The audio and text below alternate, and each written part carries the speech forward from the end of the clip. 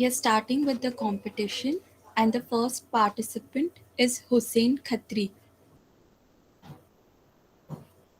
Okay, after Hussein, Samve Kuranka and Sumaya Sheikh. Please be ready. Yeah, am I audible? Am I visible? Yes, you're audible and you're Uh, visible. You can okay. start. Yeah. Warren Buffett, an American business magnate, investor, and philanthropist, has rightly said never depend on a single source of income, make an investment to create a second source. Good morning, everyone. Today, I, Mohammad Hussein Khatri, will be speaking on a topic that has always intrigued me. It is a wave of change, Indians, and the investment interest. Investment is a means by which money can grow instead of putting away a portion of your salary. Everything started with food, clothing, and shelter. However, in 21st century, basic needs go beyond that.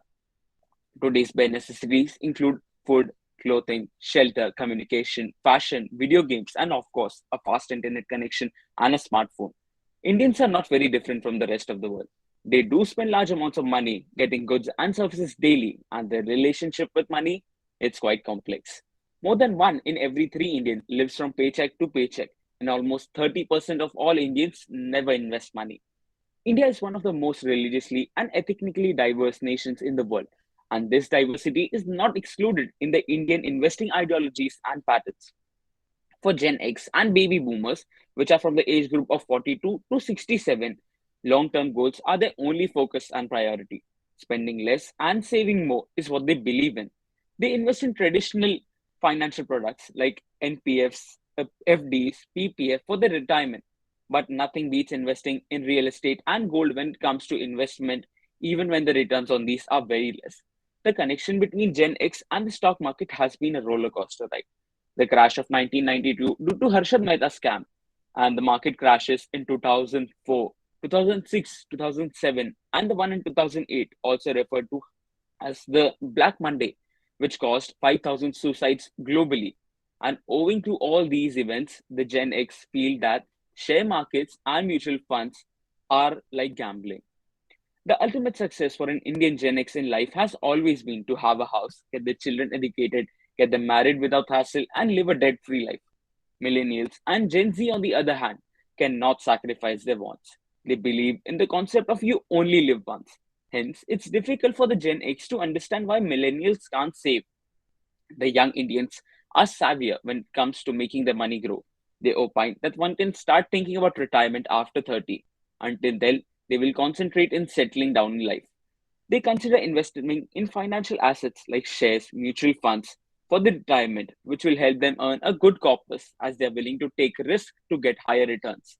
It is correctly said that every cloud has a silver lining, as 2020 brought with it a wave of new entrants to the Indian investing space. Many young, bored, and had entered the investing space because the online access and adoption deepened in the country. With more and more millennials and Gen Z pouring into the world of investing, the army of 158 million strong young Indians are earnestly preparing for their financial futures early on. Google searches for how to invest increased, while the CDSL of India witnessed a 20% increase in the new accounts within 6 months into the viral outbreak. Mobile and internet based trading accounted for about 32% of the mode of trading, according to the National Stock Exchange. Given that, on average, most investors are 28 years of age, more than 30% of the investors fall between the age group of 26 to 30 years old, with the second most populous category belonging to the age of 18 to 25 years. And among this data, women investors top the list, as they invest twice as much as male investors. When it comes to investing preferences, these young guns prefer mutual funds, followed by equity, and lastly, golds. Millennials and Gen Z are the next growth engine for investment funds and broader economy. They are excited about new investment tools that can help them generate money in short to mid term with instant liquidity and least amount of collateral, rather than locking up their disposable income for the foreseeable future. Leaders are right to be concerned because today's millennials and Gen Z have more economic power than any generation that preceded them. They're earning more, they're investing earlier at higher rate than previous generations. These Indian millennials have been referred to as disruptors in more than one aspect.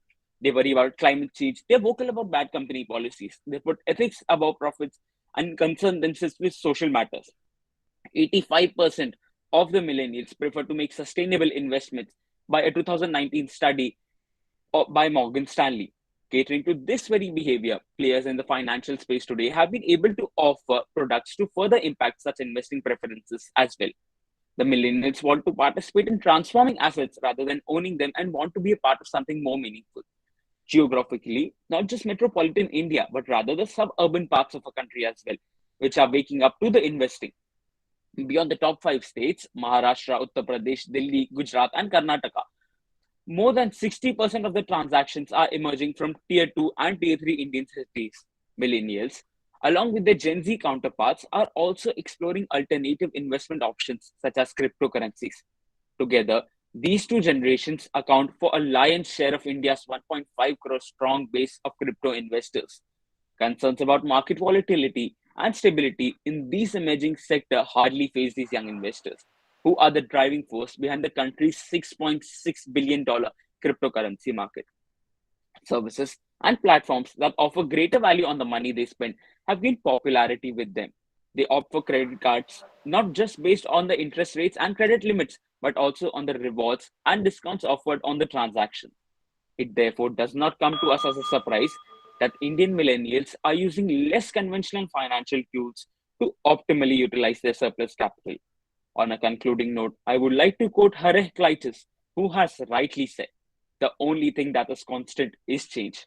Undoubtedly, these changes have been a boon to India in becoming the world's fastest growing major economy, and its long term growth perspective remains positive due to its young population.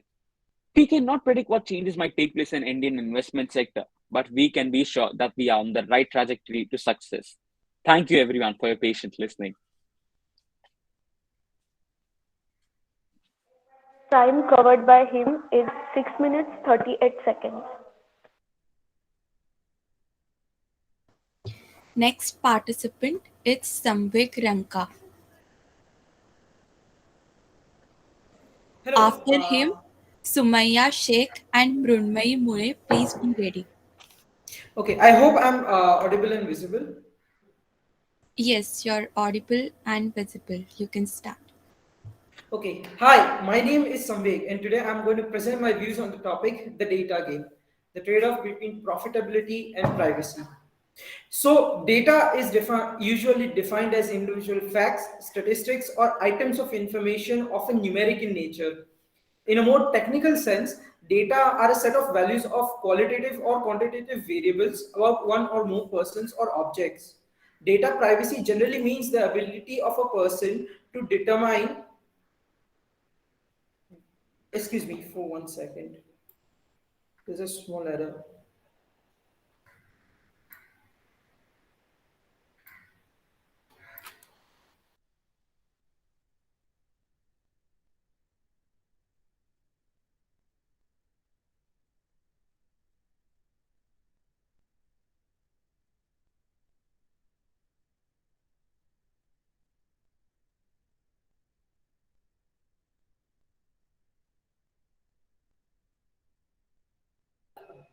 Hello? Hello? You're Hello? audible. Yes, you are Okay. audible. You can go on. Yes. So, what was that? Yes. So I'll start over. Hi, my name is Samvek, and today I'm going to be sharing my views on the topic data game, the trade-off between profits and privacy. Data is considered as individual facts, statistics, items of information, often numeric in nature, but in a more technical sense, they are a set of values of qualitative or quantitative variables about one or more persons or objects. So, data privacy generally means the ability of a person to determine for themselves when, how, and to what extent personal information about them is shared with others. This personal information can be one name, location, contact information, online or real world behavior. Just as someone may want to keep a conversation private, many users want to control or prevent certain types of personal data collection. As internet usage has increased over the years, so has the importance of data privacy. Websites, applications, and social media platforms often need to collect and store personal data about users in order to provide services. However, some applications and platforms may exceed their users' expectations for data collection and usage, leaving other users with less privacy than they have realized. Other apps and platforms may not place adequate safeguard for the data they collect, which can result in a data breach that compromises user privacy. In many jurisdictions, privacy is considered as a fundamental human right, and data protection laws exist to guard that right. Data privacy is also important because, in order for individuals to be willing to engage online, they have to trust that their personal data will be handled with care. Organizations use data protection practices to demonstrate to their customers and users that they can be trusted with their personal data. Personal data can be misused in a number of ways if not kept private or if people don't have the ability to control how their information is used. For example, criminals can use personal data to defraud or harass users. Entities may sell the personal data to advertisers or other third parties, which can result in without user consent, which will result in unwanted marketing and advertising. When a person's activities are tracked and monitored, this may restrict their ability to express themselves freely, especially in repressive governments. In the past decade, social engineering, ransomware, and advanced persistent threats, commonly known as APTs, are on the rise. These are threats that are difficult to defend against and cause catastrophic damage to an organization's data. There is no simple solution to data security, just as adding another security solution won't solve the problem. IT and information security teams must actively and creatively consider the data protection challenges and cooperate to improve their security posture. It is critical to evaluate the cost of current security measures, their effectiveness, and the additional costs incurred. According to a 2021 annual data breach report released by the ITRC, which stands for Identity Theft Resource Center, a recognized US non-profit for established to support victims of cyber crime, the overall number of data compromises has increased by more than 68% as compared to 2020. The new record of data compromises is 23% over the previous all-time high set in 2017. This is a concerning trend, especially in this day and age when the number of devices on the Internet of Things or IoT is estimated to rise to 18 billion in 2022. The use of information to manipulate people is an old concept referred to as theory of mind. Although this concept has various perceived uses, an important use in today's socially connected world is to deceive. Deception is an evolutionary trait in some animals, like camouflage, or acquired gradually by learning in case of humans. This combined with human intelligence makes the level of deception sophisticated and scary. 2018 scandal involving Cambridge Analytica, Facebook, and the US elections, where known information was used to deceive and manipulate people in order to change their political views and votes. Cambridge Analytica was found to be using Facebook data sourced from a Cambridge University professor to work for a US presidential candidate. This malpractice was exposed by the former director of Cambridge Analytica, Christopher Weil. Users profiled with psychographic data, their activities on Facebook, such as likes, posts, shares, and OCEAN or Ocean Score, were used to combinedly predict information related to political affiliation. A machine learning model was made, and it considered the user's concern over some policy and the changes the user wanted to see the government to implement.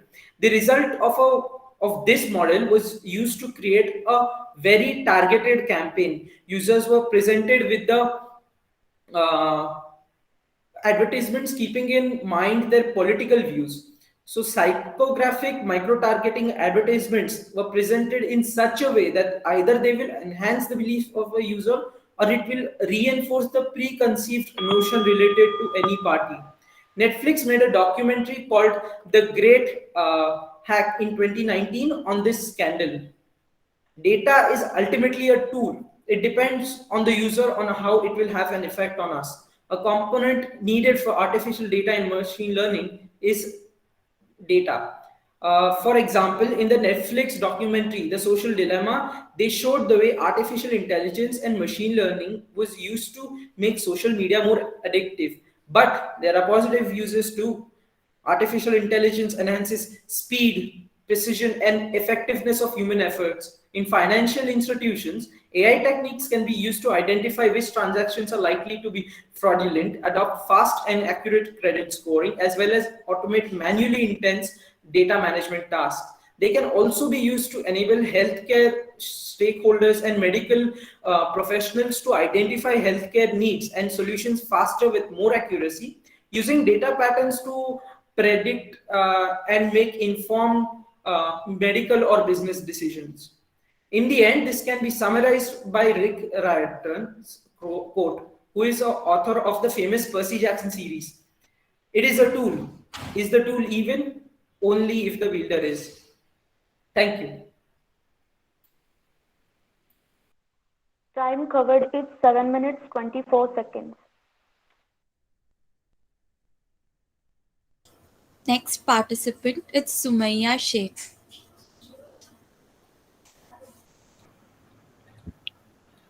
Am I audible and visible? Yes, you're audible and visible. After this, Himani Chaudhary and Mrunmayee Mure, please be ready. All right. Sumaya, So, you can start. all right. Hello, everyone. This is Sumaya, and my topic is data game, the trade off between privacy and profits. So, we are living in times privacy really matters to us. Like having a personal room in our Indian household is a dream for all of us, isn't it? So, where our parents can't keep their eye on us constantly. So, what if I tell you that someone is constantly watching each and everything you do, not only when you step out, but also when you are in the same room, logged yourself and operating the gadgets? So, sounds discomforting, right? So, the internet is a part of our habit now. If you want to check any restaurant, you can check the reviews online. If you want to go somewhere, you can check it on Google Maps. Need some new clothes or accessories, you can shop online. You're having a health problems, you can Google it. Thinking of going outside, you can take your phone with you. So, the internet is having arguably made our life very convenient, very manageable. So, what is wrong with it? Why I am here talking about it? So,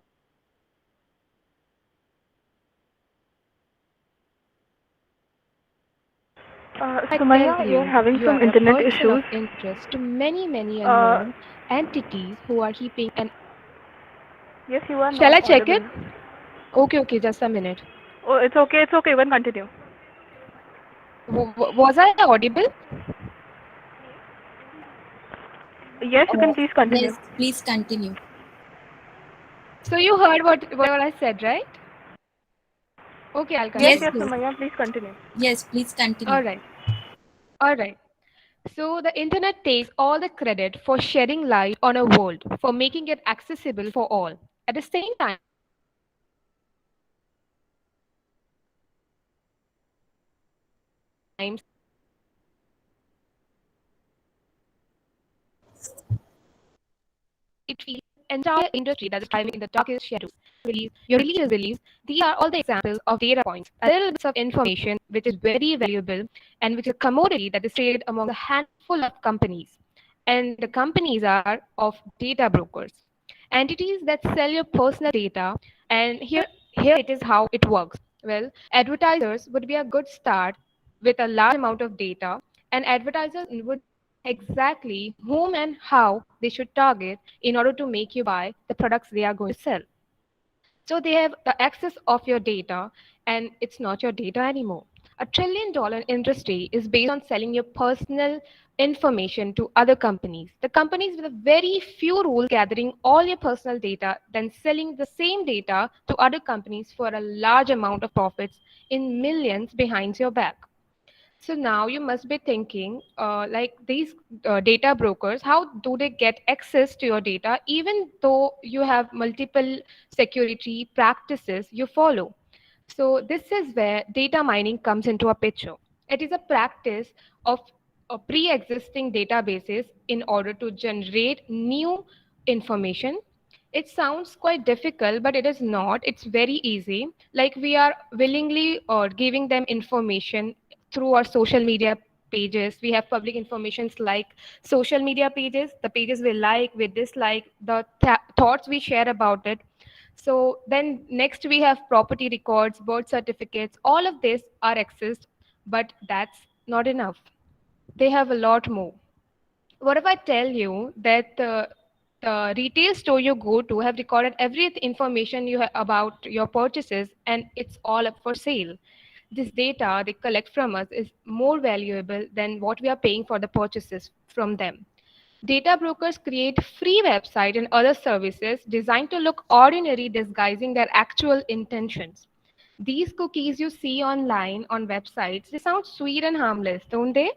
And you probably have no idea what they do, but a lot of these cookies are used for tracking us, tracking our online behavior. But is it even legal? Yeah, it's legal. It is legal. We have agreed to hand over our all information by clicking on accept without even reading, because of course we have a lot of things to do except that.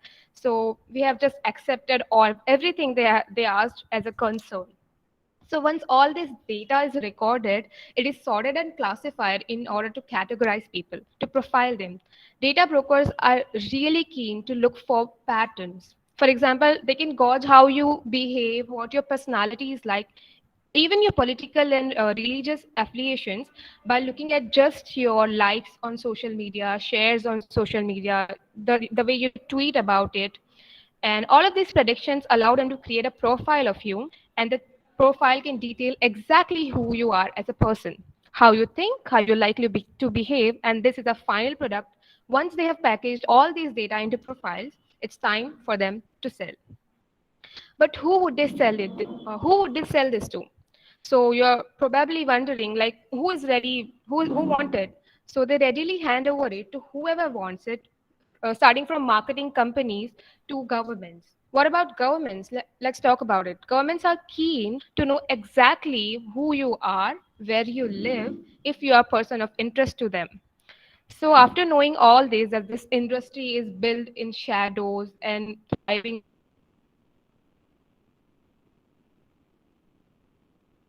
and booming, with all being said, I'm sure you have a question that should I even care? So chances are if you are born in the age of internet, learning about how your data is passed on this is probably not going to bother you much. You are not alone in your apathy, right? It's a very common sentiment. I have nothing to hide, therefore I'm not worried about it. If we aren't doing anything wrong, you have nothing to worry about it, right? Moreover, many a times we get access to free services in exchange for our personal data. And who wouldn't want free services? Who will pay for small things on online when we get free stuff? However, this data game possesses a genuine moral dilemma. On one hand, it is said that data is collected can be used down to track criminals, it can contribute for algorithms that can identify the risk factors, it can be used for treating the diseases, and the services and quality of the products can be improved for businesses. What if the information is sold to an entity without knowing their real intentions? Apart from having it the good side of it, what if an authoritative government took that information and used this against citizens that are openly against and bias them? What would you care then, or would it be too late? So let's see some true cases to understand this. In April 2020, the New York Times alleged that popular video conferencing Zoom engaged in disclosed data mining during user conversation. The incident happened via a subscription-based tool called LinkedIn Sales Navigation that Zoom offered customers to assist their marketing needs. Moreover, when someone signed into the Google by private account without showing their name, they will directly attach them to LinkedIn profile, and their identity was disclosed even they did not know about it. Then the Facebook did the same with people, and Cambridge Analytica exposed it and fined 5 billion for their misuse. Then the Maze hacker group targeted Texas law firm Baker. Working leaked whole organization information and asked for them to pay ransom money, but they did not. So everything about that company was leaked. Even the General Data Protection Regulation was passed in 2016, has loopholes, and sometimes it exists for the sole purpose of extracting money from a company, then protecting them for the sole purpose of privacy. So what we are left with, what we can do about it if the big companies have been theft. So we can take initiative for taking care of ourselves, like reading all privacy and user agreements before Time up, signing up for. Sumaya.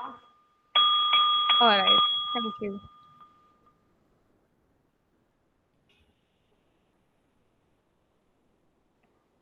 So time covered is 8 minutes 23 seconds. Next participant is Himani Chaudhary. Hello, am I audible and visible? Yes. After this, Brunmai Mure and Pahil Jain, please be ready. Yes, Himani, you can start. A very good morning to one and all. My name is Himani Chaudhary, and today I will be speaking on the topic Sustainability Focused Marketing, a sincere efforts or marketing gimmick. Have you ever come across product labels and advertisements claiming that the products they are trying to sell us are more eco friendly, green and clean, and sustainable for the future? But what does sustainability even mean? Sustainability is like treating the environment better so that life can exist on Earth for as long as it possibly can. The concept of sustainability and environmental consciousness have gained major relevance in these modern times. People are slowly becoming aware about how their individual choices affect the planet. They are becoming more conscious of their consumption patterns and their carbon footprint. This has also led to brands becoming more mindful of the products they are manufacturing and how its production and disposal affects the environment, which is why many of them have started coming out with more eco-friendly and sustainable products. But the real question that arises here is that are these efforts done by these brands a sincere effort or just marketing gimmicks to gain more profits? Throughout history, care and concern for the environment was a fundamental value in many cultures all over the world. Similarly, respect for the nature was also a big value in ancient India. Environmentalism and the concept of sustainable development gained major momentum in the early 19th century when people witnessed the detrimental effects of industrialism on the health and the surroundings. Since then, concerns over plastic pollution, climate change, and global warming have been gaining prominence. People are encouraged to take action and understand how their individual choices can make a difference. Himani, This, yes? just a minute. This is a warning. Please do not have any kind of reference material with you while No, speaking. I don't. You will immediately be debarred. No, I'm not referring to anything. I can show my laptop and everything to you. I'm not using anything. If you want, I can show. No, I'm not referring to anything, I this is swear. just a warning, but you can continue. You can ask Sumaya who gave the presentation before. She's here with me in the room and I'm not using anything. No, that's okay. You can continue. Okay. Yeah, she is not using.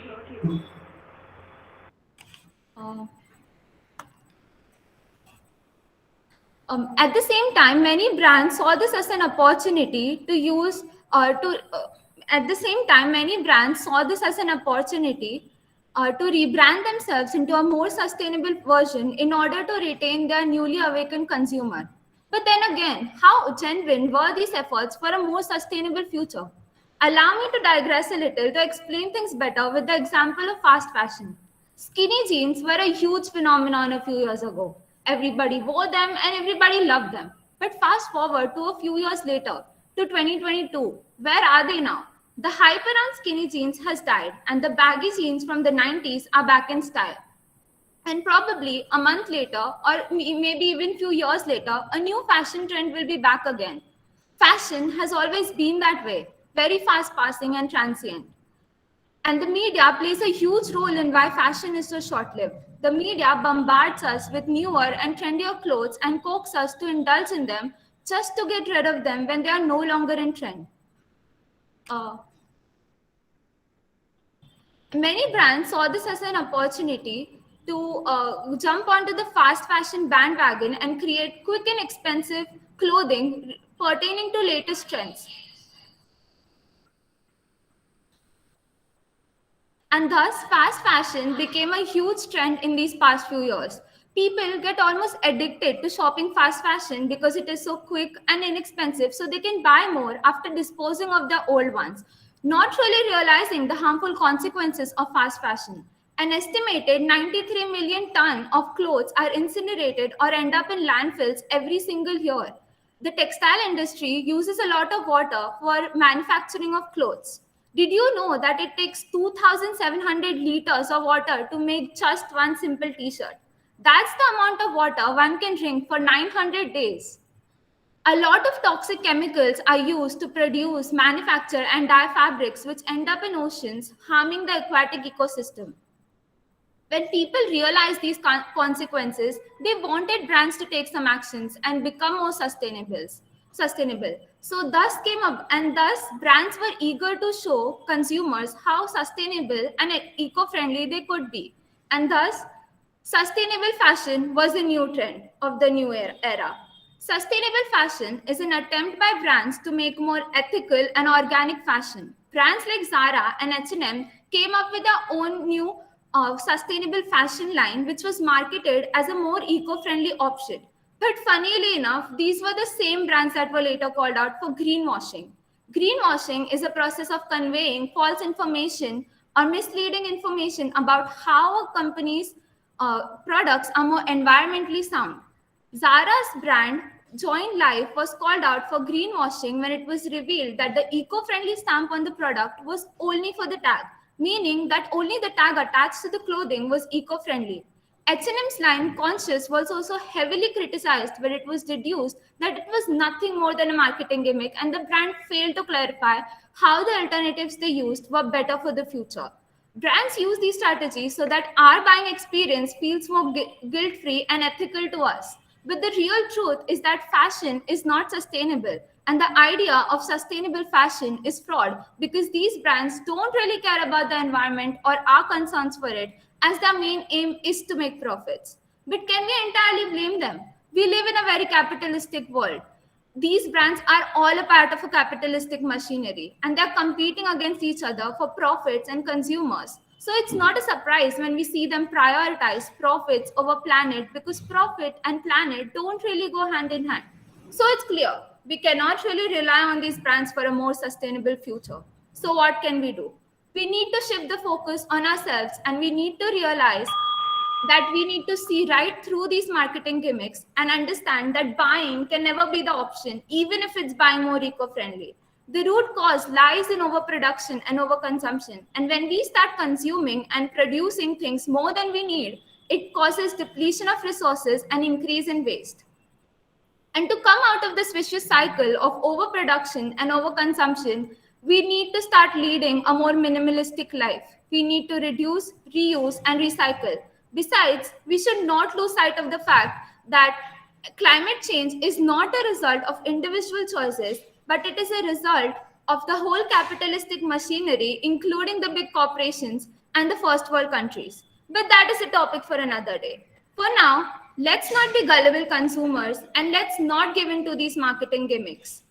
We need to understand how our choices can make a difference. So let's do our bit, and let's be truly conscious and not H&M conscious. Thank you very much.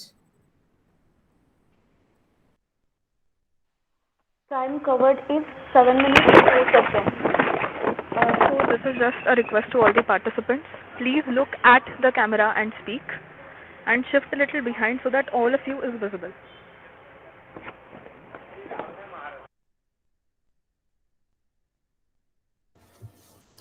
Okay, next participant is Brunmai Mule. After her, Pahel Jain and Saili Lalit. Please be ready. Hello, am I audible? Yes, you're audible and visible. You can start. As we say, our greatest wealth is our health.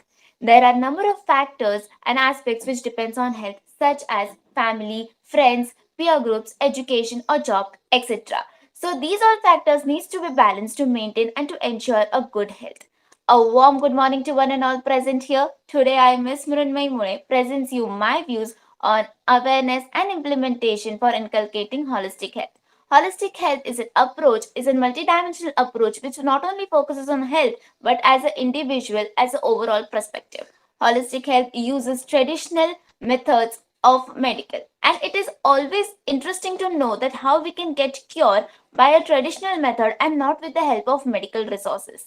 For example, if you change your lifestyle to manage diabetes by the natural remedies like stress management, meditating, etc., then you have the higher risk of reducing chances of other diseases such as blood pressure, uh, di- um, respiratory problems, the cancer, etc.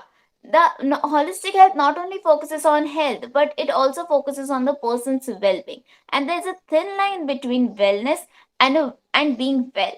Whether it be any medical facility or any treatment or any medical form, it final aims is for the person's well-being. If a person is healthy and still not feel well, but on the other hand, if a person having but on the other hand, person having any untreatable disease or even a disability and still he is well, which means they are following a correct lifestyle and with the right interventions. Hence it is important to balance and maintain your diet and with a healthy lifestyle. Be willing to do whatever it takes to be a warrior for your own health. Holistic health approach focuses on the traditional use of medical system by body spirit interventions, homeopathical methods, etc., and by body approaches such as biological therapies and energy therapies. It also uses the food, herbs, supplements, and the essence of oil as a medicine. Even dancing, singing, moving, chanting, vibration sounds are also the some of the aspects of the holistic health.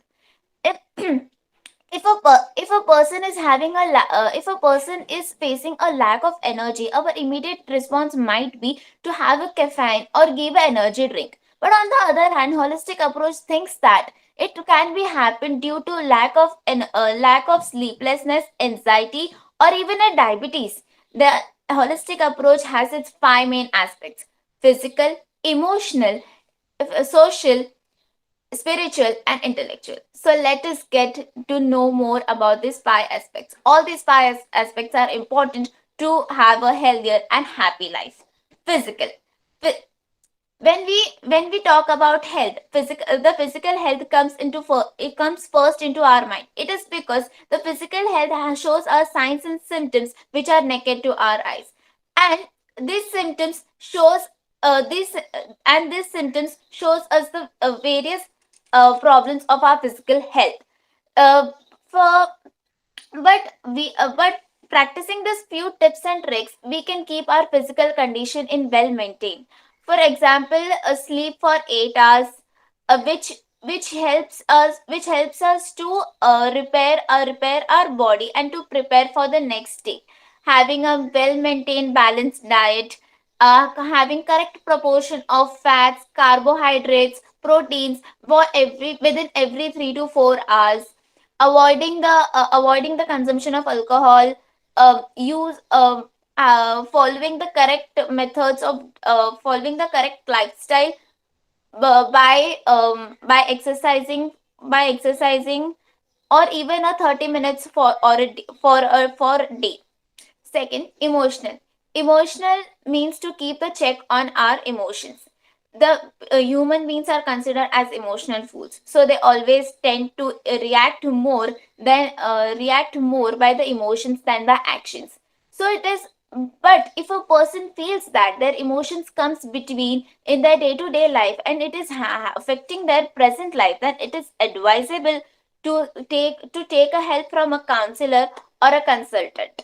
So by in this meditating or by stress management can help. Third, social. So interacting with each other is known as social well-being. But researchers says that social isolation has many problems such as insomnia, depression, or even diabetes, obesity, etc. These are the some diseases which has been found if a person is not socializing. But on the other hand, we can also see a good amount of but there are also but on the other hand we can also see if a person is being socializing, he has a good number of friends, he has a good environment around it, he there while socializing, we can it's a cause that we can reduce some stress issues also. So socializing is also considered as a great source of a stress booster. It is also advisable that if a person is being socialized, then he has a good number of friends, and even it can be identified as a general well-being. Even volunteering is also a great source of socialization. Fourth, spirituality. Spirituality is different from individual to individual. It depends upon the person's perspective. For one person, it could be practicing religion stuff, or for others, it could be a moral values. Spirituality is very important. It shows as it makes us think to purpose of our living.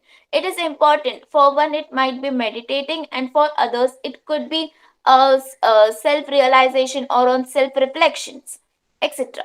And spirituality is very important to practice as a human being. Fifth, intellectual. As it is says that ideal, as it is says that ideal mind is a devil's workshop.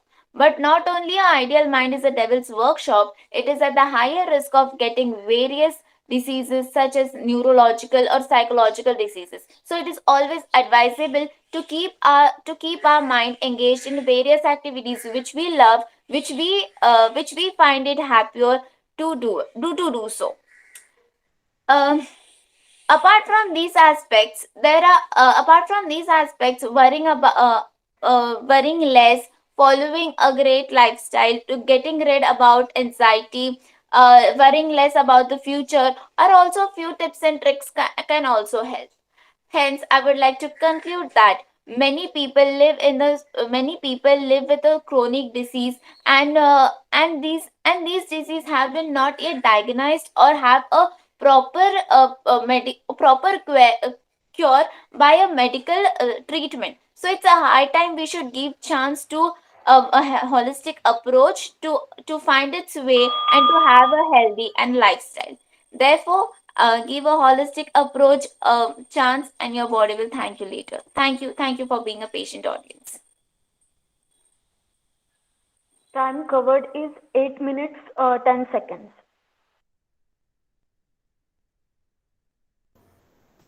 Rushak Chaudhary, are you there in the meeting? Okay, next participant is Pahil Jain. After him, Sairi Lalit and Nikhil Kulkarni. Please be ready. Am I properly visible and audible? You're visible and you're audible. You can start. Sure. So, a very warm good morning to all of you and respected dignitaries and all my fellow participants. I am Pahel Jain, and my topic for today is End is Inevitable when man is devoid of questions and not answers. Thomas Berger, an American educator and a writer, says that the art and science of asking questions is the source of all knowledge. And I can't help but agree to him. Well, today we all are here, sitting over here, enjoying all the facilities that the modern world has bestowed upon us, the facilities that influence our daily activities. These were the things which our ancestors didn't even think of. How do you think are we here? Well, one thing that says we are here is the development and the advancement in the world. But just think about it. The evolution of the Stone Age man that we have been looking forward to since so many years. We know about the history, we know about his story, the evolution, how it came into being to the man that we are today. He, the one who started with the inventions of so many things, the origin of fire, the innovation of wheels, settlements, everything that brought about rearing of living together, making settlements, starting to know the world. How do you think that came into being? That was something which that man, the Stone Age man, started to bring off. But how do you think he bring that? One thing says that necessity is the mother of invention. So that could be the thing that brought things him. But how does this necessity comes into being? Well, I say necessity comes into being through questions. How do you ask me? I say, why not? Man has always been an inquisitive in nature, says Aristotle. All the how, why, the hows, what, where exactly keeps pestering him yet fascinates us. For a Neolithic man, it was very amusing to adapt to the world that was suddenly he introduced to, which he knew nothing about. So he started to observe things. When he started to observe things, curiosity came into picture. The peculiarity of how the world stood there troubled him so much. So he started to contemplate things, started to understand how exactly the world works. The sun, the moon, the stars, the land, the water, the fruits, the animals, everything. He started to give those things a thought. That's when insight dawned upon him and he started to make progress that we today call as the development. The one thing that distinguishes man from every other creature from the animal kingdom is the distinguishable part which we have got. That is our brain, the intellectual capacity that we all hold. And that thing is where the game starts. We as human beings, we do not believe in anything passively. Unless and until all our doubts, our queries, and questions are put to rest, we are not to be convinced. And of course, every new beginning of something great just starts off with a question mark, isn't it? So keep asking questions and try finding answers to it. Because once you start doing that, you can actually understand the situation that has been put forward to you, the perspective the other person has. By asking questions, you take a step forward to answering the answers which you do not think you might be knowing, not knowing the full potential of yourself. So try asking questions. And believe me, that would really help you. What do you think if the Stone Age man didn't ask questions? Would we have reached so forward? I don't think the answer is yes. Of course, we wouldn't be there in the disparity of puddle. Because questions bring about necessities, making us aware about the knowledge we need. That brings out the development, and development brings about the advancement. Well, life and death are the two important parts of our life that we have to go through. But what exactly matters is living the life you want it for. Most of the people have this tendency that they are just laid back and all they do is just be themselves on the autopilot mode, when in reality, it is important for all of them to keep answering and questioning questions. Because doing that, they will be well aware about the things. It is not important to just ask questions when you see any injustice happening around. Ask questions when it is important for you to understand the perspective of someone who's standing just before you. That is important. Well, let me ask you, what exactly do you think a question? Any question that is ambitious yet actionable and can definitely help you bring about a change, not into just perspective, but also understanding and dwelling into any matter a little deeper, is what we call as a nice question. Well, any question we ask is amazing in itself and unique. So don't be afraid. Don't be afraid or embarrassed or think about being judged. Just ask it for well about who actually cares. It doesn't matter, right? So ask questions. And even if you don't know answers, it's okay. Say you don't know, but try finding answers to it. Because when you do that, you stimulate some corners of your brain that would definitely help you, not just you, but also inspire the whole world to start answering the questions. Also, as the topic of my title of my topic says that end is inevitable. When man is devoid of questions and not answers, it doesn't exactly mean what it actually means. Well, end is inevitable and we know that is going to happen. But by not asking question, it literally doesn't mean that by not asking question, you will succumb to it.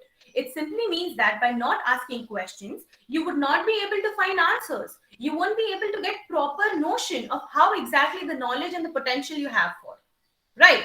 When a 4-year-old kid asks questions, why do you think he does that? Is he being intrusive or meddling with things? No, he's not doing that. What he actually does is that he has that zeal for life, to know the world that we have been brought into and to sustain in there. That quenching thirst and hunger to know the world is something that drives him. Some may say, why is it important to keep asking questions? Why do we have to keep saying, let just things go with the flow? There are a few people who go forward, looking forward for things and asking and making inventions, right? Why do we do that? But let me tell you, stagnant water doesn't do any good to anyone. So it is important to ask questions. So the next time if someone says that, tell them they ought to ask questions and ought to figure out the answers for. Because if they don't, let me tell you, जिंदगी चलने का नाम है रुकने का नहीं, and that's what helps us make progress. The question of why did the apple fall off the tree made Isaac Newton discover the gravity. The why, the sun, the moon, how rising into the east, setting into the west, helped Galileo and Copernicus bring about the best mysteries of the universe. The how and the zeal to touch the horizons of the sky and be limitless made sure the Wright brothers invented aeroplane. You keep trying to demand questions and demand answers for it then, because you never know what just might help you and surprise you. This conclusion of thing, there is no exact conclusion. Well, whatever I'm saying, it is very difficult. For if someone tries to adapt things, let me tell you, for people who inculcate this art of asking questions, it would definitely help them to know, become a more knowledgeable person, attain their whole potential, and go forward, helping their life become successful. And for those who do not, it's okay. You guys can be laid back. It's just that you will be away from all of the inert happiness that you guys be getting. So keep asking questions. Do not think about anything else. Just keep asking. For if once died without asking questions, what is the excuse that you give yourself of not being able to find something very beautiful? Just not of asking question is the end, because asking the question is just the beginning that you might find something. So today that I am here, I request everyone to be inquisitive every hour of the day and try finding answers. Do that, because you never know where life might just surprise you and bring about the change that you need to the society. Think about my thoughts and give it a second thought. Thank you.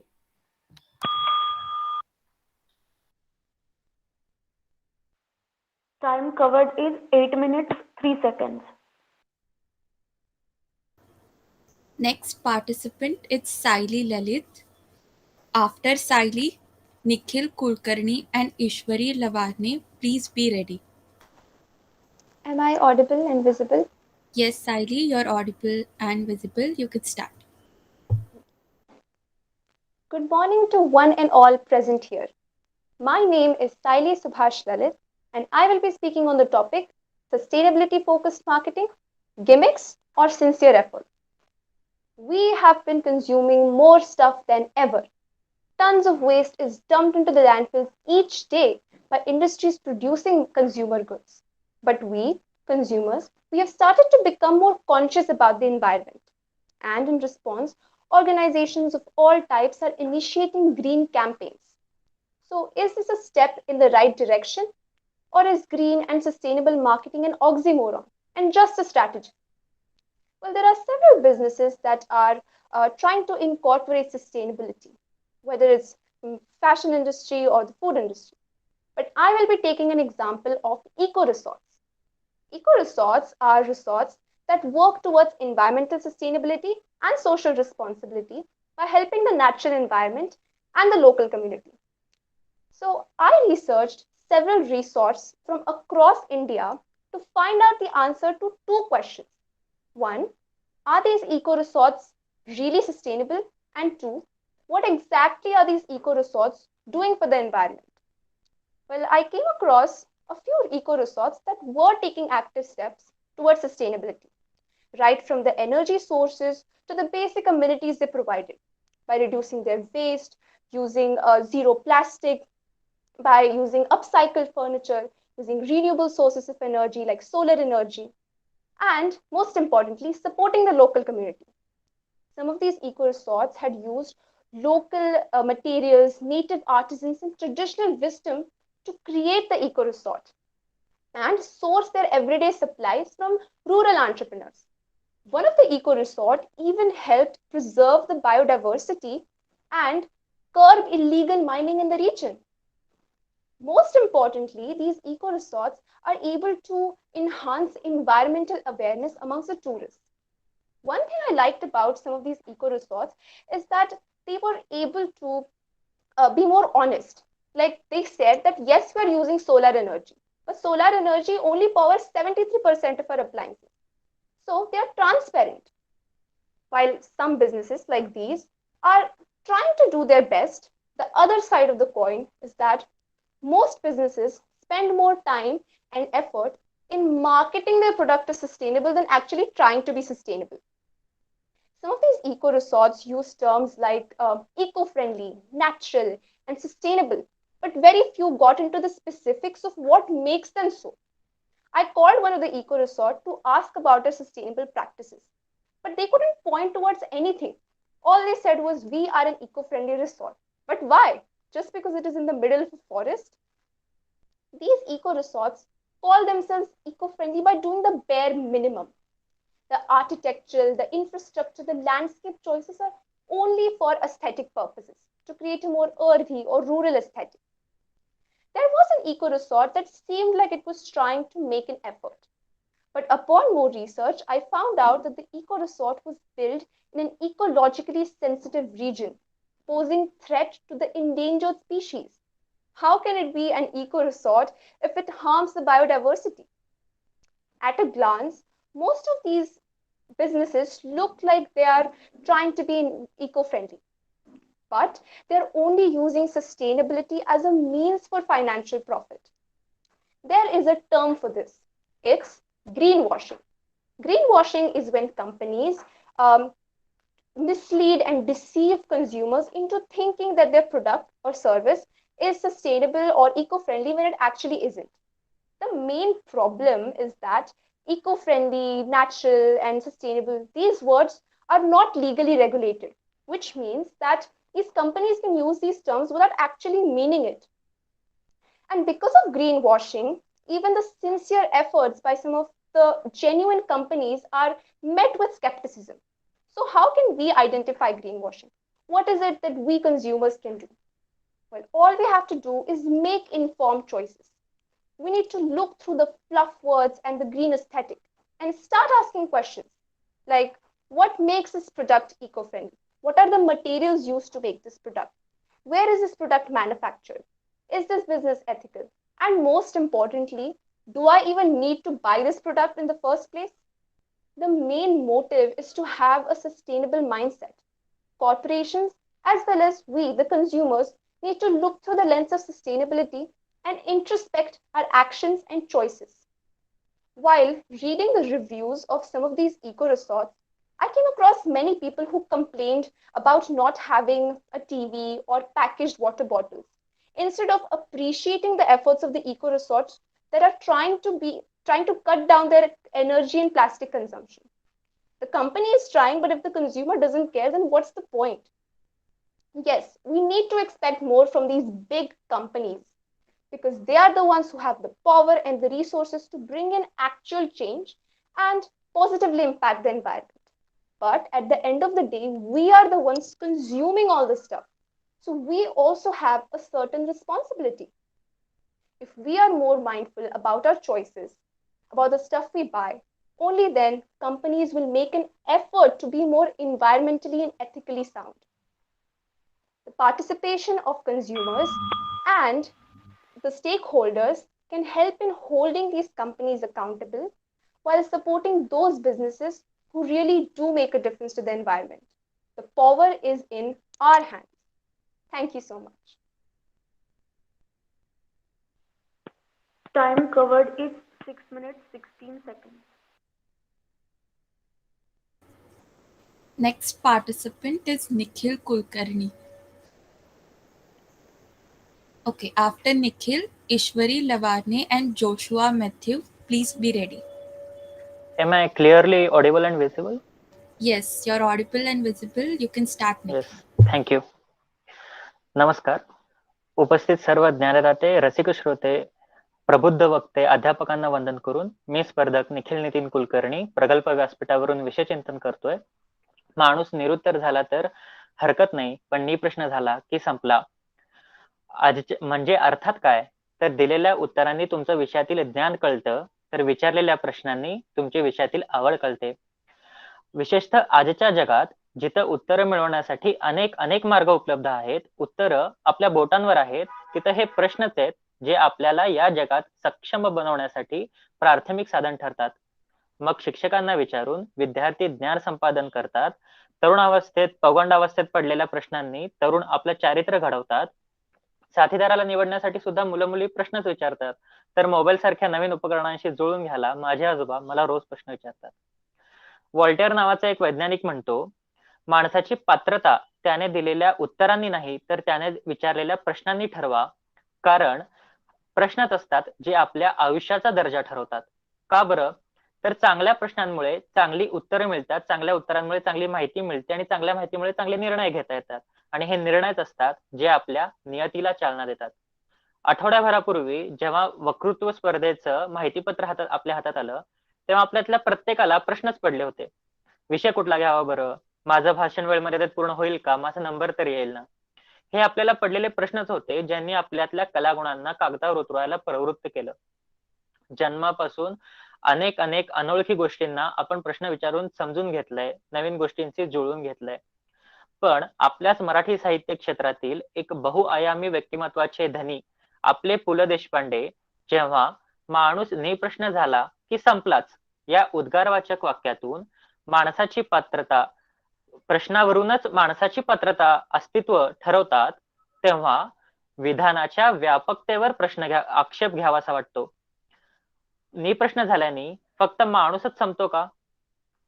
750 वर्षापूर्वी जेव्हा आपला समाज विषमता, दैववाद, अंधश्रद्धा, कर्मकांड यामध्ये अडकलेला होता, तेव्हा संत संप्रदायाने प्रस्थापित समाज व्यवस्थेला प्रश्न विचारून माणसाला माणूस म्हणून जगायला शिकवलं. जेव्हा गीतेमध्ये लिहिलंय भगवंत चराचरामध्ये आहे, ह्याला संत स्वराबांनी प्रश्न केला, आमची केली हीन येथी तुझ ना कळे श्रीपती, जन्म गेला उष्टे खाती लाज नये तुझ्या चित्ता. जर भगवंत चराचरामध्ये आहे, कणाकणामध्ये आहे, तर स्त्रियांची होणारे अमानुष हाल बघून भगवंताच्या चित्ताला लाज कशी वाटत नाही? हे प्रश्न स्वराबांनी केले. तर महार असल्या कारणाने जेव्हा संत चोखोबांना फक्त मारलं गेलं, तर संत चोखोबांनी विठ्ठलाला प्रश्न केला, धाव घाल विठू आता चालू नको मंद, बडवे मज मारती, असा काय रे माझा अपराध? तर चातुर्वर्णावर हल्ला करताना संत नामदेव म्हणतात, हीन दीन जात मेरी पंढरी के राया, ऐसा नामा दर्जी तुझे काहे कोण बनाया. तर चातुर्वर्णावर जातीभेदावरच हल्ला करताना स्वामी विवेकानंद म्हणतात, आकाशस्थ ईश्वराला बाप म्हणायचं आणि त्याचीच लेकरं असलेल्या आपल्या भावंडांशी दुजाभावाने वागायचं, हे कसं काय जमतं तुम्हाला? हे प्रश्न विचारूनच संत संप्रदायांनी आपल्या समाजाला सहिष्णू बनवलं. जर त्यांनी ते प्रश्न विचारले नसते, तर मानवी मनालाही कवटाळून लावणाऱ्या रूढींमध्ये आणि मानवजातीलाही लाज वाटाव्या अशा कर्मकांडांमध्ये आपला समाज कित्येक दशक चिरडला गेला असता. 450 वर्षापूर्वी छत्रपती शिवाजी महाराजांनी परकीय जुलमी सत्तेत अडकलेल्या मराठी जनांना त्यांच्या अस्मितेबद्दल प्रश्न विचारला, म्हणून स्वराज्य संकल्पना निर्माण झाली. तर कुरुक्षेत्रावर स्वकीयांना बघून अर्जुनाला प्रश्न पडले, म्हणून भगवद्गीतेसारखं महाकाव्य रचलं गेलं. तर मागच्या शतकात ब्रिटिशांच्या काळ्या कायद्यांना विरोध करण्यासाठी लोकमान्य टिळकांनी सुद्धा प्रश्नच केला, सरकारचं डोकं ठिकाणावर आहे का? तर सफरचंदाच्या झाडाखाली बसलेल्या न्यूटनने स्वतःला प्रश्न केला, सफरचंद जमिनीवरच का पडतात बरं? हा इतिहास साक्ष आहे की मोठमोठ्या घटनांची सुरुवातच मुळी प्रश्नांनी झाली आहे. जेव्हा प्रश्नांचा वापर लोकमान्य टिळकांनी स्वातंत्र्य साधण्यासाठी केलेला दिसतो, छत्रपती शिवाजी महाराजांनी स्वराज्य संकल्पना जागवण्यासाठी केलेला दिसतो, तर संत संप्रदायाने धर्म सुधारण्यासाठी केलेला दिसतो, तेव्हा विश्वास होतो की निप्रश्न झाल्याने फक्त माणूस संपत नाही, तर स्वातंत्र्याने मिळालेली लोकशाही संपते, धर्म सुधारण्याने मुळे मिळालेली सहिष्णुता संपते, तर स्वराज्यावर उभं राहिलेलं सुशासन संपतं, अर्थात ते राष्ट्र संपतं. माणसापासून समाजापर्यंत, समाजापासून राष्ट्रापर्यंत प्रत्येक भौतिक वस्तूच्या शाश्वततेचं गमक हे मुळी प्रश्नातच आहे.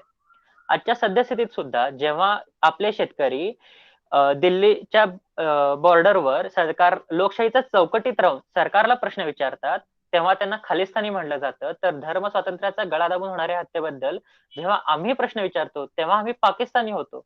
तर तत्वशून्य धोरणांमुळे बेजार झालेले बेरोजगार आणि कामगार जेव्हा प्रश्न विचारतात, तेव्हा ते राष्ट्रद्रोही म्हणवले जातात. आज भारत $3 ट्रिलियन अर्थव्यवस्था झाला मान्य, पण देशातील 20% लोकसंख्या गरिबीखाली झोपतीये, त्याचं काय? देशामध्ये 150 करोड लोकसंख्या होणार मान्य, पण अर्धा भारत भूकमारीत आणि अंधारात झोपतोय, त्याचं काय?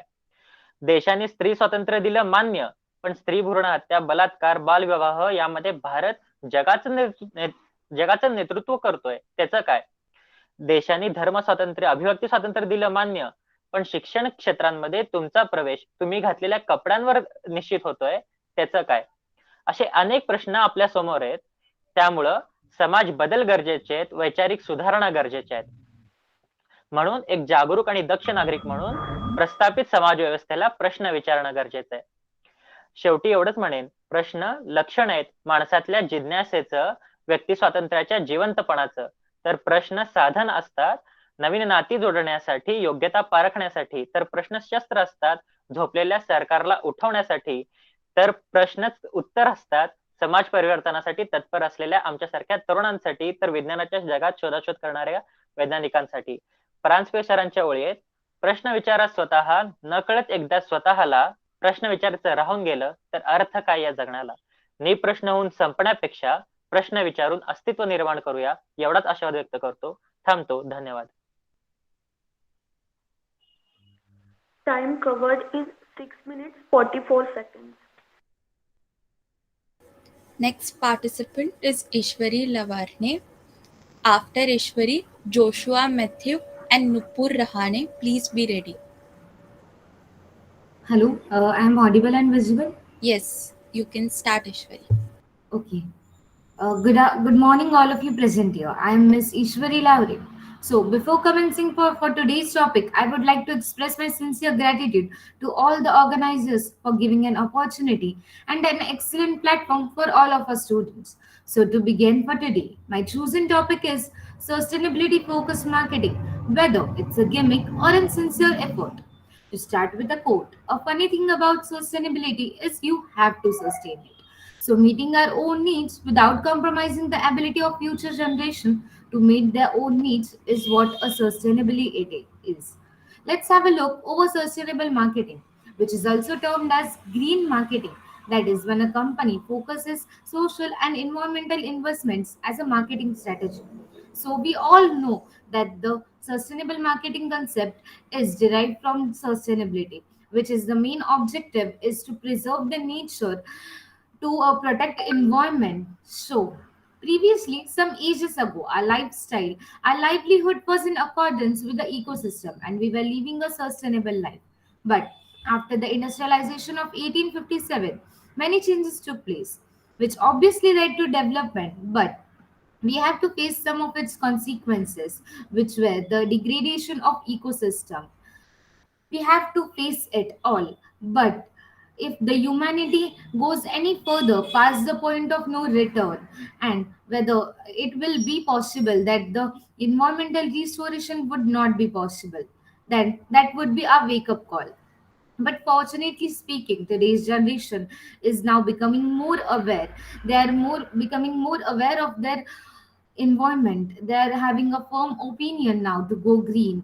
Today, consumers want more than just a product. It should be a eco-friendly product. It should have a green packaging. So, to remain or to survive in a competition nowadays, these companies not only should market their product, but there is also need to link their product or to attach their product to sustainability, whether it is or not. It is the next question. But now the companies, to survive in this field, they should attach their product to sustainability. So here the sustainable marketing is born. More than a slogan, sustainability is nowadays become a demand. It is a new normal rather than a trend. Nowadays, lot of companies, startups, especially on Instagram, are flourishing their businesses with a tagline of eco-friendly, and their sincere efforts are being recognized by people around. Many entrepreneurs and startups have came up with different sustainable ideas and market it at its level best. We are having many examples of sustainable products like eco-friendly packaging. Paper instead of plastic is used nowadays for packaging. Never-ending notebook is one of the great example which will save a lot of energy. Biscuit cup is also a new example where the cup is edible and we can drink any beverages in it, and after that we can consume that cup. Steel straws, wooden toothbrush, cloth bags are some of the examples. Also, the recycle from recycled plastic, the clothes are being made. So the list goes on. But though we have seen a lot of considerable efforts of sustainable product and its marketing, but still it is in developing form and on small startups or businesses, but on a large scale. Even we are seeing the eco-friendly products are being marketed, which claims to be sustainable and goes hand in hand with nature. But do you think really that on large scale it is in sincere effort? This question has no answer because even though they claim to be sustainable, but we don't know in what environment they have been manufactured, they have been produced. They claim to be eco-friendly, but we can see a part of it is being eco-friendly and not the whole product. Yes, the eco-friendly products do sell more because nowadays the consumers, the youth is willing to pay more for a green product, for a sustainable product. But here comes the term greenwashing, where all the products at a large scale level, greenwashing is done. It is done to mislead consumer and attract majority of them. So we all know that what a greenwashing is. It is when an organization or a company spends its more time, energy, and its resources in marketing the product, in marketing a sustainable product rather than to really make it sustainable. So it is greenwashing. We are having many examples of greenwashing in our recent times where the brands were caught greenwashing, like H&M, Zara were caught. Coca-Cola is also a company which was called greenwashing, which claims to have 6.6% sugar in it, but it is way more than healthy drink, which is not suitable for our lifestyle. Cosmetic company also claim to have herbal products, but we all know that they all use chemicals. Still, we buy them. Electric vehicles, now it's a going trend where it is also termed as green vehicle, but we all know that it has many advantages, but we have to rethink about the another side also, where a normal vehicle lifespan 10 years, it uses 25,000 liters of petrol, but a green vehicle to produce its battery, it is required more than 25,000 units of energy, and then it will be exported to us, and then after, when the electric vehicle is exported to us, then we have to charge it again to use it. So overall consumption of energy, it will be great.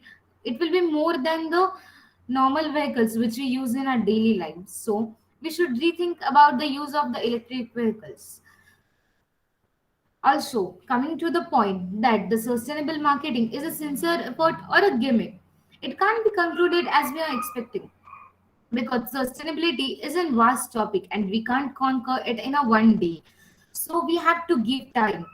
As we all know that, and as I have said, that the in past times that we all were sustainable, we all were using sustainable products, but now we are not nearby also. So we have to restart it. We have to be sustainable again. But even though the efforts are being made at small scale, we have to make changes at large scale level.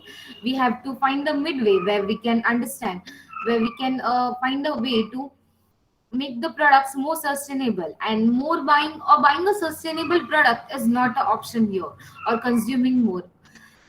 In fact, buying more and consuming more is the major reason where we cannot lead to a sustainable lifestyle. So sustainable marketing is like more than a gimmick only. So we should be aware of all these things and we should rethink about our choices of buying and consumption. With these words, I would like to conclude my topic. Thank you. Time covered is 7 minutes 41 seconds.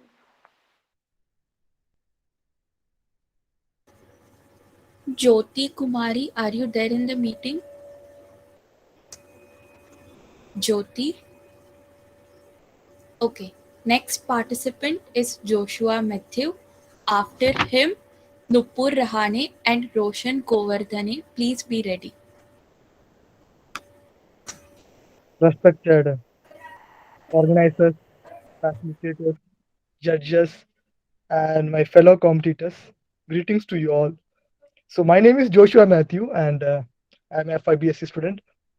So before I start, and today I would like to speak on awareness and implementation for inculcating holistic health. First, but before I start my speech, I would like to specially thank the organizers, organizers,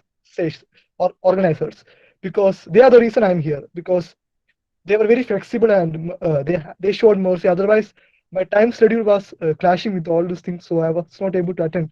But thank you for your patience and mercy. That's the reason I'm here. Also, a special thanks to judges for your perseverance, because I don't know how you all are sitting here for hours and hours for 2 days listening to all these speeches, because there are people like me.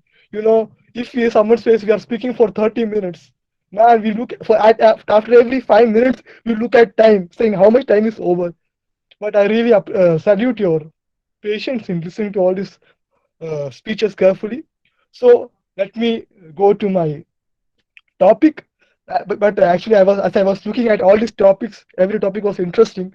But since I come from a science background, so I thought, let me choose this topic, that is awareness and implementing in and inculcating holistic health. So what is holistic health? So in science, when we listen to every word, we split it apart to learn its meaning. So let's split this apart: holistic and health. So what is health? Health is a word of whose definition we are learning from sixth standard, I think. What is health? We all know what is the meaning of health. According to WHO, health means the complete well-being of physical, mental, and social being. It's a complete wellness of both physical, mental, and social being. And holistic means the total approach. That's holistic. So holistic health means the way we deal with man the way we deal with a man's health as a whole. Man is not just a physical being. He's a combination of physical and spiritual, or he's a combination of physical and metaphysical. So when we talk about health, what are the reason we get sick, or how to recover from any sickness? We have to keep in mind that our sickness, the cause is not just physical, but the cause can be mental. The cause can be something beyond physical.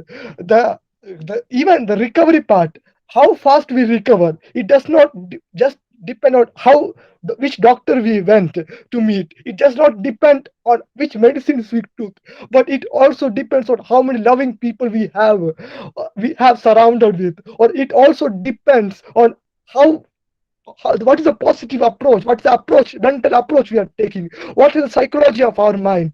It also depends on our spirituality. All these factors plays a very important role, not only in our health, but also in our recovery from any sickness. So what is holistic health? We are online students. We are the people who are masters in shortcuts. So when we talk about holistic health, the definition I took a mnemonic. The mnemonic is simple. It's PMs, not our prime ministers, but PMs. PMs means physical, mental, social, and spiritual. P for physical, M for mental, S for social, and second S for spiritual. All these factors, they play a very important role in our health as a whole, or in our holistic health. Now the topic given to us was awareness. How to spread awareness? Can we take a placard and say can we go to streets and say, man, this is holistic health, you have to be aware of it? No.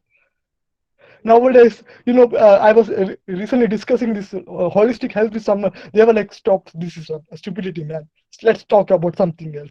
So how to spread awareness? I think the best time to spread awareness is during this COVID time. Why? Because if you ask any doctor, sir, what is the medicine for COVID? They'll be like, we don't have any idea. What is the treatment for COVID? We don't have any idea. So what is the best way to recover from COVID? Here comes the role of all these factors. We cannot recover from COVID by medicines, because there are no specific medicine for the treatment of it.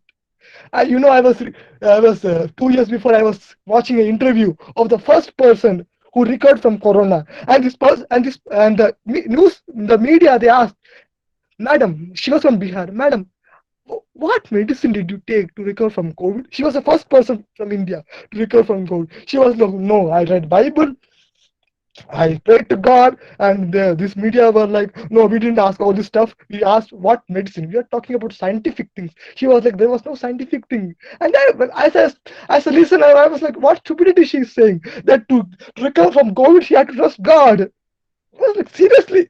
Then I learned about this holistic approach, which says spirituality plays an important role in not in the recovery as well as total health of a person. Now, so how can we spread our awareness, and how can we implement it? We all know how to implement it. See, when we talk about physical health, we say you have to do exercise. When we talk about mental health, we say we have to be positive, we have to be motivated. When we talk about social, we all know this stuff. We have to be friendly, we have to have, oh, we have to spiritual. Come on, yeah, we know all this stuff. But the question is how, not only how to implement this in our life, the question is how to implement in others' life. To implement this in others' life, we can be the person who can implement this. How? We have different phases in our life. There's a childhood phase where most important people in our life are our parents. Then we have young phase where the most important people in our life are our friends. Then we have adult phase where the most important people in our life are family.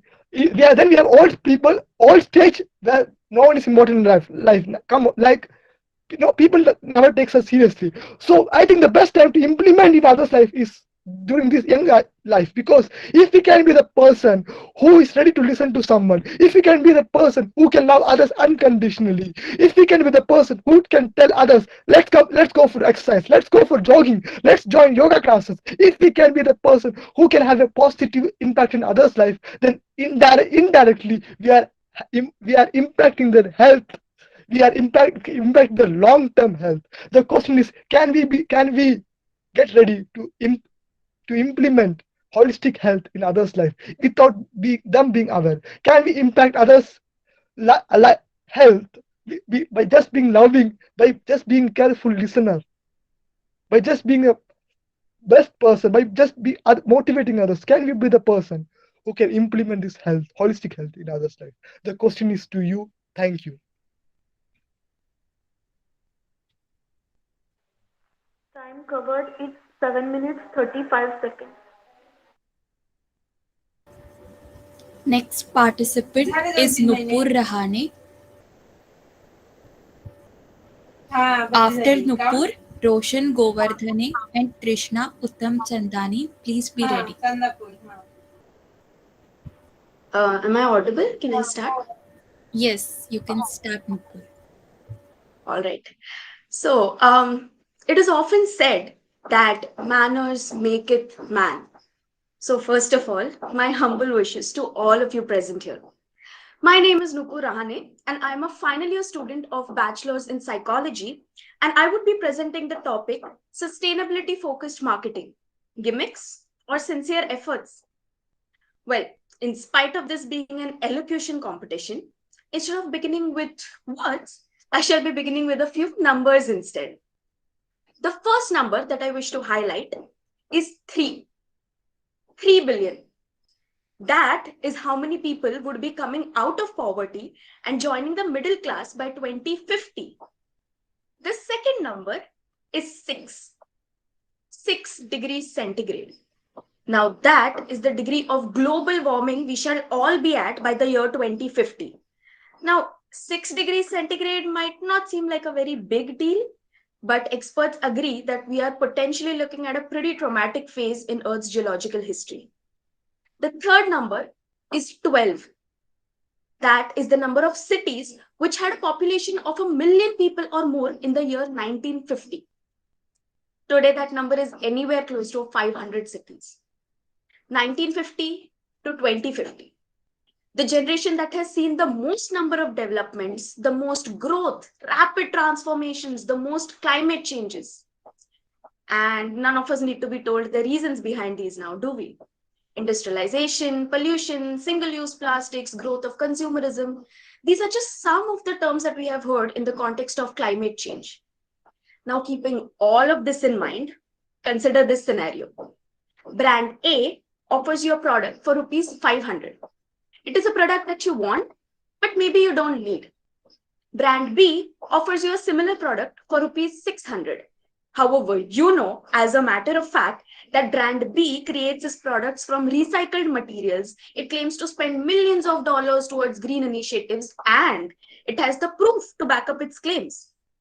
Which one of these two would you prefer to buy a product from? Well, if you answered brand B, you have just experienced what is known as sustainability-focused marketing or green marketing. So, what exactly is this term all about? Well, sustainability-focused marketing is a practice of developing and advertising products based on their real or perceived environmental sustainability. Some businesses may also promote themselves as being environmentally conscious by donating a portion of their profits to environmental causes like tree planting. Now, if you're anything like me, you'll immediately begin to wonder whether this is some new trend that has come up recently, or has it actually been around for a few years? Well, in fact, it actually began in Europe when some of the manufactured goods were discovered to be harmful to the natural environment. And since then, just like pretty much everything in history, sustainability-focused marketing has also gone through a few stages. The late 1980s marked the first phase, which was termed as ecological marketing. Now, throughout that stage, all marketing activities were attempting to provide solutions to environmental problems.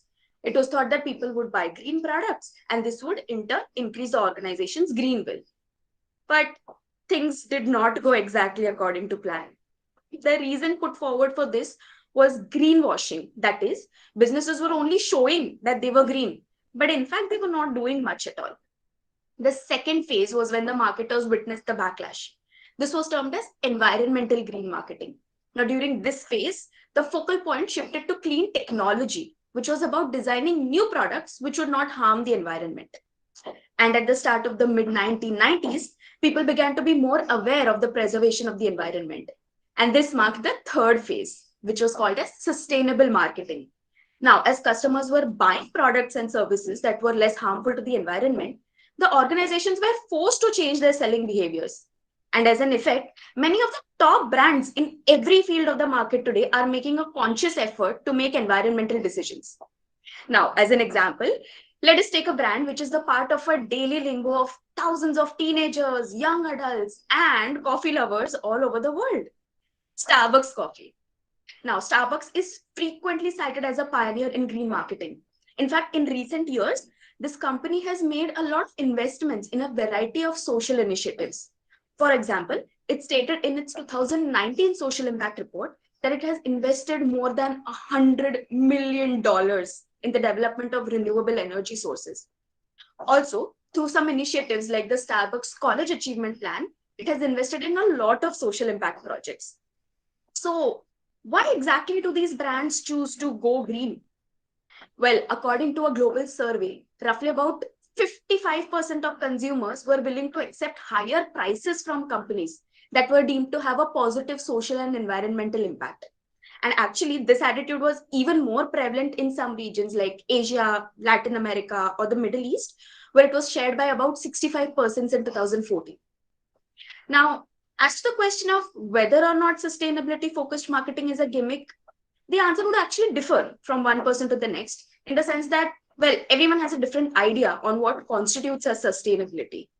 Sustainability-focused marketing does help to bring up the brand. It humanizes a brand message and creates one more reason why consumers should choose them over their competitors. These brands help their customers in the journey of going green by positioning themselves in a way through sustainable marketing. So, in my opinion, it's a win-win situation for everyone involved. Some critics might argue that green marketing can amplify the larger companies' already existing advantages at the expense of smaller competitors. But what most people don't realize is that a large percent of these additional costs come from exactly that, gimmicks. Smallest of businesses can become sustainable with just a few tweaks in their daily routine. How many of us know that peanut seller on the railway station who uses those old newspapers to wrap the peanuts? Or that fruit vendor with the hand cart who sells the local fruits instead of imported ones? And how many of us have friends operating small businesses from their homes who try to cut costs by reducing, reusing, and recycling by using old boxes and papers to wrap their products? They prove that sustainability focused marketing can be achieved even without thousands of dollars spent in gimmicks that normally come along. Now, regardless of personal opinion about the causes of global warming, the fact is that the Earth's resources are limited, and it is up to everyone to do anything they can to preserve and protect them. Because going green using sustainable alternatives has gone from something that is nice to have to a must have. It has gone from something we can do to something we must do today. Thank you, everyone, for listening so patiently to me. That comes me to the end of my speech.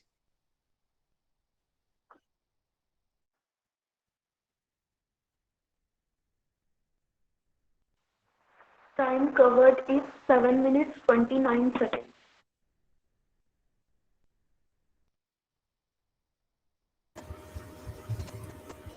Okay, we will be taking 2 minutes break now.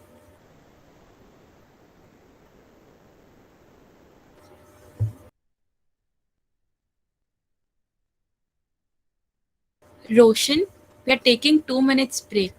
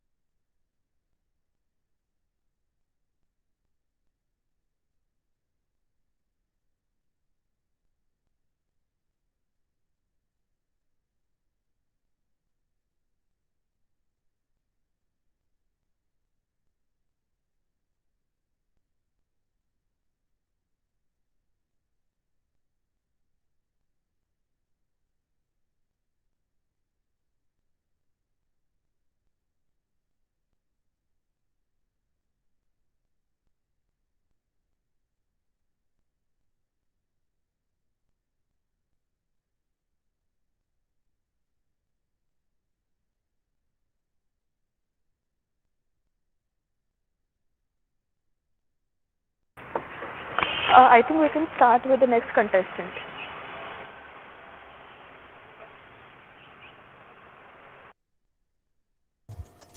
Okay.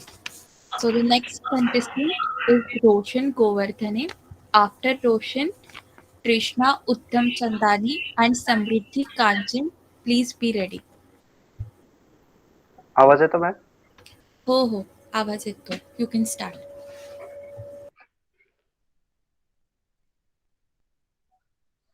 एक minute ma'am. नमस्कार रसिक श्रोते, आज वक्तृत्व स्पर्धेचा विषय आहे माणूस निरुत्तर झाला तर हरकत नाही, पण निष्प्रश्न झाला की संपलाच. माझे नाव रोशन गोवर्धने, केटीएचएम महाविद्यालय नाशिक. मित्रांनो, माणूस म्हणजे सुख दुःखांचे समीकरण. माणूस म्हणजे चढ उतारांचा जो कठोरतेने सामना करतो तो खरा माणूस. माणूस म्हणजे जन्म आणि मृत्यू आपल्या हातात मृत्यू न टाळणे म्हणजे माणूस होय. माणसाचा स्वभाव माणसाचा स्वभाव हा कळतो कशावरून? तर माणसाचा स्वभाव हा त्याच्या वागण्यावरून, इतरांशी व्यवहार करताना आढळून आलेल्या गोष्टींवरून. आपण एखाद्याबद्दल, उदाहरणार्थ आपण एखाद्याबद्दल बोलतो की याचा स्वभाव असा आहे, याचा स्वभाव तसा आहे. आपण हे कशाच्या आधारावर ठरवतो? तर त्याचं इतरांशी व्यवहार करताना आढळून आलेलं वागणं, त्याचा इतरांशी त्याच्या भावनांचा कमी जास्त प्रमाणात होत असणारे इतरांना होत असणारे दर्शन, त्यातून प्रदर्शित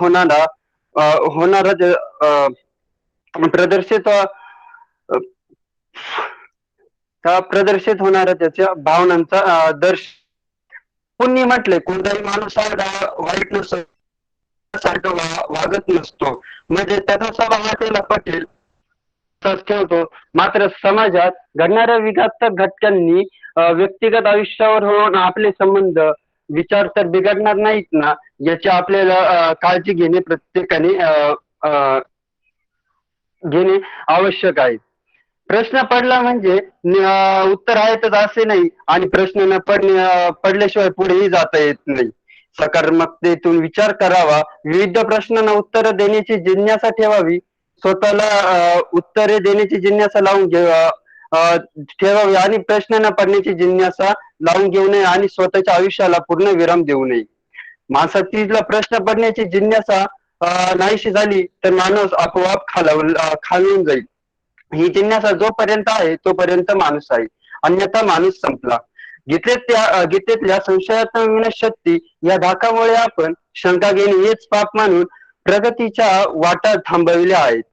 प्रश्न हा संशयाशिवाय संभवतच नाही. माणूस निरुत्तर झाला तर हरकत नाही, पण निष्प्रश्न झाला की संपलाच. या पु ल देशपांडेंच्या या वाक्यामुळे, अर्थात या वाक्यामुळे अनेक अर्थ दडलेले असतात. तर माणसाची प्रगती त्याच्या पुढे उभ्या असणाऱ्या सतत काही ना काही प्रश्नांमुळे स्वीकृती तयार झालेली आहे. ही स्वीकृती हे मेदपणाचे लक्षण आहे. किटलीवरचे वाफेचे झाकण उघडल्यावर हे कुठल्या रेट्याने उघडले असेल, हा प्रश्न मानवी इतिहासात बाष्पयुगाला जन्म देऊन गेलाय, प्रगतीच्या हजारो वाटा दाखवून गेलाय. तर प्रश्न पडला नाही तर स्वतःच्या आयुष्याला पूर्ण विराम लागतो हे नक्कीच आहे. मित्रांनो, तर प्रश्न पडला नाही तर आपल्याला पुढेही जाता येत नाही आणि काही करता येत नाही. उदाहरणार्थ 10वीचे रिझल्ट लागला की पुढे मी काय करू हा पहिला आपल्याला प्रश्न सतावतोच. तर प्रश्न पडला तरच आपल्याला पुढे जाता येते, अन्यथा आपण जिथं आहोत तिथेच राहून आपल्या आयुष्याला आपण पूर्ण विराम लावून घेऊ शकतो. पु ल देशपांडेंनी अर्थात हे वाक्य इतक्या विचारांनी आणि छान प्रतीने हे प्रतिपादित केलंय की माणूस निरुत्तर झाला तर हरकत नाही.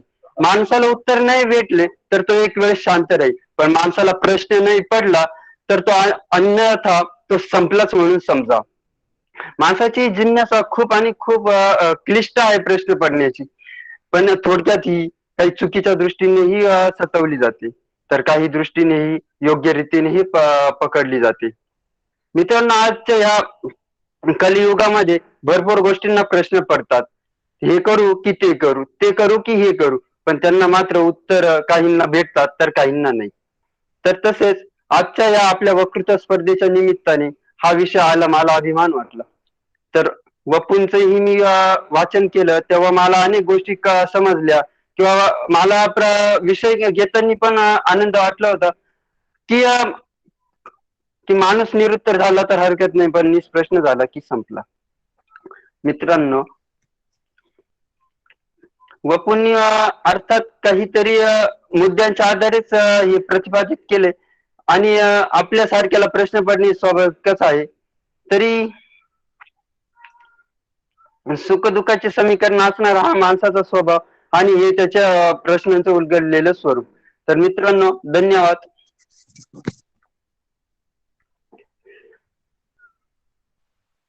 Time Okay. covered is 4 minutes 54 seconds. Okay, ma'am.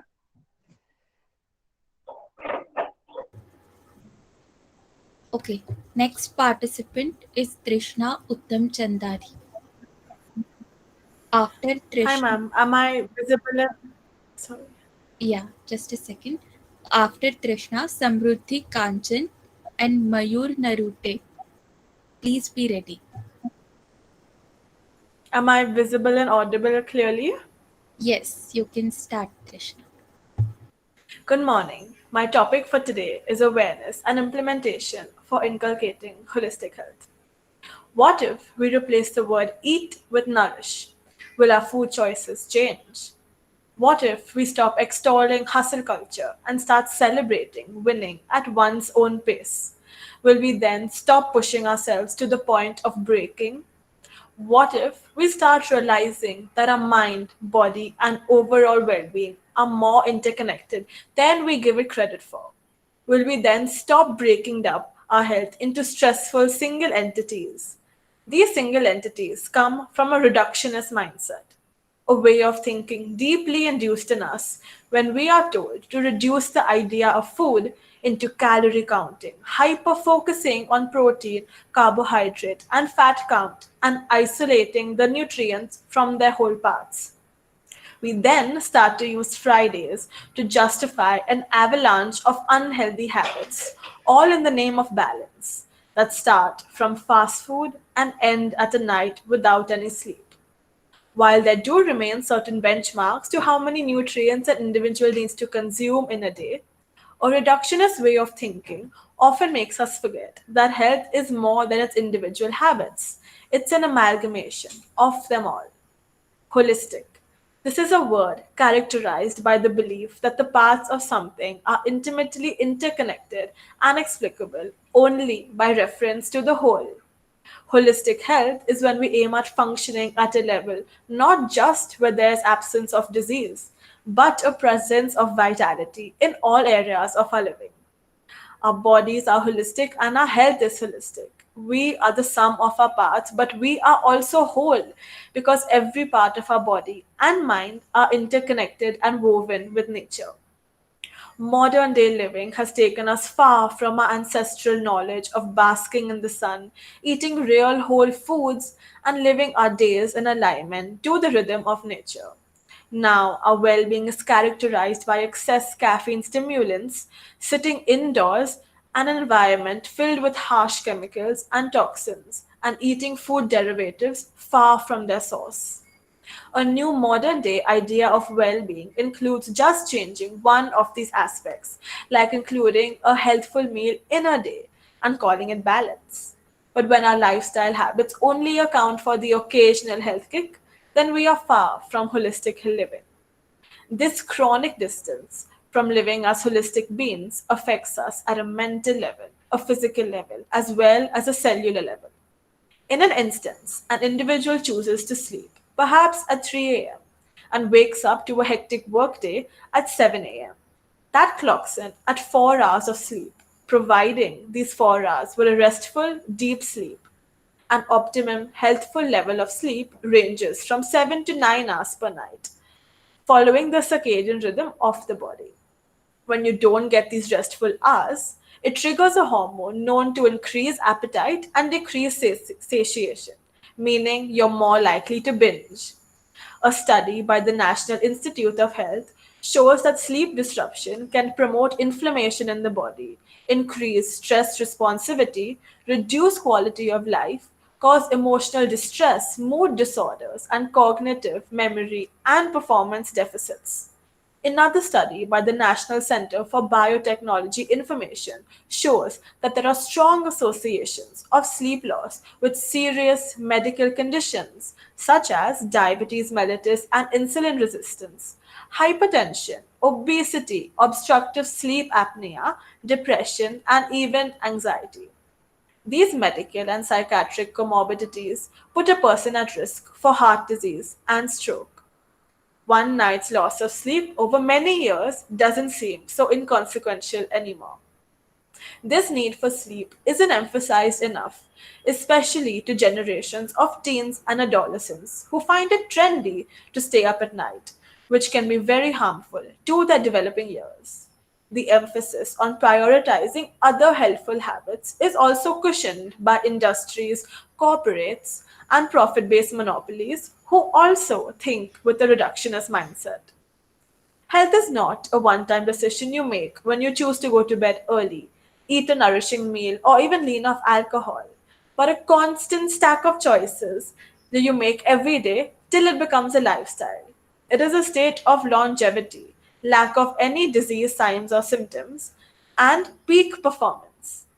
This profound sense of well being, a place where you have a sharp mind, high levels of energy, emotional balance, a desire to maintain and keep physical fitness, and a heightened awareness of what suits our bodies and what harms us, it is available to the majority of us. We just have to choose to take this knowledge and use it. A big reason why holistic health is not part of the new normal is because people think it's difficult and that they are missing out on true living. This notion of true living often includes overburdening your body with stress, toxins, and chemicals. These choices are also justified in the name of balance and moderation. But balance doesn't mean abuse. When it boils down to the fundamentals of practicing holistic health, use a child's mind and ask the question, why? Ask it once, ask it twice, and deepen your understanding of it each time. Why are we expected to sit in front of a screen for 12 hours a day? Why is fast food advertised more than cooking at home? Why are toxin filled beauty products so easily sold to us without any regulations? Why has healthy living become out of the ordinary? A large part of holistic health includes stepping away from the guidelines society sets out for us and navigating a path towards simpler, more healthful practices. These guidelines can include sparing only a mere 10 minutes to scarf down your meals, spending your hours of sleep on an addicting virtual platform, and barely moving your body. These guidelines are indirectly telling us that if we don't choose to live this way, we are missing out. To start living a life of holistic health, you must first change the patterns in your head that tell you you are missing out. You are not missing out if you choose to nourish your body with foods that give you stable energy throughout the day and not energy dips. You are not missing out if you choose to go on a hike rather than a movie. You are not missing out if you choose to sleep early and wake up at dawn. You, my friend, are thriving. When you start to shift your perspective, clear your lens of focus, and see through the misinformation, making choices that promote your health won't seem as hard. You won't be lulled into the pressures of smoking, drinking, eating junk foods, sleeping late, and so many other notorious habits that rob you of your well being. Rather, you'll be fueled by the benefits you have access to when you live in a holistic way.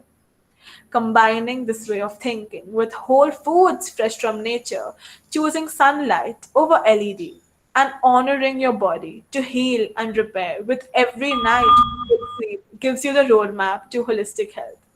A healthy life comes from a healthy body, mind, and soul. The truth is that we have more power in our hands to control our health. All we have to do is learn how to exercise that power. Thank you.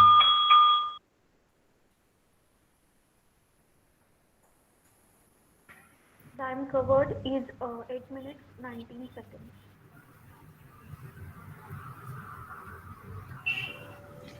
Mayur Narute, are you there in the meeting? Mayur? Okay, Saranj Sonar, are you there in the meeting? Okay, next participant is Samruddhi Kanchan. After Samruddhi, Priya Maurya and Priyanka Daima. Please be ready. Am I audible and visible clearly? Yes, you can start, Samruddhi. Okay. So, hello and a very good morning to respected jury members, dignitaries, and all my dear audience. I, Samriddhi Kanchan, thank you all for having me here. I'm glad to be part of this national level elocution competition in the memory of Dr. Purushottam Sahasrabuddhe. Indeed, he was a magnificent person. Our dream is to inculcate his thoughtful and analytical attitudes in our life and follow its footsteps. So, in next 7 to 8 minutes, I'll talk about how end is inevitable when man is devoid of questions and not answers. I repeat, how end is inevitable when man is devoid of questions and not answers.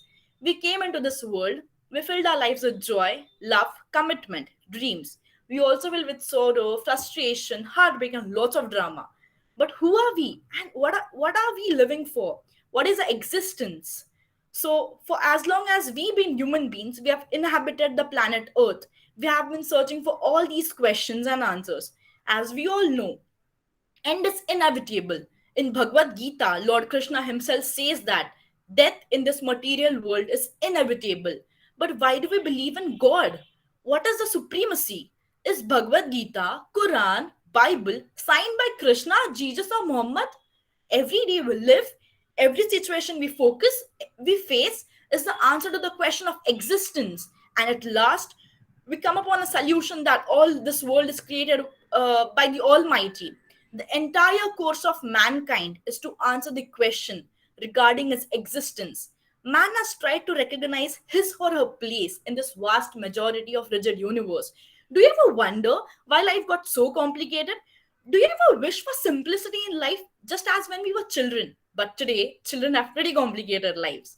The life when you were born was started with a cry, and that's the moment when it got complicated. You were told that you were born on a particular day of a particular month of a particular year. You were told that the building you were born is known as hospital. You were told that this or that will be your name. Just a tiny child, and with so many questions in front of him. Who made all these questions? So the very foundation of living rigidly can be found in the fundamental question itself.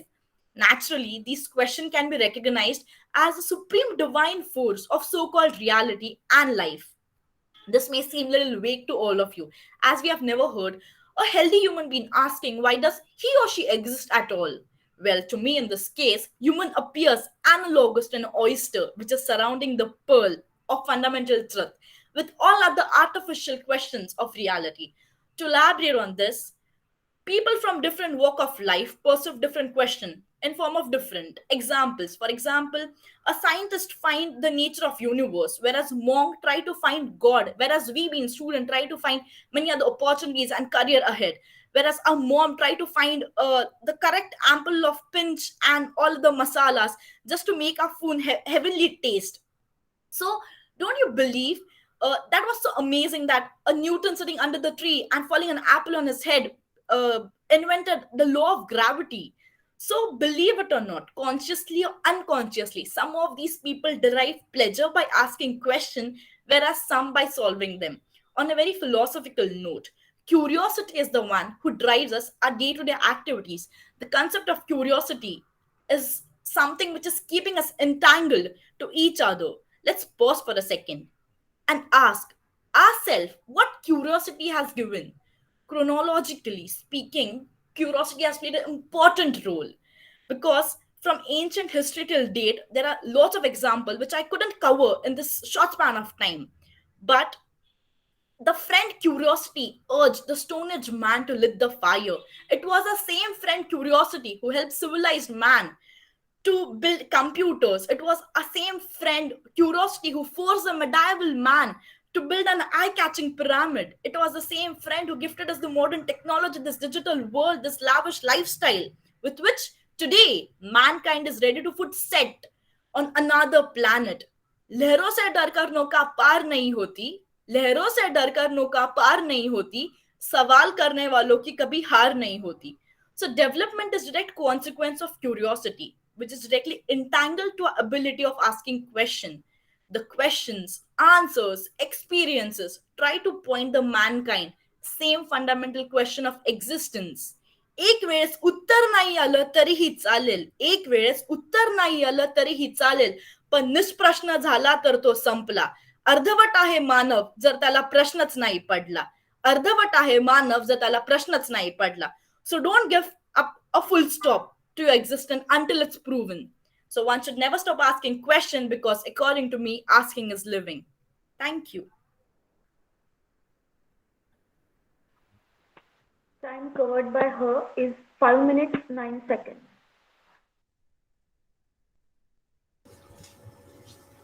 Okay, next participant is Priya Maurya. Hello, Mayur Narute. आता माझा number होता I think. हो, पण I think तुम्ही मध्ये live झालात ना. नाही, ते रेंज नव्हती मला म्हणून. कधी म्हणला तुम्ही? आता बोललं तर चालेल का? ओके, ठीक आहे. काय ह्याच्यानंतर बोलू? तसं काही नाही. एकच मिनिट. After Mayur, Priya Maurya and Priyanka Dayma, please be ready. Yes Mayur, you can start. Okay, मी स्टार्ट करतो. नमस्कार. निर्मिती ही निर्माता आपलं आयुष्य सुखकारक आनंददायी बनवण्यासाठी करत असतो, परंतु ही निर्मिती जेव्हा निर्मात्यावर अधिराज्य गाजवते तेव्हा त्या निर्मात्याचा म्हणजेच निर्माण करणाऱ्याच्या आयुष्याचा खेळखंडोबा झाल्याशिवाय राहत नाही. तंत्रज्ञानाच्या जगामध्ये आज स्मार्टवॉच हातात घेऊन मी किती पावलं चाललो हे हजारो किलोमीटर दूर असलेल्या एका सर्व्हरमध्ये जर संग्रहित होत असेल, किंबहुना मी किती चिडलो हे माझ्या हृदयाच्या ठोक्यांवरून कोणी शोधत असेल, तर ह्या 21व्या शतकात गोपनीयतेच्या जगात सो कॉल्ड टेक्नोसॉवी माणूस म्हणून आपण नफा नावाच्या चिखलात कुठेतरी रुतत चाललो आहोत, हा एक महत्वाचा प्रश्न आहे. नमस्कार, मी मयूर नरुटे आपल्यासमोर विषय घेऊन उपस्थित आहे, डेटाचा खेळ, नफा आणि गोपनीयतेमध्ये व्यापार. मित्रांनो, नफा म्हणजे काय असतो आणि डेटा म्हणजे काय असतो? डेटा म्हणजे तुमची आमची माहिती, ज्या माहितीत नावापासून, गावापासून, पत्त्यापासून, फ्रेंड लिस्ट पासून सगळ्या गोष्टी कव्हर होत असतात. परंतु ही माहिती जाती कसे? तर सगळ्यात महत्वाचा प्रश्न म्हणजे आपण ज्यावेळी एखादा ऍप इन्स्टॉल करतो त्यावेळी आपण access for contacts, files, camera और समथिंग किंवा एखाद्या वेबसाईटला आपण ज्यावेळी भेट देतो त्यावेळी accept our cookies for better experience असं छोट्याशा टॅगलाईन खाली, सुंदर एका वाक्याखाली आपल्याला ज्यावेळी कन्व्हिन्स केलं जातं त्यावेळी खऱ्या अर्थाने माहितीचं देवाणघेवाण तिथं होते. हे जर उदाहरणार्थ आपण पाहिलं की डेटा खऱ्या अर्थाने आपल्या गोपनीयतेच्या स्वरूपात असताना तो विकला कसा जाऊ शकतो आणि त्यातून कंपन्या नफा कसा करतात, याचं एक चांगलं उदाहरण म्हणजे कॅम्ब्रिज अनालिटिका स्कॅन्डल, जे फेसबुकच्या सहाय्याने झालं होतं. अमेरिकेच्या इलेक्शनमध्ये, प्रेसिडेन्शियल इलेक्शनमध्ये हे सर्व होत असताना हे जर आपण व्यवस्थित समजून घेतलं, द ऑब्झर्वर आणि गार्डियन या वृत्तपत्रांचे एक शोध पत्रकार होते, कॅरोल कॅडवलर म्हणून. त्यांनी हे परत सगळं स्कॅन्डल शोधून काढलं क्रिस्टोफर व्हाईल नावाच्या एका कॅम्ब्रिज अनालिटिकामध्येच काम करणाऱ्या एका कर्मचाऱ्याकडून. नंतर त्याच्यावर द ग्रेट हॅक नावाची नेटफ्लिक्सवर एक डॉक्युमेंटरी तयार झाली. ही नेमकं हे स्कॅन्डल झालं कसं? तर कॅम्ब्रिज अनालिटिका ह्या कंपनीने काय केलं, तर एक प्रोफेसर कोगान म्हणून कॅम्ब्रिज युनिव्हर्सिटीमध्ये मानसशास्त्राचे एक प्राध्यापक होते.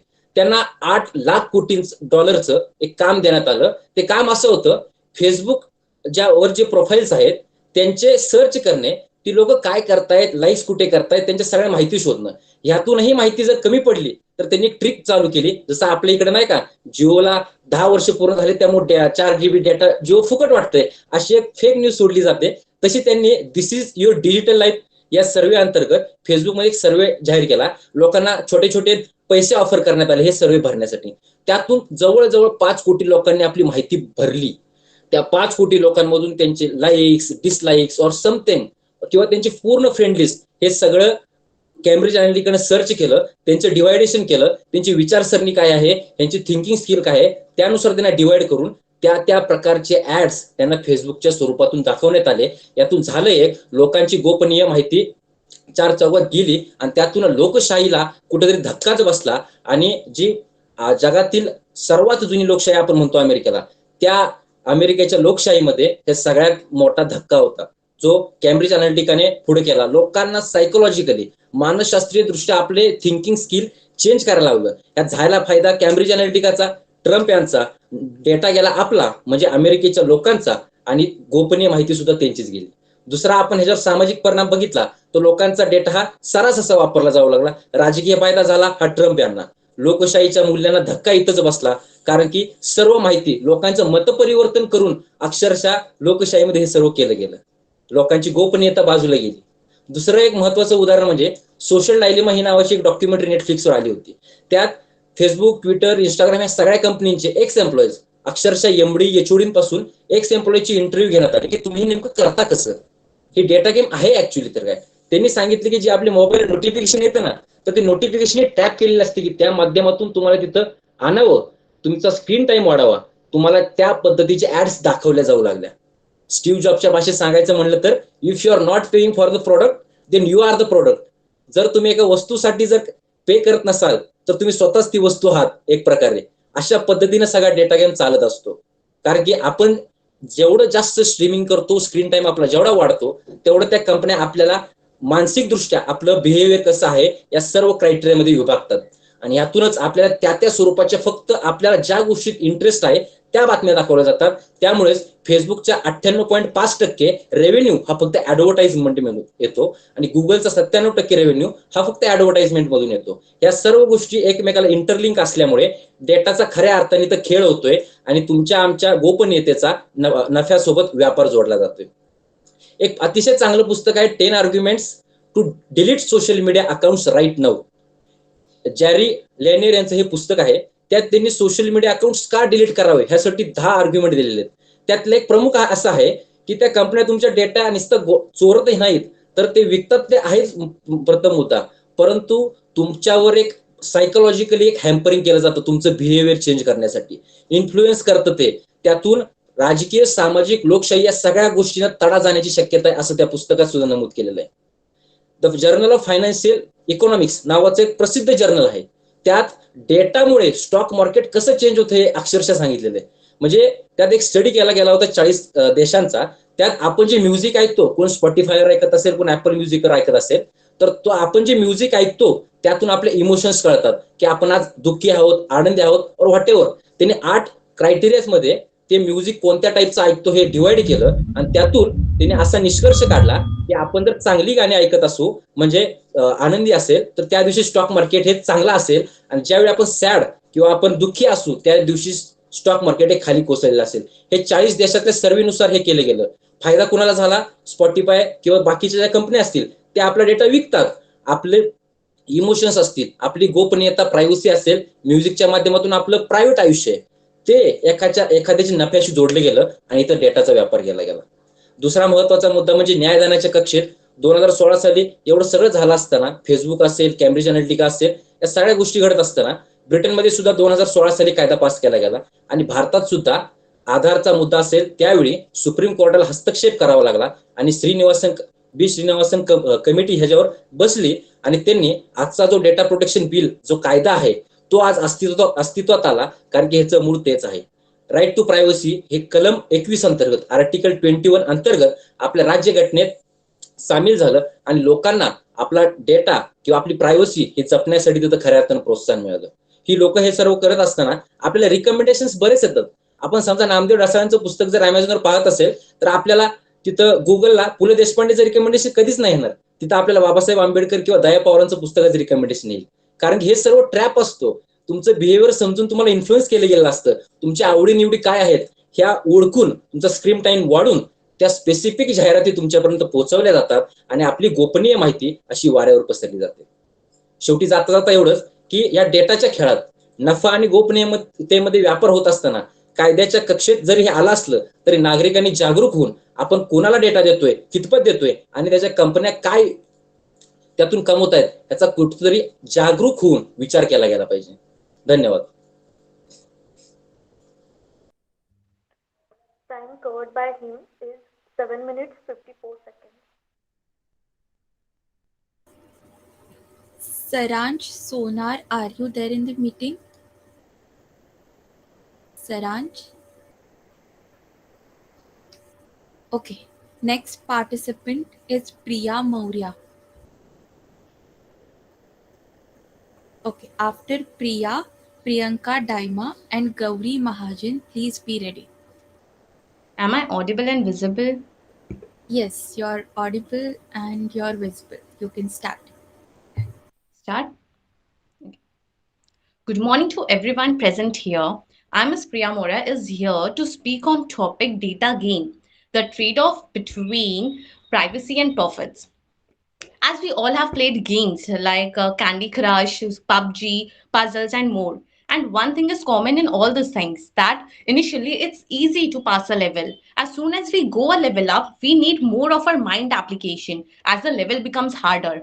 And if there is a smart player, then it will be easy for that player to pass any of the level.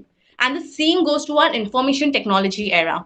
As the time passes, the technology application is becoming harder as easiest one is being played by everyone. The smarter player has the upper hand in this era. But the application of the mind has to be put by the government and the lawmakers to make sure that this smart players should not misuse their smartness to gain profit. For better understanding, let's imagine for a moment that there is a huge flow of complaints in police station regarding privacy infringe, data theft, surveillance, fake bank calls, and more. Soon the officer gets a tip on the criminal conducting these crimes. As soon as the officer reaches at the spot, he finds computer, but he did not find any suspicious in it as all the data and the illegal activities history was erased out of the computer and without any tangible loss.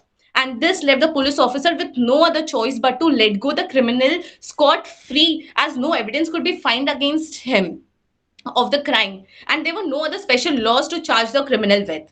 What do you think in this situation? Who gained and who lost? It was the criminal who gained profit out of the data, and the one who lost was the common civilians, like who fell into the trap in the name of convenience.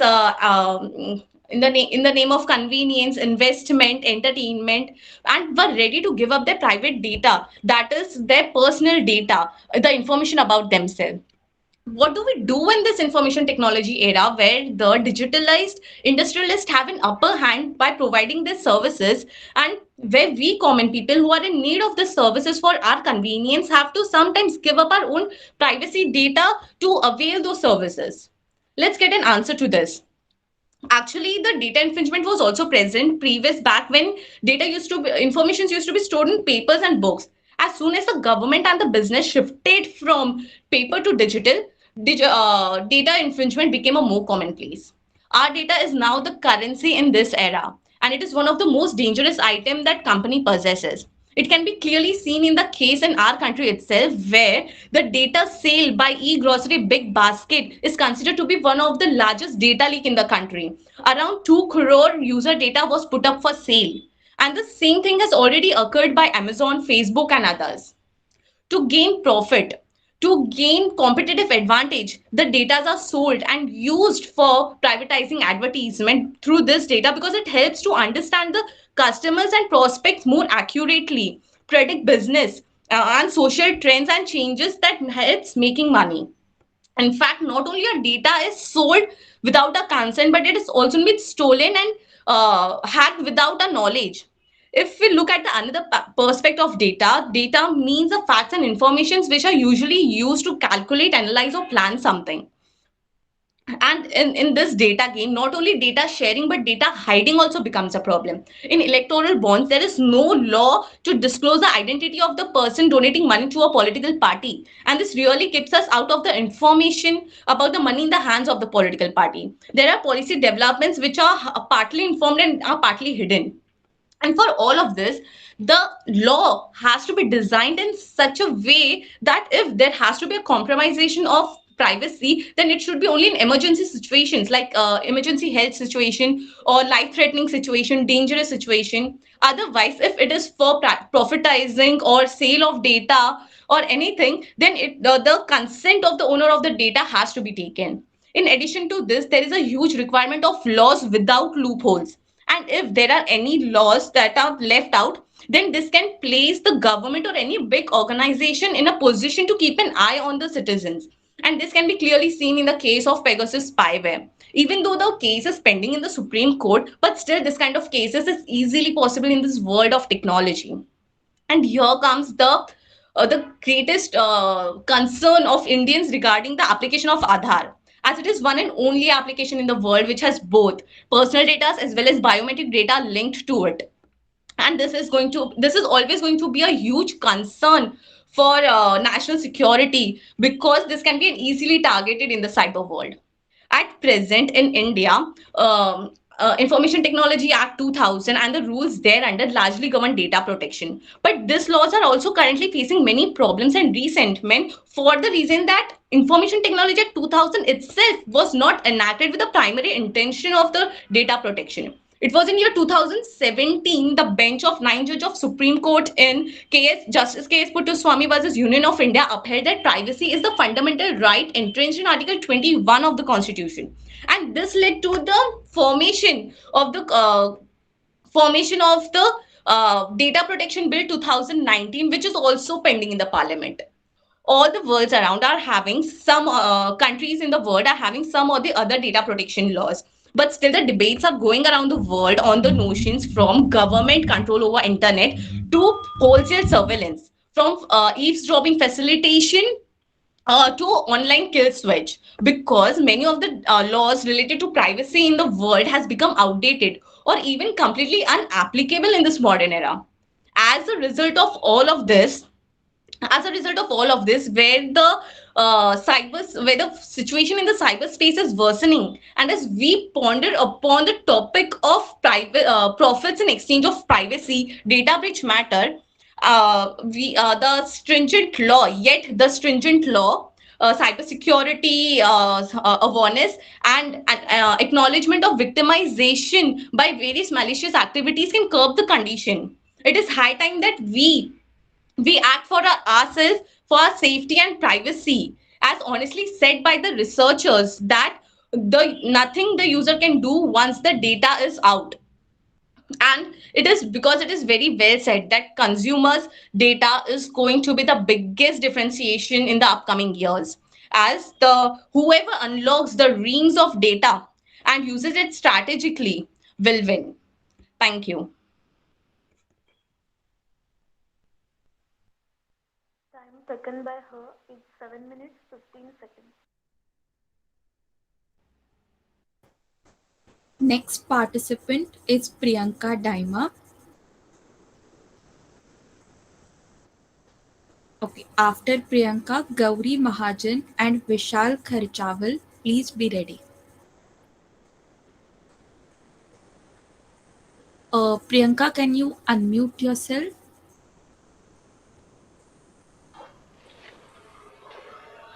Now I am audible. Yes, you're audible. You can start. नमस्ते, सुप्रभात। मेरा नाम है प्रियंका दाइमा और आज मैं जिस विषय के बारे में बात करने जा रही हूँ वो काफी महत्वपूर्ण है। इसका शीर्षक तो कुछ यही है कि संदेह से, जिज्ञासा से और मानव के जो भी विचार होते हैं, अगर वो उनसे उद्भाव है, साथ ही साथ मानव वो अधूरा है जिसके पास सवाल का अभाव है। जैसे कि आपने देखा कि सवाल क्यों जरूरी है, सवाल के साथ साथ मैं आपको ये भी बताना चाहती हूँ कि सवाल के साथ साथ आपको और क्या चीजों की जरूरत होनी चाहिए। जरूरी नहीं दिमाग में सवाल होना वो ही एक रास्ता हो किसी को कुछ पाने के लिए, लेकिन सवाल के साथ साथ आपके पास विचार होने चाहिए उसका जवाब पाने के लिए। आपके अंदर एक जिज्ञासा होनी चाहिए उस चीज को जानने के लिए। तो ये सारी चीजें भी बहुत मायने रखती है किसी को भी अपना सफलता का रास्ता चुनने के लिए। जैसे कि आपने एक कहावत सुनी होगी, खाली दिमाग शैतान का घर। तो आप जान ही सकते हैं कि दिमाग में सवालों के साथ साथ आपके अंदर मन के अंदर अगर जिज्ञासा हो सवाल को ढूंढने के लिए, तो काम थोड़ा और आसान हो जाता है किसी भी चीज की परिस्थिति में आपको कोई भी जवाब ढूंढने के लिए। अब आपको एक उदाहरण के तौर पे मैं बता देती हूँ। जैसे कि आपने सुना होगा महात्मा गांधी जी के बारे में।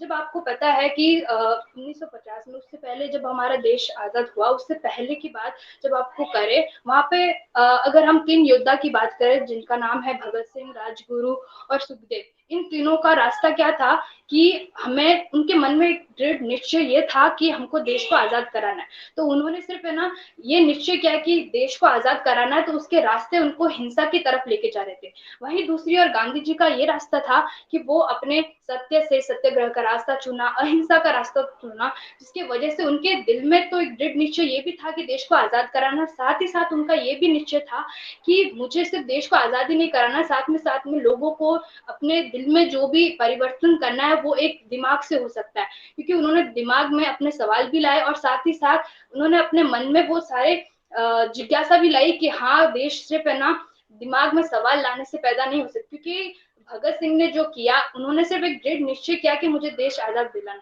लेकिन महात्मा गांधी ने ये रास्ता अपनाया कि ना मुझे सिर्फ है ना सवालों के, मुझे सिर्फ है ना दृढ़ निश्चय नहीं लेना है, बल्कि मुझे ना लोगों के बारे में भी सोचना है कि जिस वजह से मैं लोगों का दिल, जो हृदय है, मैं उसको परिवर्तन कर सकूं। क्योंकि उनका जो ये रास्ता था कि जिस वजह से मैं अगर अहिंसा के रास्ते पे होके, अगर मैं उसके बारे में सोच के अगर उस कदम को उठाता हूँ, तो शायद देश हमारा आजाद हो सकता है, ना कि अहिंसा के रास्ते पे चलने पर हो सकता है। अगर काश भगत सिंह ने दृढ़ निश्चय के साथ साथ ये भी सोचा होता कि अगर हिंसा के दुष्परिणाम क्या है, अगर उस दुष्परिणाम के बारे में अगर उन्होंने सोचा होता, तो आज है ना उनको, आज वो हमारे बीच होते कि एक महात्मा गांधी के साथ साथ उन्होंने भी योगदान दिया था अहिंसा के रूप में लेके, पर उन्होंने वैसा नहीं किया। हालांकि उनकी बात ये सही है, उन्होंने हमारे न्यौछावर कर देते उनके जीवन को अपने देश के लिए, पर जाहिर सी बात है उनके दिमाग में एक सवाल होना चाहिए था ये भी कि मैं जो कर रहा हूँ हिंसा के रास्ते पे, क्या वो सही भी है या नहीं है।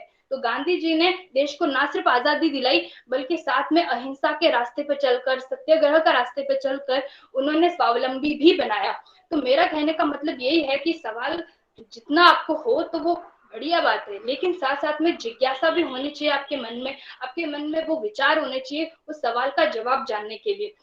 जैसे कि आपने देखा होगा कई सारे ऐसे बड़े बड़े वैज्ञानिक होंगे, उनके पीछे भी उन्होंने कितनी भी खोज की होगी, उसके पीछे जरूर सवाल रहे होंगे, लेकिन उन सवालों के साथ साथ दिमाग में उनकी एक इच्छा भी रही होगी कि ना उस सवाल को मैं कैसे उनका उत्तर जानूं, उनके अंदर जिज्ञासा रही होगी। तो आप यहाँ से आप देख ही सकते हो कि ना सिर्फ सवाल होने चाहिए, बल्कि जिज्ञासा भी होनी चाहिए, इच्छा होनी चाहिए, एक विचार होने चाहिए सवालों को उत्तर पाने के लिए। तो ना सिर्फ हम लोगों ने इन बारे में जाना है, बल्कि उनको समझा भी है। बस इस चीज के बारे में हमको ध्यान रखना है। जैसे कि आप लोगों ने देखा होगा हमारे भारत में कई ऐसे लोग हैं जो सिर्फ है ना कुछ बच्चे होते हैं जो, जैसे कि उनको अगर ना कोई शिक्षक अपना आपको पढ़ने के लिए बोल दे, तो वो सिर्फ ना किताब लेके बैठेगा और उस क्वेश्चन, जो भी सवाल होते हैं उनका आंसर वो याद कर लेगा। लेकिन वहीं दूसरी तरफ कुछ बच्चे ऐसे भी होते हैं जो प्रैक्टिकल रूप में लेके उस दिमाग में सारे सवालों का जवाब जानकर उस चीज का हल करते हैं। मतलब कि बात ये है कि ना सिर्फ हमको सवालों के जवाब ढूंढना ही वो बात नहीं है, बल्कि सवालों के जो जवाब होते हैं उसके पीछे जो आपके मेहनत होती है वो भी होना बहुत जरूरी है। जैसे कि आप लोगों ने बहुत सारी ऐसी चीजें देखी होंगी जहां पर हर कोई है ना सिर्फ और सिर्फ सवाल जानता है, सवाल के जवाब जानता है, लेकिन सवालों के साथ साथ उसके पीछे के क्या उसका उद्देश्य है, सवाल क्यों होना चाहिए, उसके बारे में किसी को जानकारी है नहीं। और आपने ये सुना होगा कि एक बुरा सवाल बेहतर है बिना सवाल किए बिना। हाँ, तो ये बात तो सही है कि सवाल होना क्यों जरूरी है और सवाल क्यों नहीं होना जरूरी है। सवाल के साथ साथ मैं आपको ये भी बताती हूँ कि जो हमारे मन में जो भी दृढ़ निश्चय होता है, जो भी जिज्ञासा होती है, इच्छा है, वो अधूरी है, क्योंकि उसके बिना मानव अधूरा ही रहेगा। क्योंकि जहां तक आपको पता है कि इन सारी चीजों को लेकर हमने एक बहुत बड़ी है ना सोच पीछे इसका काम करती है। तो जब तक सोच हमारी जिज्ञासा को लेके उसको पूरा नहीं किया जाता, वैसे ही दूसरी और सवालों की और वो चीज का हल नहीं कर सकते। मतलब कि जिंदगी में सवालों के साथ साथ उस चीज का जवाब मिल तो जाता है, लेकिन उस सवाल का जवाब पाने के लिए जो जिज्ञासा अंदर होनी चाहिए, जो इच्छाएं अपनी होनी चाहिए, वो भी कहीं ना कहीं बहुत बड़ा रोल प्ले करती है। और अब मैं आपको एक आखिरी बात संक्षिप्त रूप में बताना चाहती हूँ कि मैं आप लोगों के दिल में सिर्फ आपको ये समझाना चाहती हूँ कि आप जो भी सवाल अपने आप करते हैं, उससे पहले आप ये भी जान लीजिए कि सवालों के साथ साथ क्या जरूरी है। हमें सवाल कैसे मिल सकते हैं, सवालों का जवाब कैसे मिल सकता है, और साथ साथ में ये भी जानने की कोशिश कीजिए कि जो हमें सवालों का जवाब मिल रहा है क्या उसके पीछे आपने कोई मेहनत की है, क्योंकि सवाल हमको प्रोत्साहन करते हैं, हर चीज को लेकर हमें आगे बढ़ाते हैं। सवाल हमें दूसरों के बारे में, उस चीज के विशेषज्ञ के बारे में उसका पता लगाने में मदद करते हैं। जैसे कि आपने देखा होगा कि अगर आप कोई भी आपके दिमाग में अगर सवाल हो, उसका जवाब आपको मिल तो जाता है, हर किसी से पूछ लो उसका सवाल तो मिल जाता है, लेकिन आपने देखा होगा कि अगर आपको कहीं भी जवाब जो मिलता है ना, वो सवाल से शुरू होता है। सवाल अगर आप जब तक ना जैसे कि हमारा ओपन सोर्स आपने सुना होगा गूगल के बारे में, गूगल एक ऐसी जगह है जहां पर आपको हर चीज का ज्ञान तो मिल जाता है, लेकिन क्या आपको पता है सबके पास गूगल होने के बावजूद भी आपको क्या लगता है कि उन सबके पास सारा ज्ञान होगा?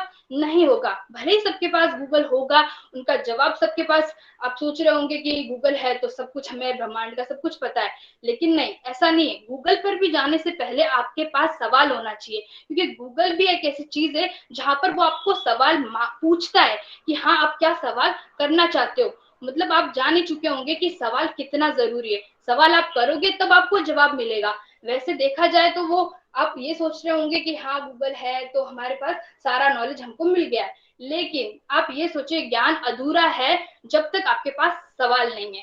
सवाल होगा तब जाके आपको जवाब मिलेगा, क्योंकि गूगल भी आपको वो सब प्रदान तब करता है जब आप उससे कुछ सवाल पूछते हैं।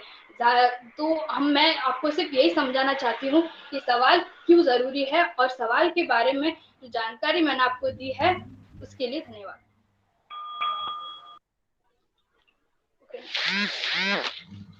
Time covered is 8 minutes 2 seconds.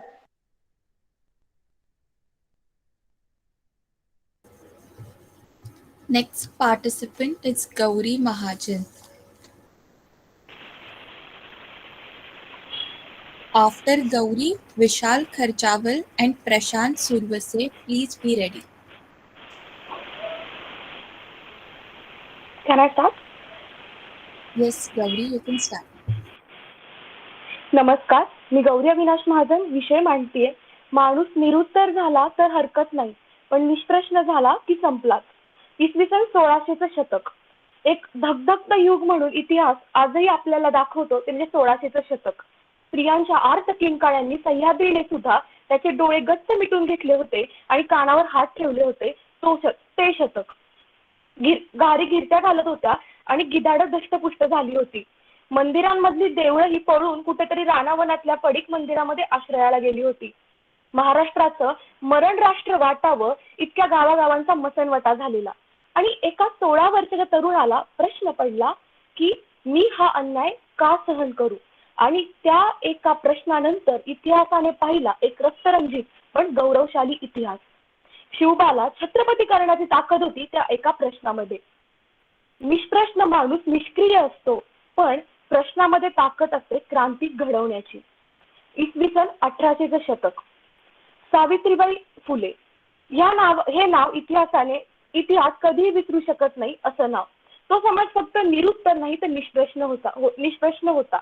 माझा शिक्षणाचा अधिकार हिरावून घेणारी ही लोक कोण, हा प्रश्न त्यांनी समाजाला विचारला आणि त्यानंतर घडली ती क्रांती. निष्प्रश्न समाजाकडे अज्ञान असतं, पण प्रश्नामध्ये ज्ञानाला प्रसवण्याची ताकद असते. आणि इतिहासातल्या सावित्रीने फक्त सत्यवानाचे प्राण परत आणले, परंतु या सावित्रीने प्रत्येक स्त्रीच्या मनामध्ये एक ज्ञानाची ज्योत प्रज्वलित केली. त्यामुळेच कदाचित यांना क्रांती ज्योती संबोधलं जात असावं. मी हाडामासाचा माणूस असताना, 2 डोळे 2 हात 2 पाय इतरांसारखा दिसत असतानाही मला देवळामध्ये प्रवेश का नाही, हा प्रश्न एका मुलाला पडला. आणि त्यानंतर त्याने विचार केला की गावामध्ये असणाऱ्या तळ्यांना, पाण्याला, कुठल्याही स्रोताला मी हात लावू शकत नाही, आणि अस्पृश्य म्हणजे नक्की काय. आणि या एका प्रश्नाने पेटल्यानंतर तो मुलगा पदवीधर होऊन परदेशात शिक्षण घेऊन बॅरिस्टर होतं, आणि प्रश्न त्याची किमया साधतात आणि तो अस्पृश्य माणूस महामानव होतो आणि संपूर्ण भारताला संविधान देतो. आणि ते संविधान माणसाला माणूस म्हणून जगण्याचे हक्क देतात. इतकी भयानक अचाट ताकद आहे ती प्रश्नांमध्ये ताकद असते क्रांती घडवण्याची. प्रभू रामचंद्रांना माता कैकेयीने जेव्हा वनवासाचा रस्ता दाखवला तेव्हा प्रभू रामचंद्रांनी त्यांना हा प्रश्न केलाच नाही की तुला वचन दिलं होतं दशरथाने म्हणजे पित्याने, तर मी तुझे वचन का पाळू?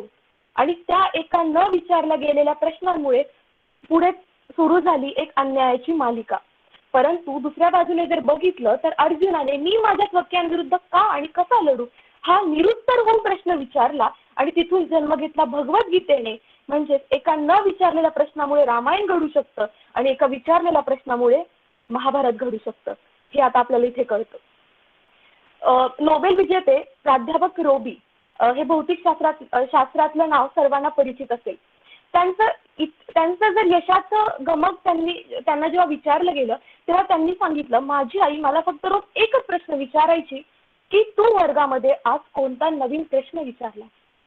प्रश्न विचारल्यामुळे त्यांच्या ज्ञानामध्ये भर पडत गेली आणि त्यांनी एका क्षणी जाऊन त्या नोबेल पारितोषिकावर आपलं नाव कोरलं.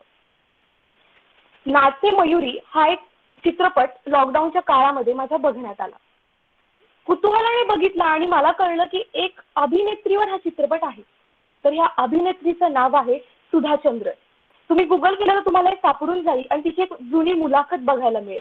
सुधा चंद्रन हे एका नृत्य विशारद व्यक्तीचं नाव आहे आणि ती एक अभिनेत्री सुद्धा होती. एका अपघातामध्ये दुर्दैवाने त्यांचा पाय निकामी झाला आणि त्यांना कृत्रिम पाय जोडण्यात आला.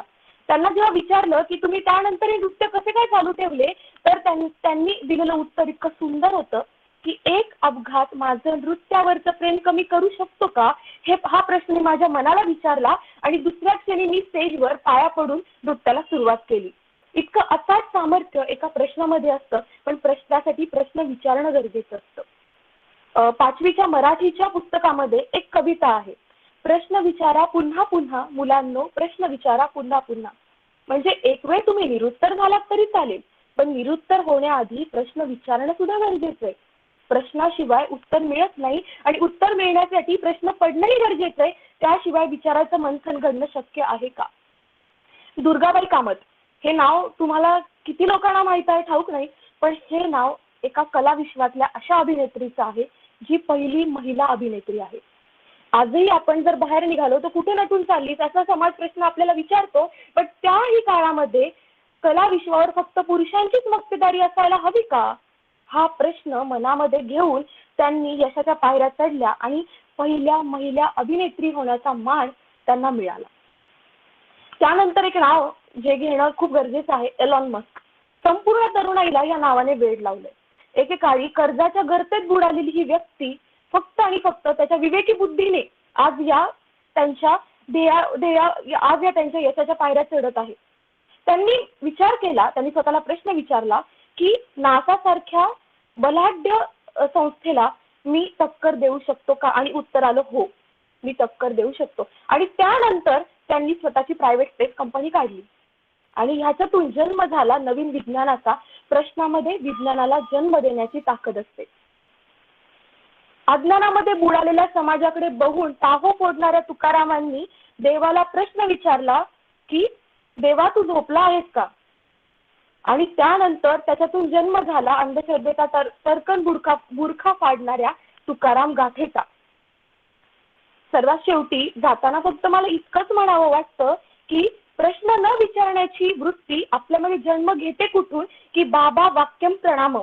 म्हणजे काय की वडील माणसं जे म्हणतायत त्या गोष्टीलाच प्रमाण समजायचं आणि उलट प्रश्न करायचे नाहीत. लहानपणी आपल्याला डोळे वटारून आई दटावते की अगं प्रश्न विचारू नकोस, आणि तिथून प्रश्न न विचारण्याची वृत्ती जन्माला येते.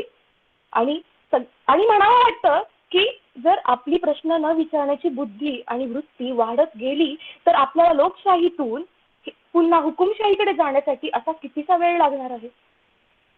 प्रश्नांमध्ये ताकद आहे, फक्त प्रश्न विचारण्याची वृत्ती वाढली पाहिजे. आज माणूस निष्प्रश्न होतोय, निरुत्तर झाला ना तर हरकत नाहीये, पण निष्प्रश्न झाला तर तो का संपेल हे यासाठी सांगायचं वाटतं, कारण एक वेटोळं घेणारं एक छोटंसं चिन्ह जर आपल्याला आयुष्यामध्ये योग्य ठिकाणी योग्य वेळी पडलं नाही ना तर आयुष्याचं वाटोळं हे नक्की ठरलेलं आहे. हे मी आत्ताच्या दिलेल्या उदाहरणांवरून पटवून देण्याचा एक हा प्रयत्न तर नक्कीच केलेला आहे. प्रश्नांमध्ये ताकद आहे क्रांती घडवण्याची आणि निष्प्रश्नांमध्ये ताकद आहे अज्ञानाला जन्म देण्याची. त्यामुळे प्रश्न विचारत राहा. प्रश्नांमुळे विज्ञान कळतं, प्रश्नांमुळे उत्तरं मिळतात, प्रश्नांमुळे जिज्ञासा जागी होते आणि प्रश्नांमुळे क्रांती घडते आणि प्रश्नांमुळेच आजही लोकशाही टिकून आहे. धन्यवाद. Time covered is 7 minutes 49 seconds. Okay, next participant is Vishal Kharchawal.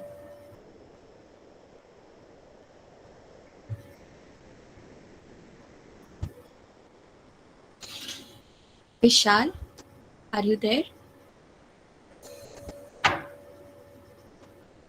Okay, after Vishal, Prashant Survase and Prajwal Narvade, please be ready. Vishal, you're not audible. I can't hear you. You're still not audible. Yes, now you're audible. आवाज clear? हो, you can start.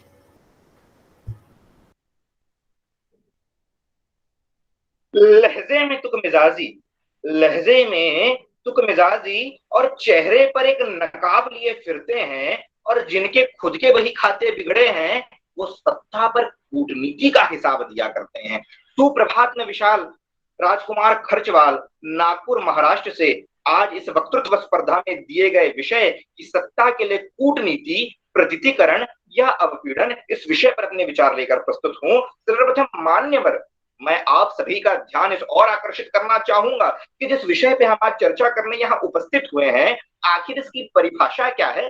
पहले यह तो समझे, जब हम बात करते हैं सत्ता की, तो साहब अपना स्वामित्व, प्रभुत्व स्थापित करना सत्ता कहलाता है, और उस सत्ता को प्राप्त करने के लिए साम दाम दंड भेद किसी प्रकार से सत्ता की होड़ प्राप्ति करना, यह कूटनीति कहलाती है. अब इस सत्ता के लिए की गई कूटनीति के माध्यम से प्रतीकीकरण, जब इसकी परिभाषा कहता हूं तो प्रतीकीकरण अर्थात वह जो मैं चाहता हूं, जो मैं दिखाना चाहता हूं, सुनाना चाहता हूं या आपको बताना चाहता हूं, आप वही सुने, वही देखें, वही करें, और ये करने का मैं जब प्रयत्न करता हूं वही प्रतीकीकरण कहलाता है. साहब, प्रभावित करने की प्रक्रिया को प्रतीकीकरण कहते हैं, और साहब प्रताड़ित करने की प्रक्रिया को अवपीड़न कहते हैं. और ये दोनों एक ही सिक्के के दो पहलू हैं. जब सत्ता के लिए की गई कूटनीति के ये एक ही सिक्के के दो पहलू हैं, अलग अलग नहीं है साहब. जब मैं बात करता हूं, तो जब मैं इतिहास में प्रवेश करता हूं, तो साहब मुझे कहना पड़ता है, मुझे बात याद आती है आज से कई वर्ष पूर्व, जब देश के अंदर तत्कालीन सरकार ने आपातकाल की घोषणा की. जी हाँ, इमरजेंसी की घोषणा की. तत्कालीन सरकार ने देश में इमरजेंसी घोषणा की, आपातकाल लगाया, तो कहा हम तो ये राष्ट्र कल्याण के लिए कर रहे हैं, राष्ट्र उत्थान के लिए कर रहे हैं. साहब प्रतीकीकरण का लोभ दिया, कहा हम तो अच्छा कार्य कर रहे हैं, प्रतीकीकरण की बात बताई, और साहब अपनी सत्ता जमाए रखने के लिए अपनी कूटनीति का प्रयोग करते हुए देश का अवपीड़न किया, उन्हें प्रताड़ित किया, लोगों को जबरन जेलों में डाला, जबरन नसबंदी हो रही थी. लगभग इस देश के अंदर संविधान की धाराओं को समाप्त करने का प्रयत्न किया जा रहा था. क्या उस समय 1975 से 1970 के मध्य 18 महीने का वह आपातकाल देश को यह प्रश्न खड़ा करने के लिए मजबूर नहीं करता? तो और क्या. जब इन विषयों से आगे बढ़ते हैं साहब, इस देश में सिख दंगे होते हैं, और सिख दंगों को रोकने का प्रयत्न किया जा सकता था, पर सरकार अपनी सत्ता बनाए रखने के लिए कूटनीति का इस्तेमाल करती है, और 90 के दशक में साहब सिख लोगों का नरसंहार होता है. क्या साहब ये प्रतीकीकरण का लोभ देकर अवपीड़न नहीं, तो और क्या. जब इन सब से आगे बढ़ते हैं साहब, तो मुझे कहना पड़ता है 90 के दशक में जब सिख दंगे जब 90 के दशक में कश्मीर के अंदर जो सांप्रदायिकता की आग भड़क रही थी, उस सांप्रदायिकता की आग को बुझाने का प्रयत्न किया जा सकता था, पर उसको प्रयत्न नहीं किया गया. और परिणाम क्या हुआ साहब, उस जगह पर प्रतीकीकरण की बात करके सरकार ने अपनी सत्ता बनाए रखने के लिए वहां पे लोगों का अवपीड़न किया. क्या यह इसका प्रश्न नहीं? इन सब से आगे बढ़ते हैं साहब, तो मुझे बात करनी पड़ेगी इन विषयों से आगे निकलकर कि साहब आगे जब मैं बढ़ता हूं, तो इतिहास में जब वर्तमान प्रवेश करता हूं, तो मुझे कहना पड़ता है कि साहब वर्तमान में जब मैं प्रवेश करता हूं, तो मुझे कहना पड़ता है कि आज जब कृषि कानूनों की हम बात करते हैं, वर्तमान सरकार ने कृषि कानूनों के चलते हुए किस प्रकार ने कृषि कानूनों को समय रहते हुए जब कहा कि ये कानून बहुत कल्याणकारी है किसानों के लिए, पर जब पंजाब में चुनाव आया और उत्तर प्रदेश में चुनाव आया, तो सत्ता को बनाए रखने के लिए कूटनीति का इस्तेमाल करते हुए जनता को कहा कि हम तो प्रतीकीकरण की बात कर रहे थे, पर साहब वहां से उन्होंने आगे बढ़कर प्रतीकीकरण की बात करके वहां अवपीड़न की काम कर दिया। क्या यह इसकी बात नहीं तो और क्या? जब इन सब से आगे बढ़ते हैं तो साहब बात करनी पड़ेगी। अभी कल ही पंजाब के मुख्यमंत्री चरणजीत सिंह चन्नी जी ने कहा कि यूपी बिहार वालों को तो हम पंजाब में घुसने भी नहीं देंगे। तो साहब क्या यह अवपीड़न की भावना नहीं?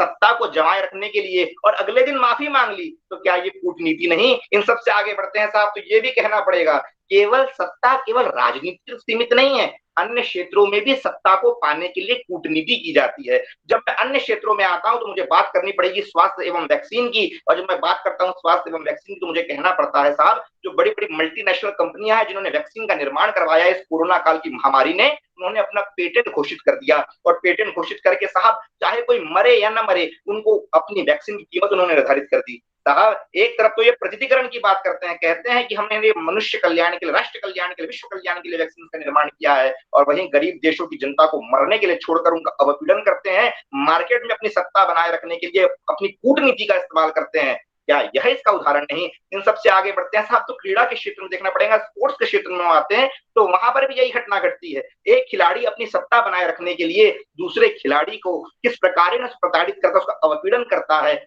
और साहब हर व्यक्ति की बात नहीं कर रहा हूं, कुछ कुछ लोगों की, तो साहब किस प्रकार और वहां मीडिया में आके बात करते हैं कि हम तो भाई प्रतिकीकरण की बात करते हैं, प्रभावित करने का प्रयास करते हैं बड़े बड़े जो खिलाड़ी हो। तो सबसे अच्छा उदाहरण तो सुशील कुमार का है, किस प्रकार उसने अपने ही सहपाठी की हत्या करवा दी केवल और केवल अपनी सत्ता खोने के भय से। इन क्षेत्रों से आगे निकलते हैं साहब तो टेलीकॉम के क्षेत्र में प्रवेश करना पड़ता है, और जब टेलीकॉम के सेक्टर में आते हैं तो बात करनी पड़ती है जियो की। जी हाँ साहब, 2016 में ये जियो टेलीकॉम सेक्टर में आता है, कहता है साहब कि हम तो फ्री में डाटा बांटने आए हैं, बहुत कम मूल्यों में, और आगे भी हमारे मूल्य बहुत कम होंगे। और इनसे कंपटीशन करने के लिए दूसरी टेलीकॉम कंपनियां थी, उन्होंने अपने रेट बहुत कम कर दिए, जिससे वो घाटे में जाने लगी, और इतने घाटे में चली गई कि कई सारी कंपनियां तो बंद हो गई। उदाहरण के रूप में हम कई सारी देख सकते हैं।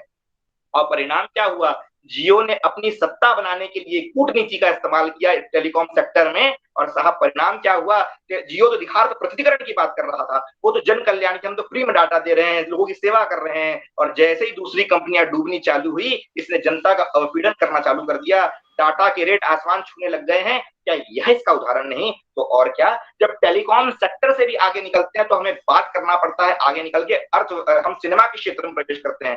साहब फिल्म इंडस्ट्री हमारे देश की, वहां भी सत्ता की भूख है, और कूटनीति के माध्यम से इंडस्ट्री में सत्ता जमाई जाती है। और साहब वहां क्या होता है? वहां बड़े बड़े सुपरस्टार्स और डायरेक्टर्स अपनी सत्ता बनाए रखने के लिए किसी को भी खड़ा कर देते हैं, और किसी को भी कभी भी गिरा सकते हैं।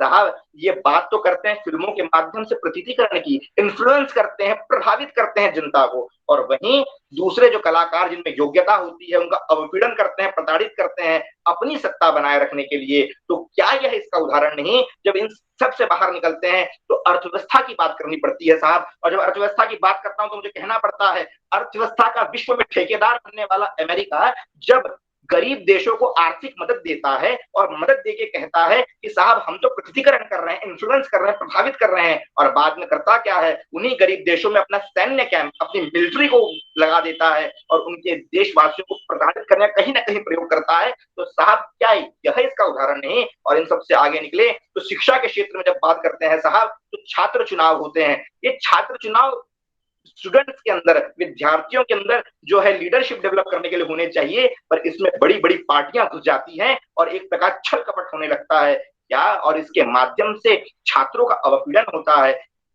बात करते हैं प्रतिकीकरण की पर अवपीड़न कर देते हैं। क्या ये इसका उदाहरण नहीं? और इन सबसे आगे बढ़ता हूं तो साहब मुझे कहना पड़ेगा, मैं जब अर्थव्यवस्था में प्रवेश करते हुए मैं बाद में व्यापार में प्रवेश करता हूं, ये जो मल्टीनेशनल कंपनियां हैं ये साहब छोटी कंपनियों को उठने ही नहीं देती। अपनी सत्ता बनाए रखने के लिए क्या क्या कूटनीति का इस्तेमाल किया जाता है, उन्हें दबाने के लिए, प्रताड़ित करने के लिए। और बात करते हैं प्रतिकीकरण की, निष्कर्ष में पहुंचूंगा तो इतना ही कहूंगा, हमें अपनी अधोगमन करती चेतना का ऊर्ध्वगमन करना है, सहज सुलभ होते हुए राष्ट्र को अर्पित होना है। साहब ये प्रतिकीकरण और अवपीड़न को नहीं, हमें राष्ट्र कल्याण के लिए आगे बढ़ना है। और अंत में एक पंक्ति के साथ समाप्त करूंगा, जाम पर जाम पीकर क्या फायदा, शाम को पी सुबह उतर जाएगी। अरे जाम पर जाम पीकर क्या फायदा, शाम को पी सुबह उतर जाएगी।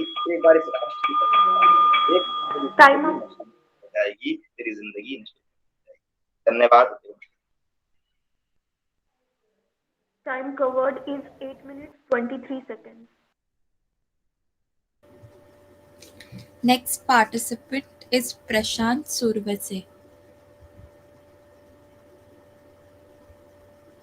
Prashant, are you there? Hello madam. Yes. Am I म्हणजे मी बरोबर After विजिबल आहे ना? Oh, just a second. After Prashant, Prajwal Naravde and Sania Inamdar, please be ready.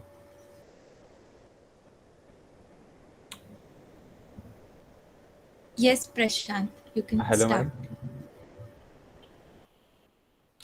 हां.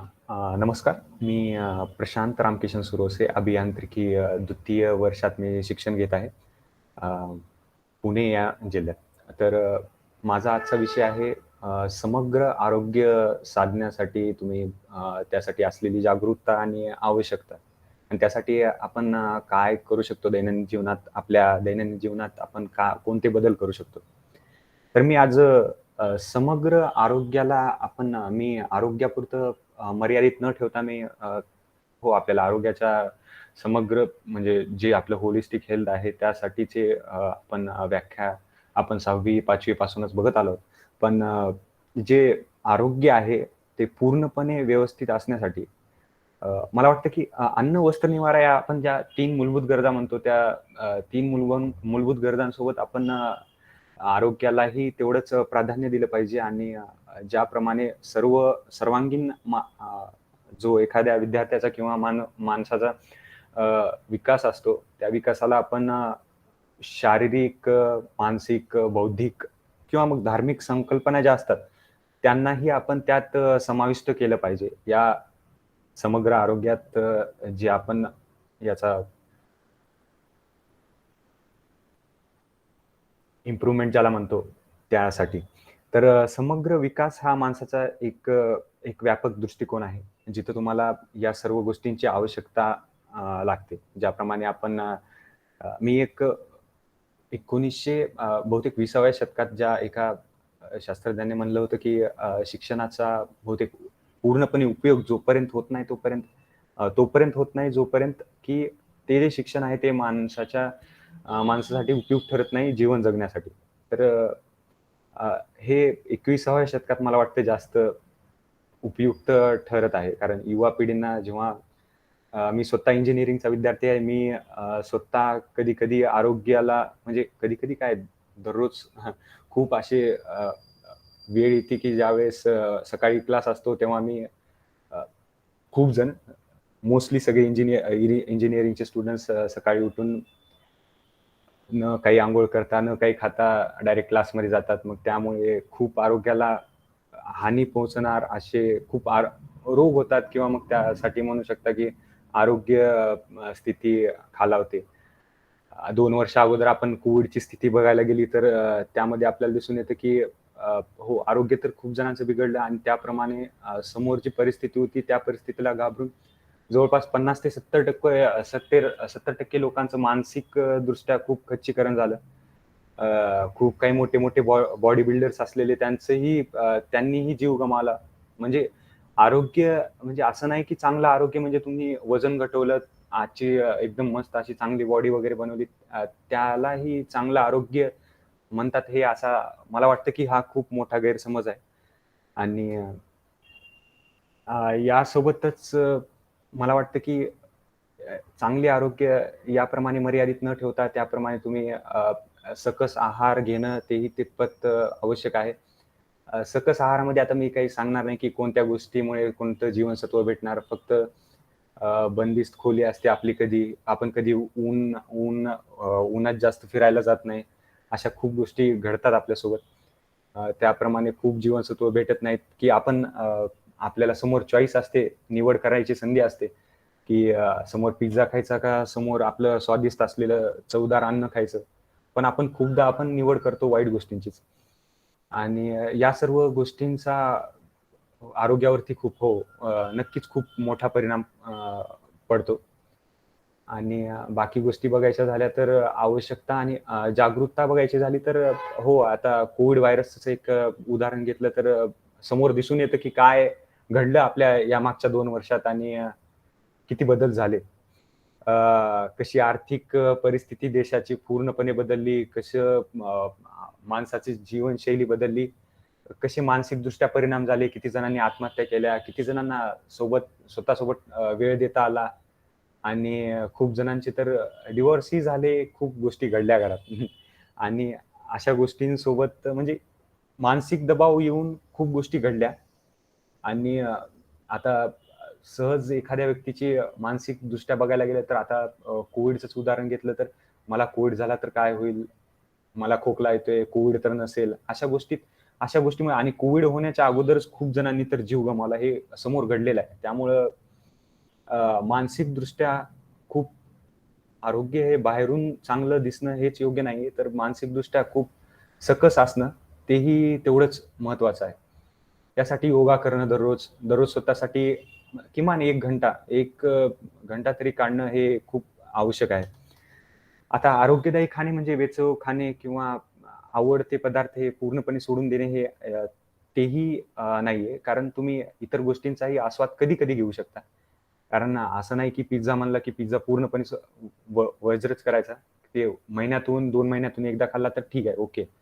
पण तुम्ही जीवनाची जीवनशैलीच बनवून घेत आहात, तर ते अगदी चुकीचं आहे. आता थंडीच्या अ, अ, जे जम्मू काश्मीरमध्ये आहात तिथं योग्य प्रमाणात दारू घेतली तरी चालते. कारण ते माणसाला गरम ठेवण्यात ते गरमी राखण्यास ते मदत करते. पण त्याला आपण दररोजच म्हणजे ते मला म्हणण्याचा उद्देश असा आहे, की "अति तेथे माती" या म्हणीचा अगदी पूर्णपणे चांगल्या पद्धतीने उपयोग होऊ शकतो.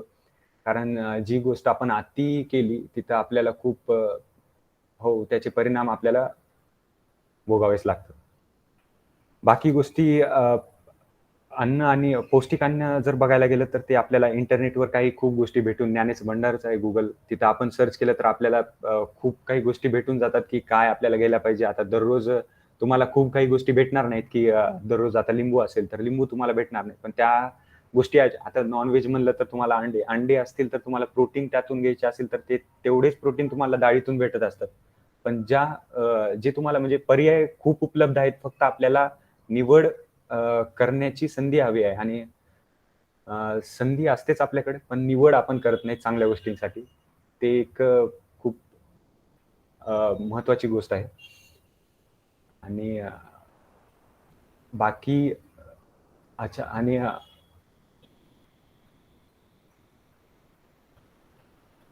हो, बस एवढंच होतं माझं. धन्यवाद. Time covered by him is 7 minutes 12 seconds.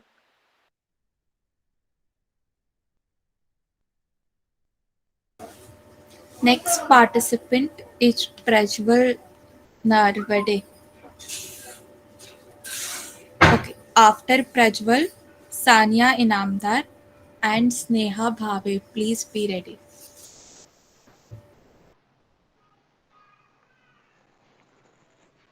आवाज येतोय माझा? हो येतोय. सुरू कर. नमस्कार, मी प्रज्वल नरवडे. आज आपणासमोर विषय मांडतोय, माणूस निरुत्तर झाला तरी हरकत नाही, पण निष्प्रश्न झाला की संपलाच. विल्यम रंटजेन नावाचा शास्त्रज्ञ आपल्या प्रयोगशाळेमध्ये फोटोग्राफिक प्लेटच्या वरती संशोधन करत असताना त्याला तिथे एका वेगळ्याच किरणांचं अस्तित्व आहे असं जाणवलं. हे किरणं कोणती आहेत आणि त्यांचा उगम कसा होतो हे प्रश्न त्याला पडले. या प्रश्नांनी रंटजेनला निरुत्तर केलं. पण मग विज्ञानात कुठल्याही माहीत नसलेल्या गोष्टीला एक अक्षर देऊन संबोधलं जातं. मग रंटजेननंही त्या किरणांना एक्स म्हणून संबोधलं आणि मग याच एक्स रेजनं ज्यांनी रंटजेनला निरुत्तर केलं होतं त्याच एक्स रेजनं नंतरच्या काळामध्ये वैद्यकीय क्षेत्रामध्ये एक आमूलाग्राशी क्रांती घडवून आणली. मग अशाच पद्धतीनं न्यूटनलाही प्रश्न पडला होता की ते झाडावरून खाली पडणारं फळ कुठल्या ऊर्जेनं खाली खेचलं जातंय, असं कोणतं बळ आहे की ते त्याला थेट खालच्या दिशेनं खेचून घेतंय, दुसरीकडे जाऊ देत नाही. असे अनेक प्रश्न न्यूटनला पडले.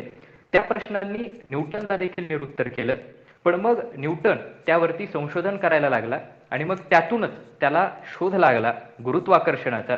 म्हणजेच जेव्हा आपण या माणसाच्या शक्तीचा उपयोग करतो तेव्हा खऱ्या Prajwal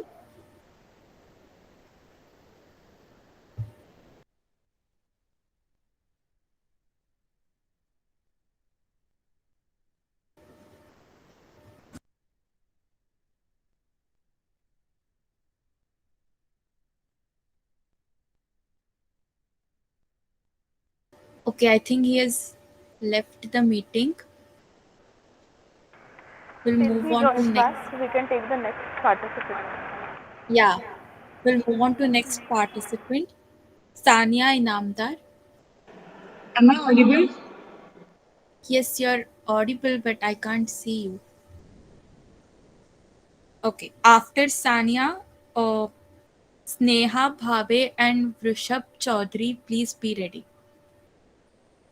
Yes, Sania. Sania, can you please? You're not audible. Oh, just a minute, ma'am.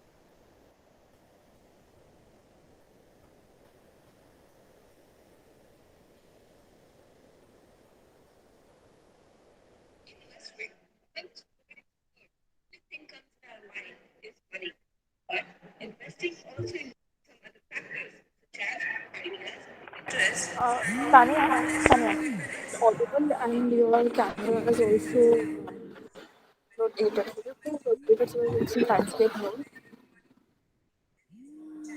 Sania, can you hear me? Sania, Yes, ma'am. your voice is very low actually. Also, can you please make your frame like tilt your camera? Because Am I visible, ma'am? yes, you're visible, but right now your frame is like vertical. Can you make it horizontal? My frame is horizontal only, ma'am. Tanya, make your frame vertical. Okay. Oh, yeah, this is better. You can start now. Okay, ma'am.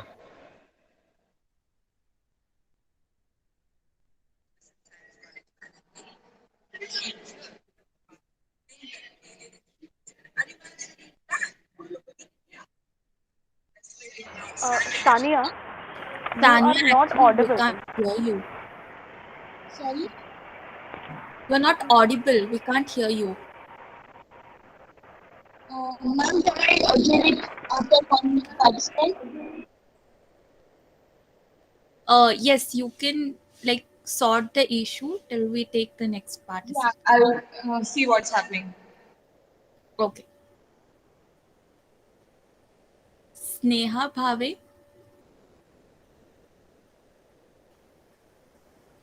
Am I audible? Yes, you're audible. You can start. Am I audible? Yes, you're audible. You can start. The world's best word shakers were the ones who understood the power of words. They were the ones who understood the power of persuasion and persuasive coherence. They were the ones who were successful to climb the highest ladders of success. A very warm good afternoon to one and all present here. I am Sneha Bhave and I am here to express my views on the topic diplomacy for power by coercion or persuasion. What is power? Something as simple as the obedience to your mother's orders of bringing a vegetable, to something as vividly complex as to follow a certain vivid concepts of rules put forward by the government. All concepts under power. Power can be aptly defined by a definition of Robert Dahl. He says, A has a power over B such that A can get B to do something that they would not otherwise do. The power is an ability or capability to influence someone to do or change a particular behavior. This quality of power places us in between two extremes of persuasion and coercion. The level and way in which power is implemented hence decides which side, whether it is persuasion or coercion, takes a toll upon the other side. Power is said to be a most important part of an individual's life. The tool that can get us to the creation of a particular circumstance under which power can be levelized and implemented. That tool is known as diplomacy. Diplomacy is one of the many instruments used by government for the betterment of the nation's interests. A diplomacy is a patriotic art of lying for one's country. A diplomat is someone who is an honest man sent abroad to lie for the betterment of his nation. A diplomat is someone who always remembers a woman's birthday but never remembers her age. A diplomat is someone who tells you and persuades you to go to hell such that you will come and ask directions for it. A diplomacy is a process of restraining force and enhancing power. This capability of restraining force often can be seen as a way of enhancing the averting of war by complaining about it.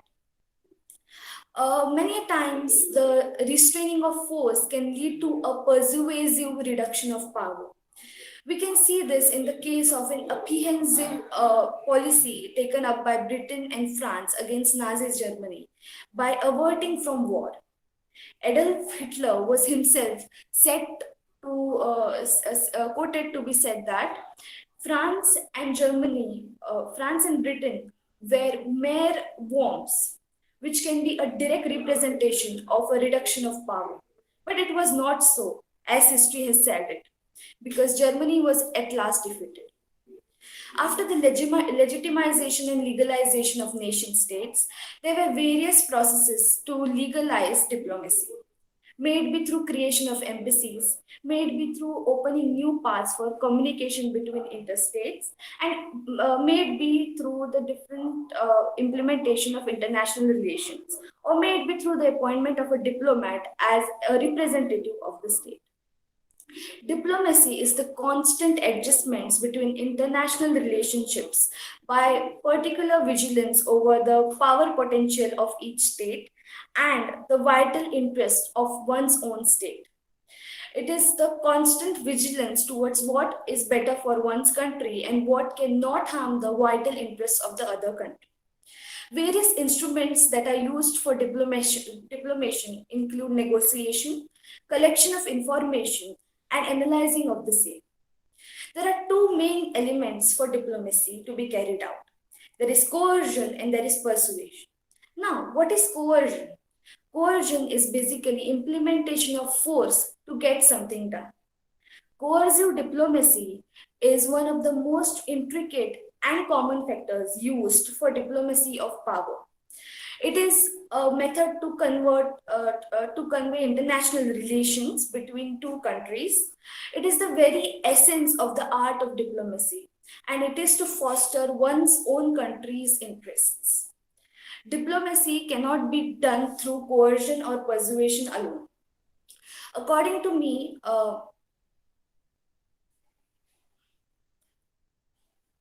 coercive power can be aptly defined by one definition.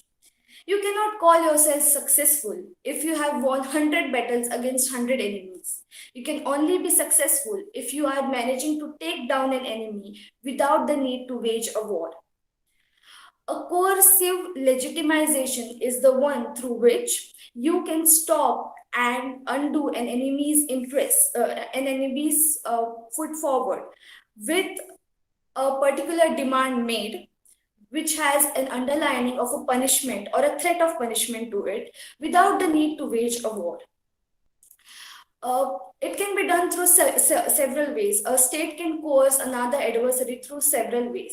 May it be through the threat of expulsion from an international relationship, from of various treatises, or from the form of force and war. Coercive diplomacy is very different from military action. Coercive diplomacy is only a threat to force rather than actual use of force.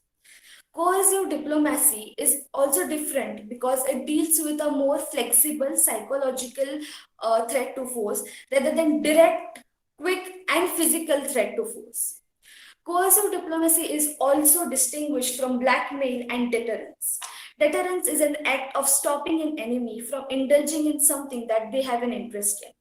Coercive diplomacy is actually to stop an action that is already being done without waging a war, but with a threat of force.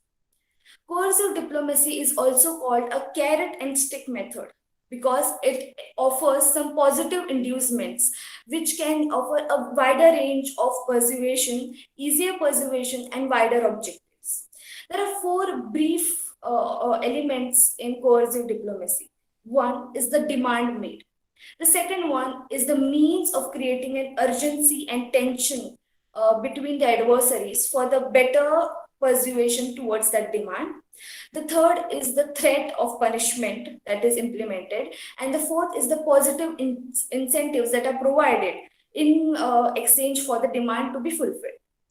But just because coercive diplomacy does not prevents a war, it cannot be said to be a perfect element for diplomacy.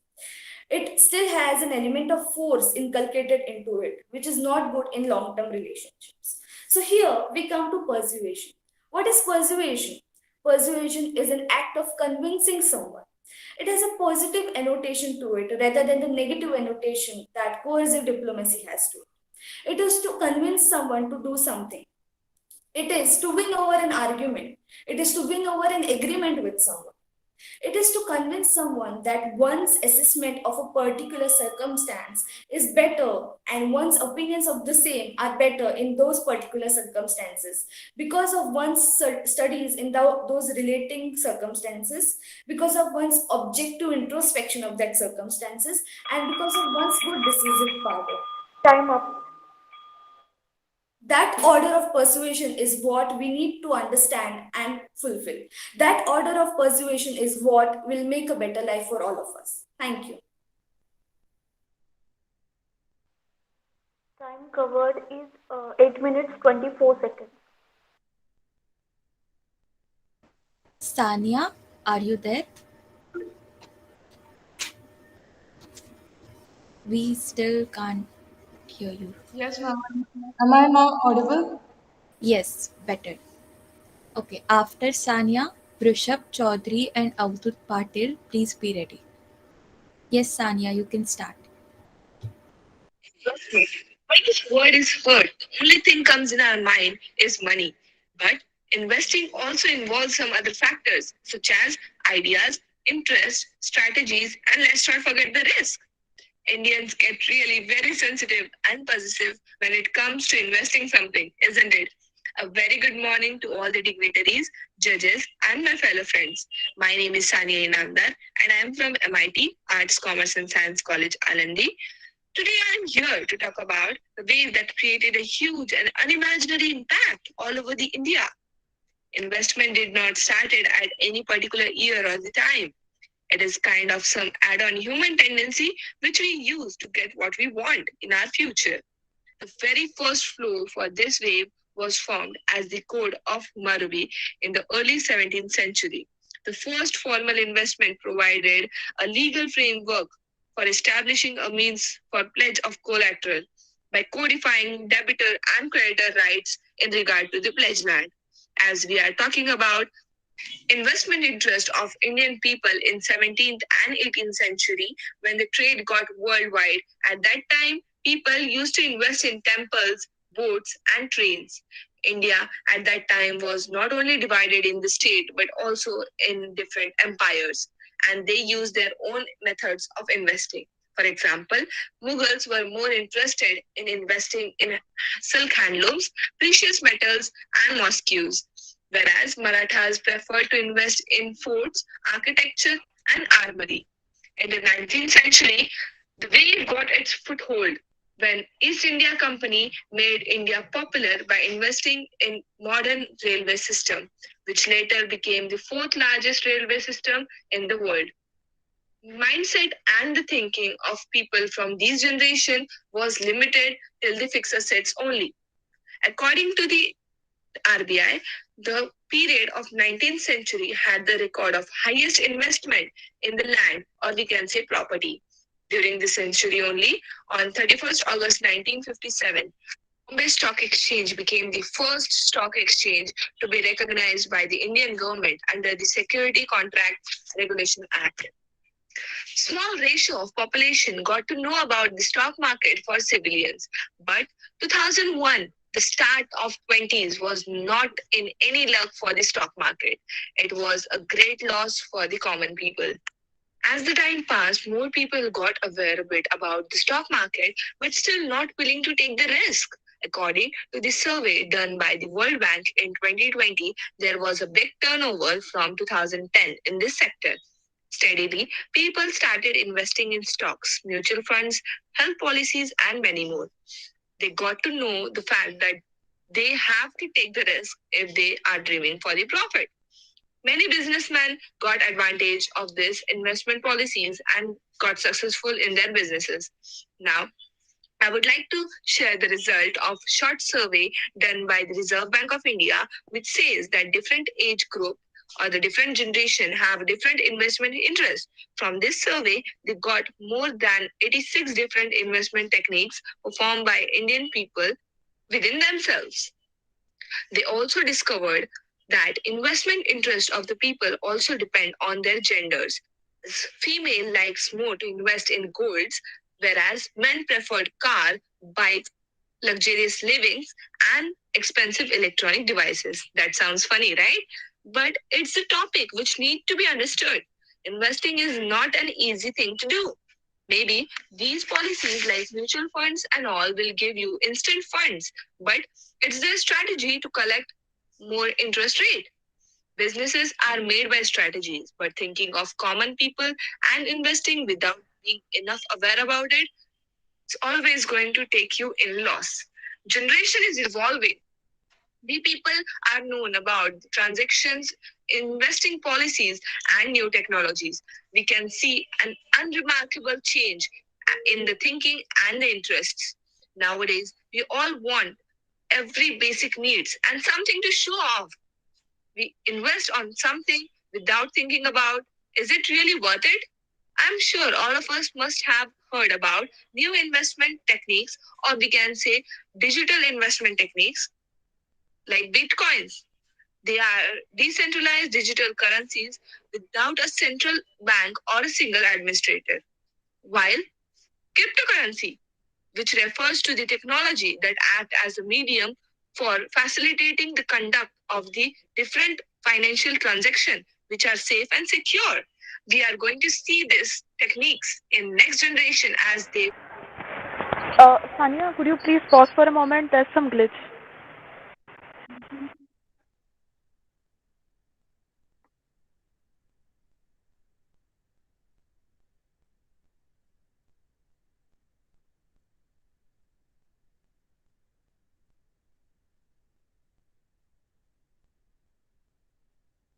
Sania, we couldn't hear your.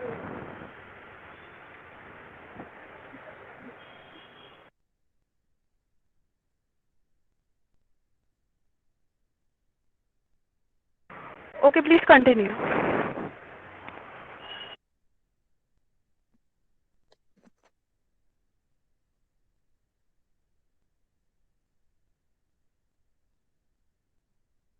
Sania?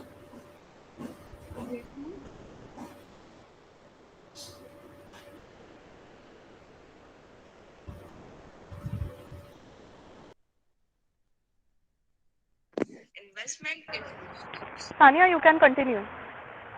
decision when, where, and how to make it. The wave that has been confronting change in front of us. I think we should learn from it by all means. According to the census 2020, Indian earned only $241 million from Bitcoin, while American made over $4 billion and Chinese more than $1 billion. Investors who bet on the beginning of the Bitcoins boom last year. With more than a billion citizens, India is the world's second most populated country and has the fifth largest economy with the GDP of $2.9 trillion. However, the country has surprisingly ranked low at 18th in Bitcoin investment gain at $241 million.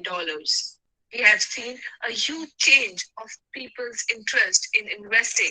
No one has ever imagined that people who were investing in fixed assets only, now the next generation are more into digitalized investment. It is good that people of India are getting various opportunities and they should grab it, but that should be logical. And with this, I would like to end up my speech. Thank you for giving me the opportunity. Time covered is 6 minutes 37 seconds.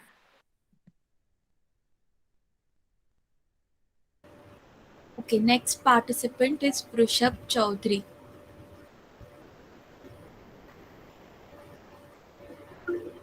Vrishabh, are you there?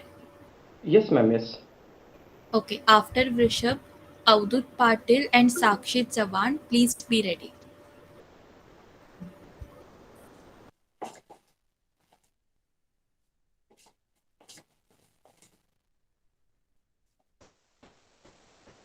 Yes, Vrishabh, you can start.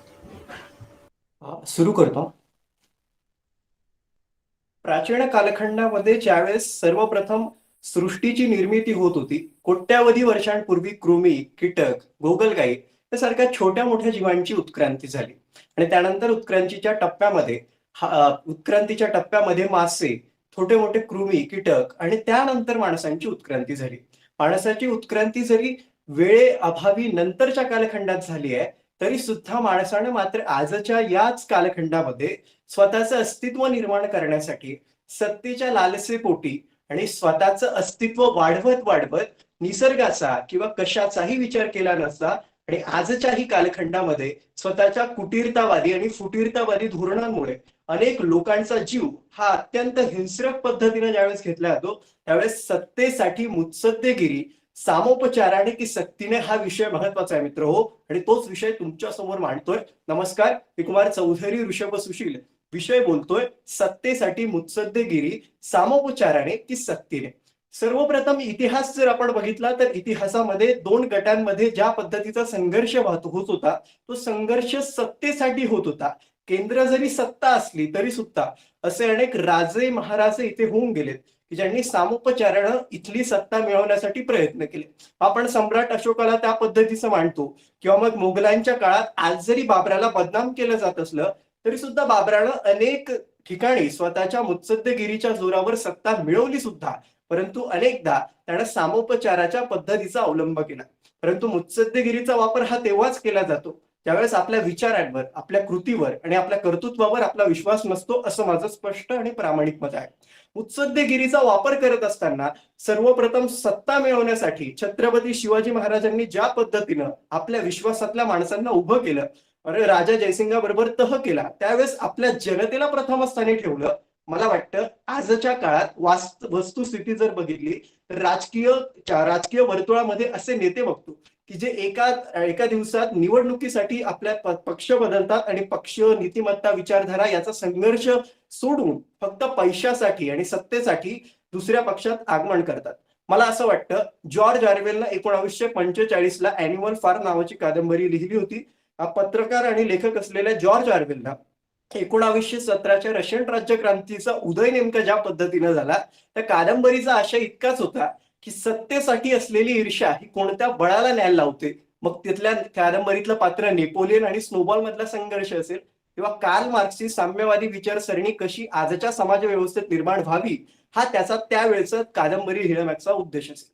परंतु George ऑरवेलची ती कादंबरी आजही प्रतिमा रूपानं वस्तुस्थितीला लागू पडते, कारण आजच्या काळात असे अनेक हुकुमशाह निर्माण होऊ पाहता आहेत. किम जोंग उन असेल, ज्यानं स्वतःच्याच हिंस्रक पद्धतीच्या कुटीरतावादी धोरणांमुळे आपल्या जनतेला कोणत्याही पद्धतीचा विश्वास देण्यापेक्षा जनतेमध्ये अस्थिरता निर्माण करणं आणि संघर्ष निर्माण करणं हा महत्वाचा वाटा निर्माण होतो. मला असं वाटतं की आजच्या धोरणांमध्ये आपल्याला प्रामुख्यानं अशी काही माणसं दिसतात की जे सत्तेसाठी सक्ती सुद्धा करतात. 1971 ते 1980 मध्ये इदी अमीन याला युगांडामध्ये ज्या पद्धतीनं थोतांड माजवलं, अगदी त्याच्या विरुद्ध जो बोले त्याच्या त्याच्या शरीरातल्या अवयवांना कापून क्रूरपणे त्याची हत्या केली जायची. म्हणजे सत्तेसाठी इतकी सक्ती त्या काळात होती. मग आपल्याकडे प्रथम महायुद्ध, द्वितीय महायुद्ध याचा सुद्धा इतिहास आहे, ज्यामध्ये आपण प्रामुख्याने अशा हुकुमशहांचा अभ्यास करतो की ज्यांनी स्वतःच्या सत्तेसाठी जनतेला सुद्धा बळी पाडलं. मग ॲडॉल्फ हिटलरनं ज्या पद्धतीनं त्याच्या काळात असं मानलं जातं की 1 करोड जनता कदाचित मारली गेली असेल, तिथचा प्रवास आणि आजचा प्रवास सुद्धा आपल्याला काही वेगळा नाही.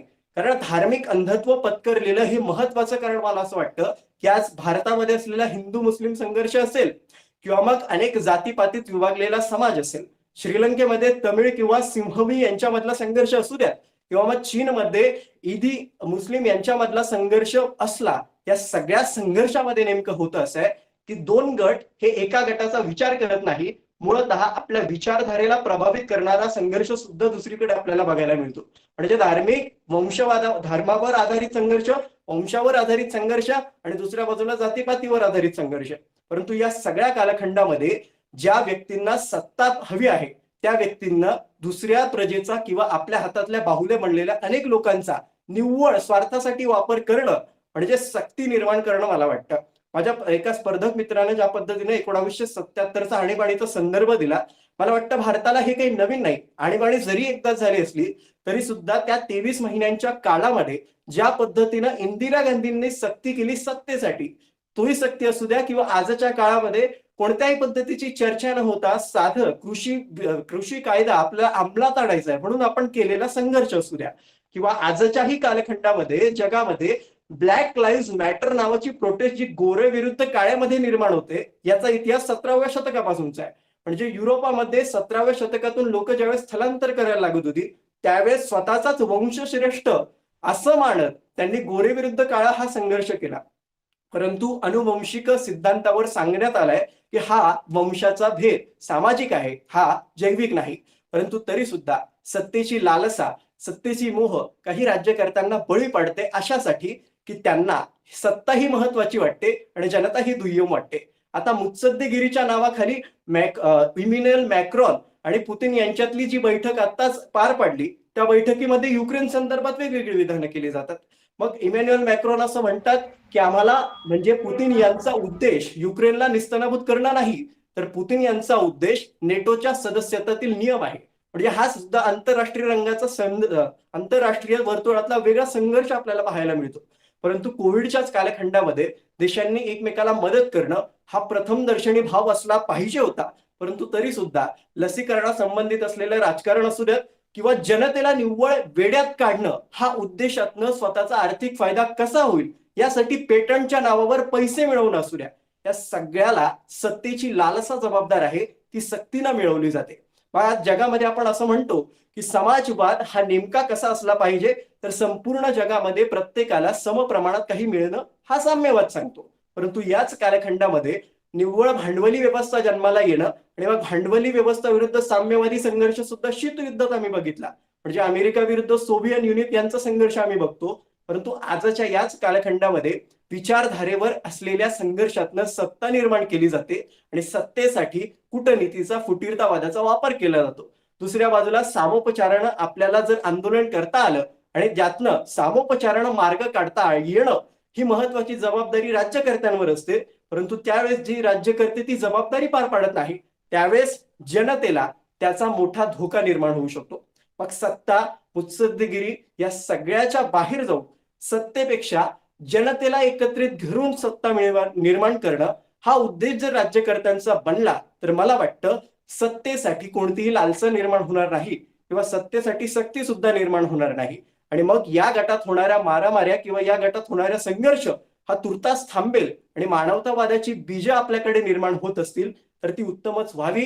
त्यासाठी इतकंच, काल के कपाल पे लिखता मिटाता हूं मैं गीत नया गाता हूं, अटलजींच्या शब्दात ते गीत मानवतेचं असू द्यात आणि ते गीत सुंदर संस्कृतीचं असू द्यात, ज्यावेळेस माणसं माणसाला समजतील. इतकाच माफक आशावाद. मनपूर्वक धन्यवाद. Time covered is 8 minutes 7 seconds. Next participant is Avdut Patil. After him, Sakshi Chavan. Please be ready. Hello.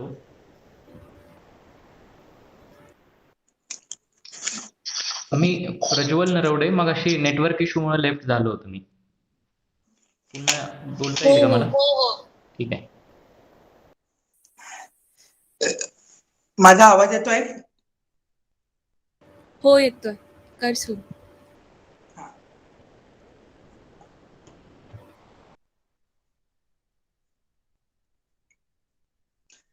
आपण सर्व एका प्रचंड मोठ्या संक्रमणावस्थेतून जात आहोत. म्हणजे कोविड नंतरचा काळ हा जगामधील सामाजिक, आर्थिक, राजकीय सर्वच काही व्यवस्था बदलणारा असेल. यामध्ये विपणन अर्थात मार्केटिंग सुद्धा याला अपवाद नसणार हे निश्चितच. परंतु आता घेरे माझी मागल्या याच्याप्रमाणे पुन्हा एकदा केवळ स्वार्थी 100% नफा आणि जास्तीत जास्त नैसर्गिक साधन संपत्तीचे शोषण अशाच पद्धतीने आम्ही पुन्हा एकदा वागत राहिलो तर येणारा 100 वर्षातील विनाश हा आणखी आम्ही जवळ कवटाळून घेऊ हे मात्र निश्चित. मग खऱ्या अर्थाने ब्रुटलँड कन्व्हेन्शन मध्ये प्रस्तुत झालेली संकल्पना शाश्वतता ही विपणन व्यवस्थेला एकत्र करून सांगड घालून शाश्वतता केंद्रित विपणनाची काळाला किती गरज आहे हेच दिसून येते. पुन्हा एकदा केवळ नफा आणि स्वार्थासाठी जास्त गिराईक आकर्षित करून घेण्यासाठी आम्ही किती योग्य आहोत हे दाखवणारे दिखाऊपणे सुद्धा आता आपल्याला दिसतील. परंतु सकारात्मक प्रामाणिक प्रयत्न सुद्धा काही जण करतील. तोच विषय प्रस्तुत करण्यासाठी नमस्कार. अवधूत भगवान पाटील, सावित्रीबाई फुले पुणे विद्यापीठ भूगोल विभागाचा विद्यार्थी. विषय प्रस्तुत करतोय शाश्वतता केंद्रित विपणन, दिखावा की प्रामाणिक प्रयत्न. मुळात विषयाकडे जाण्यापूर्वी शाश्वतता केंद्रित विपणन ही संकल्पना काय हे स्पष्ट करताना एक मतप्रवाह म्हणतो की अगदी वस्तूच्या कच्च्या मालापासून ते घनकचरा व्यवस्थापनापर्यंत जिथे जिथे नैसर्गिक साधन संपत्तीचा वापर होईल तो कमीत कमी व्हावा आणि ते होत असताना शोषण कमीत कमी व्हावे, प्रदूषण कमीत कमी व्हावे, हरित पद्धतीने उत्पादनाची निर्मिती करावी म्हणजे शाश्वतता केंद्रित विपणन.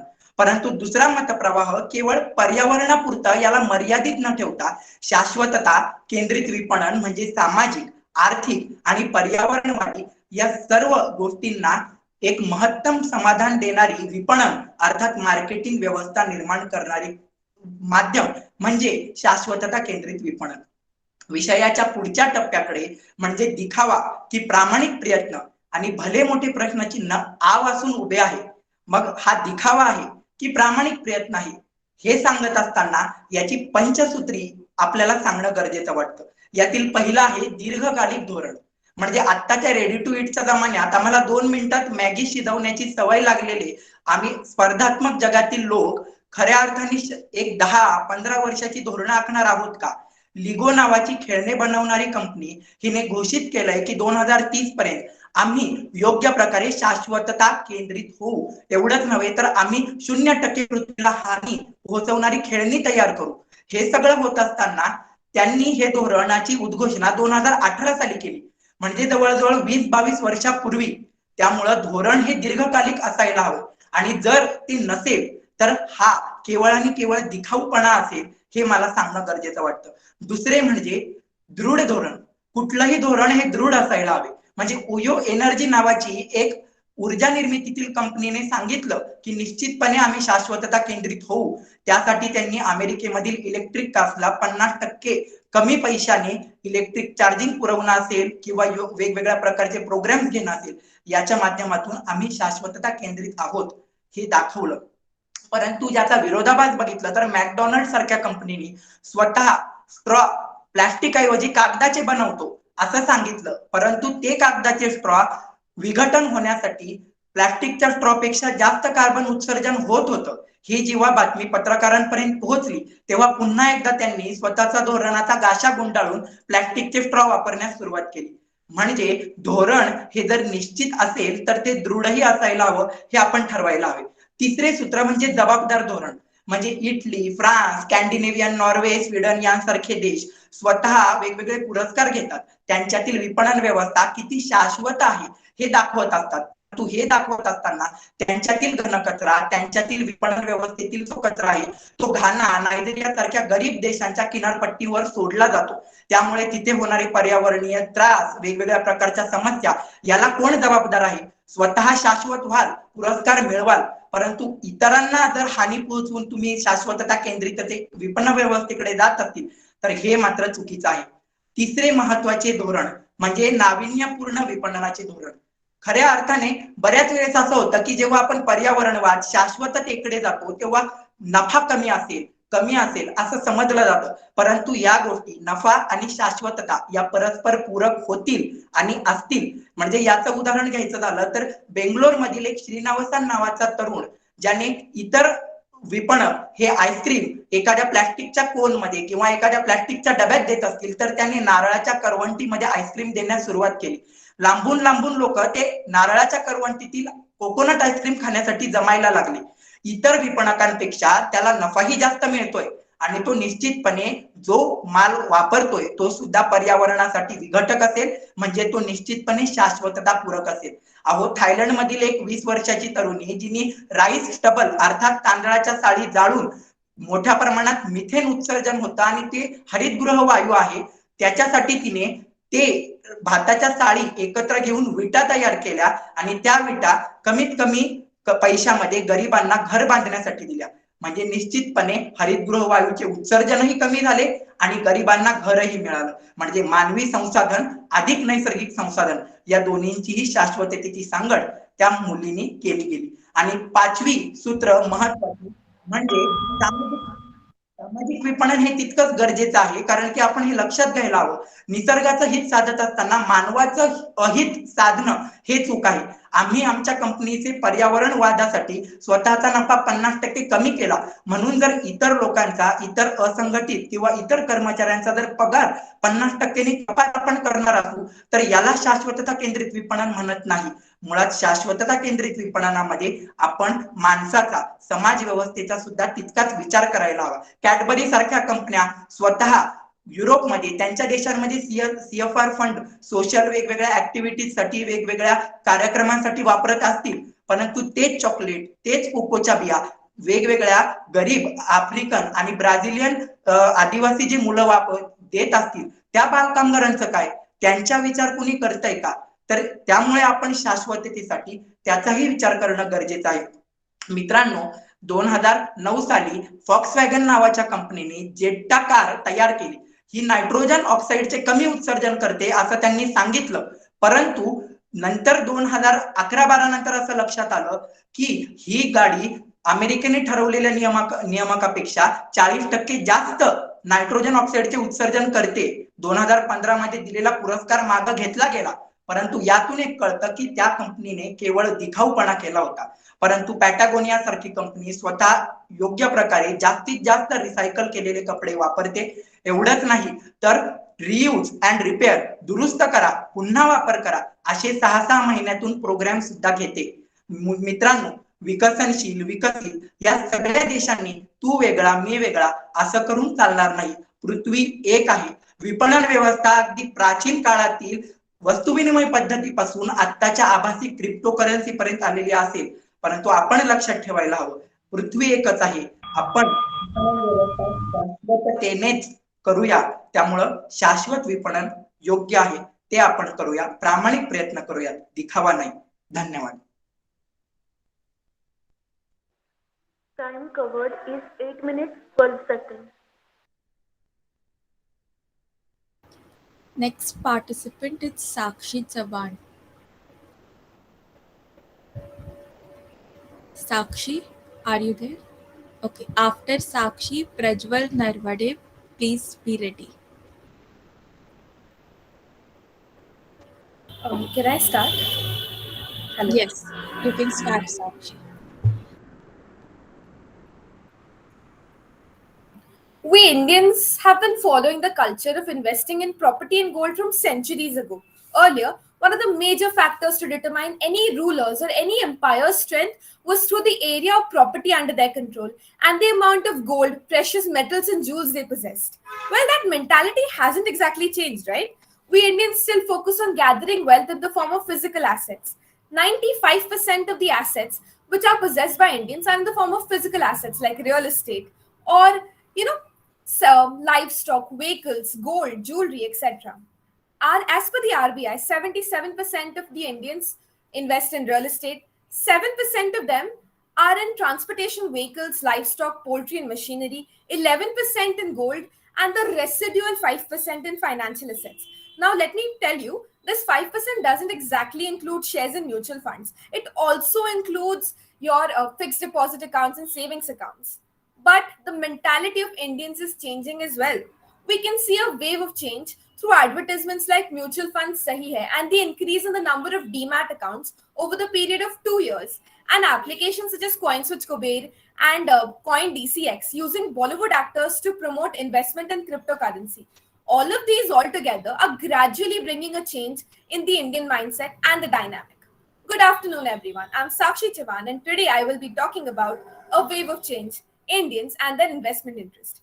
90% of Indian consumers have witnessed a change in their personal spending patterns and behaviors since the onset of the pandemic. And this is as per the Consumer Spending Sentiment Index report, which is published by Intermiles. An SBI report says that the retail participation in the Indian stock markets is increasing, and 44.7 lakh new retail investor accounts were added during 2 months itself of this fiscal year. Now, there has been a significant increase in the market capitalization in stock markets across the world in the last 1 year. However, in India, it has been higher as compared to major countries. The market capitalization of Bombay Stock Exchange has increased by 1.8 times its value, which was as compared to last year. Russia had 1.6, and we are leading all these countries by 1.8 in the market capitalization. Other countries which are behind us also include Brazil, China, France, and South Africa. Now, what can be the major reasons for this shift entirely? One can be the declining saving avenues amidst the low interest rate regime, which has led to a greater increase of individuals in entering the stock market. Also, the repo rate was around 4%, and the fixed deposit rates in banks vary from 2.9% to 5.4%, which was really less.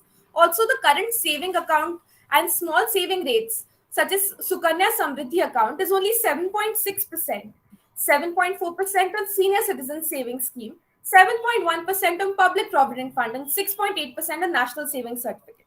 Another reason for this significant increase is in global liquidity.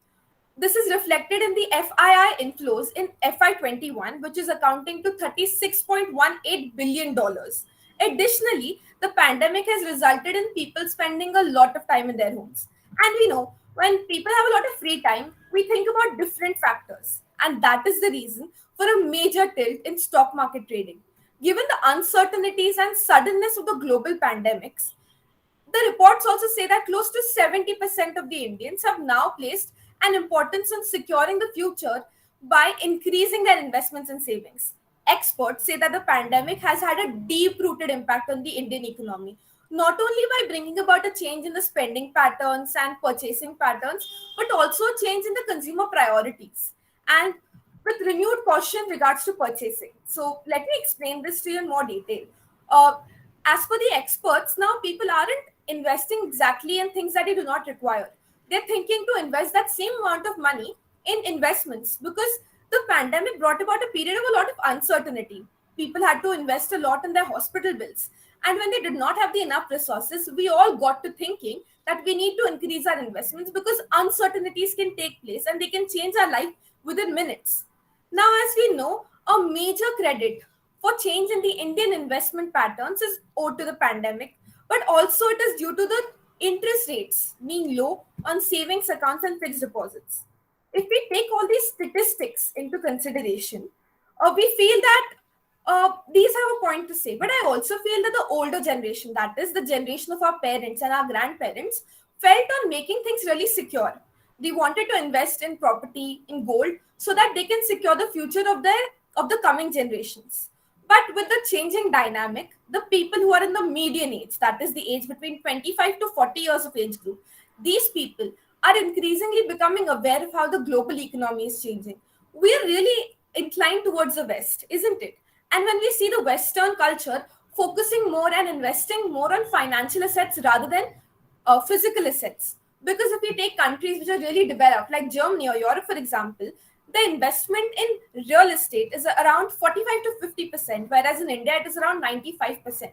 This thinking, this change is the reason that we are investing and we are starting investing in financial assets. The increase in the number of demat accounts, people being really interested about concepts like IPOs, equity, debt, and these topics becoming dinner table conversations is how the dynamic is changing. What I also feel is that the television shows such as Shark Tank have boosted these conversations amongst people because that is how people are increasingly becoming aware. Now, people are also considering brokerage, investment banking as careers, which are really fruitful. Indian mindset is not now stuck to just being doctors and engineers, but commerce and finance as a field is too being explored by many people. People are understanding the returns that they get in these. If you talk about general youth conversations, now they reflect around the world of startups, entrepreneurship, building their own startups. The recent Nika IPO, which left everyone starstruck and really inspired by the feeling that how someone at the age of 52 can change their world around and become a successful entrepreneur, is something which is inspiring so many people. Young startups in India like Zerodra, Cred, etc. All of these are basically bringing about this change in the investment patterns. All in all, the mindset about startups, entrepreneurship, and in general, the concept about the low rates which are given by fixed deposits is bringing about the dynamic. We know that the Indian economy wants to boom, and the support provided by the government in the form of the National Startup Day, increasing interest about American depository receipts, and increasing investment by a few sections of the society into the global market, expansion, divestment policies, or the current trend about, say, the LIC IPO itself has brought about this change that we need to consider stock market too as an option. Gone are the days when people used to consider stock market as something very risky and one shouldn't enter into it. Now people slowly and gradually are starting to invest a small amount of money. Come on, take an example. Who thought that Indians would invest in such a risky market, such as the crypto market? But there are people who are doing so. News such as Goldman Sachs director earned so much amount of money through investment in Ethereum and Dogecoins that he wouldn't need to work his lifetime. These news is actually like motivating the youth of our country to consider investment in stock markets too as an option. So the power of the TV series Shark Tank also has had an impact on the mentality of the people. Considering all these factors, all in all, there is a wave of change in the Indian mindset, and the median age people will be the ones who will bring about the change. This is time that India changes. This is time that India changes its investment patterns, and the wave of change will surely come. Thank you.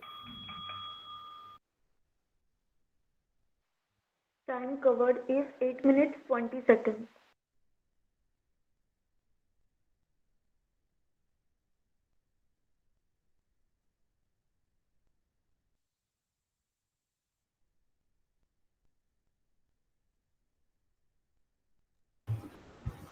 Okay, we are taking 2 minutes break. We'll be back in 2 minutes.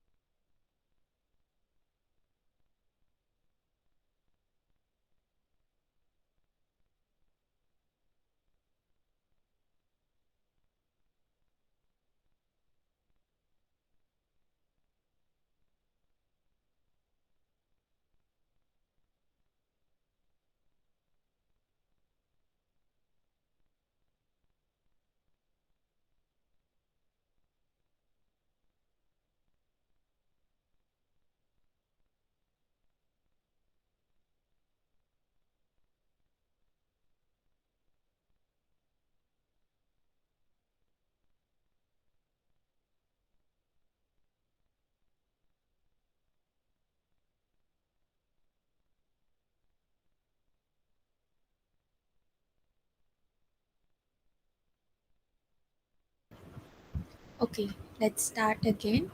Prajwal, are you there? Hello हो आहे ना एक minute.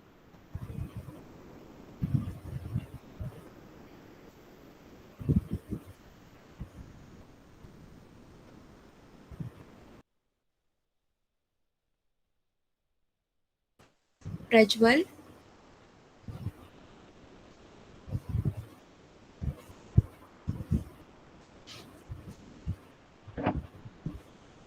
आवाज येतोय का? हो हो येतोय. Sorry network. मी सुरू करू. हो कर सुरू.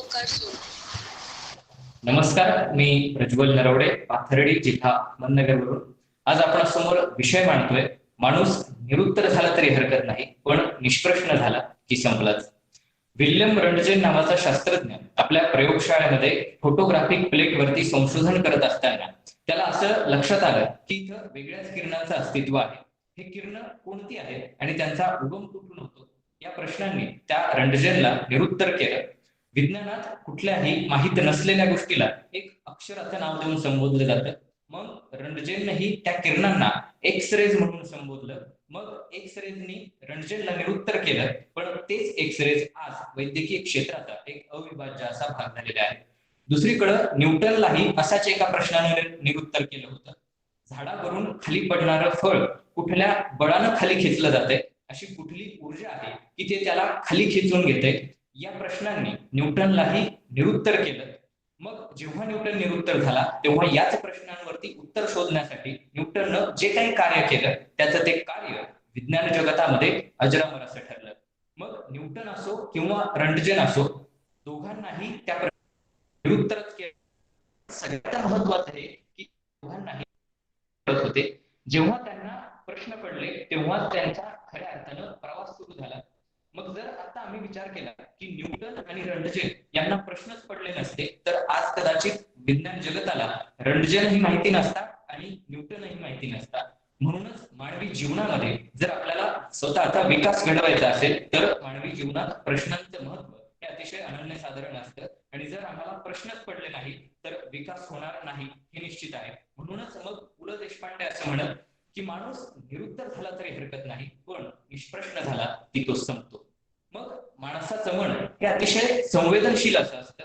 घडणाऱ्या प्रत्येक घटनेवरती ते अत्यंत बारकाईने विचार करत असतं. मग एखादी घटना झाल्यावरती हे असं का झालं असावं, हे असं झालं नसतं तर काय झालं असतं, असे अनेक प्रश्न ते स्वतःलाच विचारतं. अनेक अंगांना त्या घटनेविषयी विचार करतं आणि हे अगदी स्वाभाविक आहे.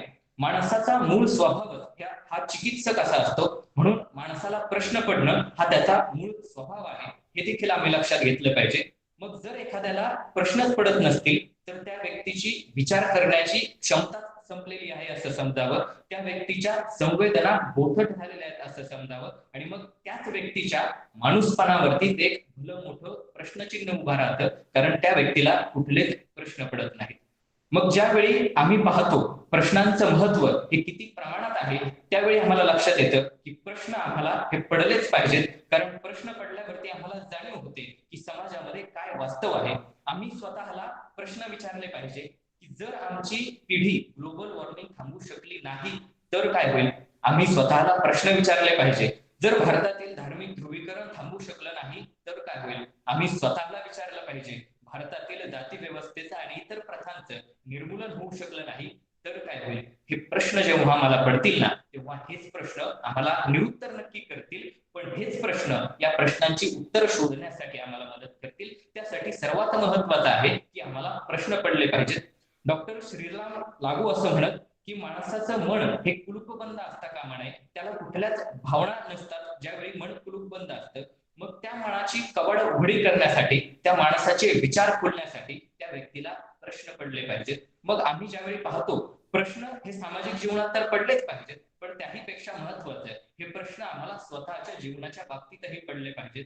मग महाभारतातील युद्धामध्ये कुरुक्षेत्रावरती युद्ध सुरू होण्याच्या पूर्वी अर्जुनाला एक प्रश्न पडला होता की मी माझ्याच लोकांना, मी माझ्याच भावांना कसं मारू शकतो. या प्रश्नाचं उत्तर त्याला मिळालं. पण जर अर्जुनाला हा प्रश्नच पडला नसता अर्जुन त्यावेळी निष्प्रश्न राहिला असता तर काय झालं असतं, युद्ध झाल्याच्या नंतर त्याच्या मनात एक सल कायम राहिली असती की मी माझ्याच स्वकीयांना मारलं, मी माझ्याच भावांना मारलं, मी माझ्याच लोकांचा हत्यारा आहे. पण अशी भावना त्याच्या मनात राहिली नाही, कारण त्याला त्याच्या प्रश्नाचं उत्तर हे आधीच मिळालेलं होतं. मग जेव्हा आम्ही स्वतःच्या जीवनामध्ये एखादं कार्य करतो ना, तेव्हा स्वतःला आम्ही प्रश्न विचारले पाहिजेत.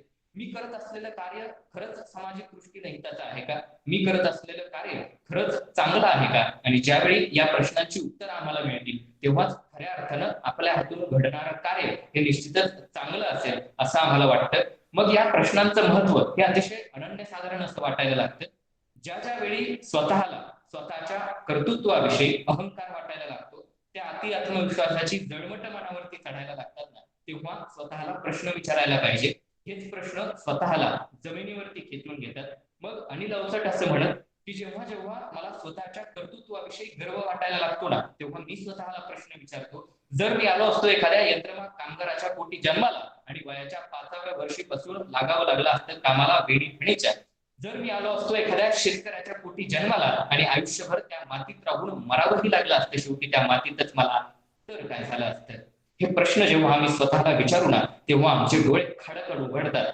खरंच सामाजिक वास्तव काय आहे हे आम्हाला लक्षात येतं आणि आपल्याला काय कार्य करायचे हे देखील आम्हाला समजतं. म्हणूनच आपल्याला प्रश्न हे पडलेच पाहिजेत.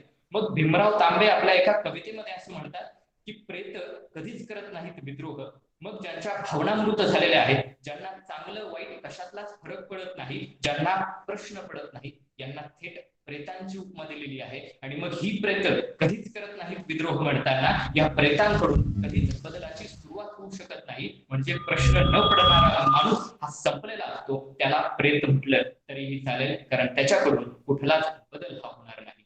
मग ज्यावेळी आम्हाला या प्रश्नांचं महत्व कळतं आणि मग आम्ही इतिहासात पाहतो ना, तेव्हा आम्हाला लक्षात येतं की जेव्हा जेव्हा इतिहासाला प्रश्न पडला तेव्हा तेव्हा इतिहासाला एक वेगळं वळण मिळालं आणि तेव्हा तेव्हा इतिहासात घडून आले. छत्रपती शिवरायांनाही प्रश्न पडला की ही माती आहे, हा प्रदेश आमचा आहे आणि या प्रदेशावर आम्ही राज्य का करू शकत नाही, आणि मग त्या प्रश्नाचं उत्तर शोधताना त्यांनी स्वराज्य निर्मिती केली हे इतिहासाला ज्ञात आहे. महात्मा गांधीजींना जेव्हा त्या ट्रेनच्या डब्यातून हाकलून दिलं ना, तेव्हा ते अपमान निमूटपणानं सहन करू शकले असते. पण एक प्रश्न पडला की माझा रंग वेगळा आहे, माझा धर्म वेगळा आहे, म्हणून माझ्यावरती असा अन्याय का केला जातो? आणि या काचं उत्तर शोधताना महात्मा गांधीजींनी जे कार्य केलं त्या कार्यानं जगाला आणि भारताला गांधीजींना दिलं. आणि मग असाच विचार बाबा आमटेंनीही केला होता की कुष्ठरोग्यांना आपण समाजामध्ये चांगलं स्थान का मिळवून देऊ शकत नाही, केवळ एक आजार आहे म्हणून त्यांना वेगळी वागणूक का दिली जाते, असा प्रश्न बाबा आमटेंना पडला. आणि त्या प्रश्नानं उत्तर शोधता शोधता या भारताला आणि महाराष्ट्रालाही एक समाजसेवी मिळाला. मग आम्हाला लक्षात येतं जेव्हा जेव्हा आम्हाला प्रश्न पडतात तेव्हा तेव्हा त्याचं उत्तर शोधताना आम्ही कार्य करतो. त्यासाठी सर्वात महत्वाचं आहे की आम्हाला प्रश्न पडले पाहिजे. समाजातील वास्तव किती भयानक आहे हे पाहिल्यावरती आम्हाला अनेक प्रश्न पडतील आणि आपल्याला लक्षात येईल की आपल्याला किती मोठ्या प्रश्नांचं हे प्रश्नचिन्ह फोडायचं आहे. आणि मग ते फोडण्यासाठी तुम्हाला आम्हाला सगळ्यांना प्रश्न पडले पाहिजेत, आपण त्यावरती उत्तर शोधलं पाहिजे, एवढंच आशावाद वाटतो. आणि शेवटाकडे जाताना सुनील गावस्करांच्या त्या एका गीतात बदल असा करेल की प्रश्न पडले ज्याला त्याला तोच इथे टिकला, प्रश्न पडले ज्याला त्याला तोच इथे टिकला, हे जीवन म्हणजे कोडे राजा, निष्प्रश्न होईल तो संपला, निष्प्रश्न होईल तो संपला. मनपूर्वक धन्यवाद. Time covered is 8 minutes 1 second. Okay, Prajwal was our last participant. With this, we end the slot A.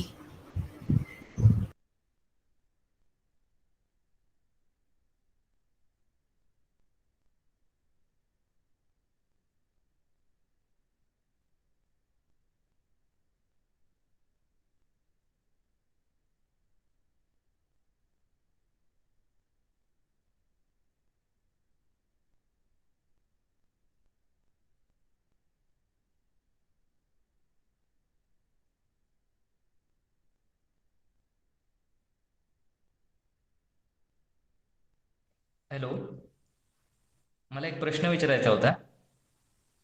हा विचार ना. माझा आवाज येत होता का? पण काय?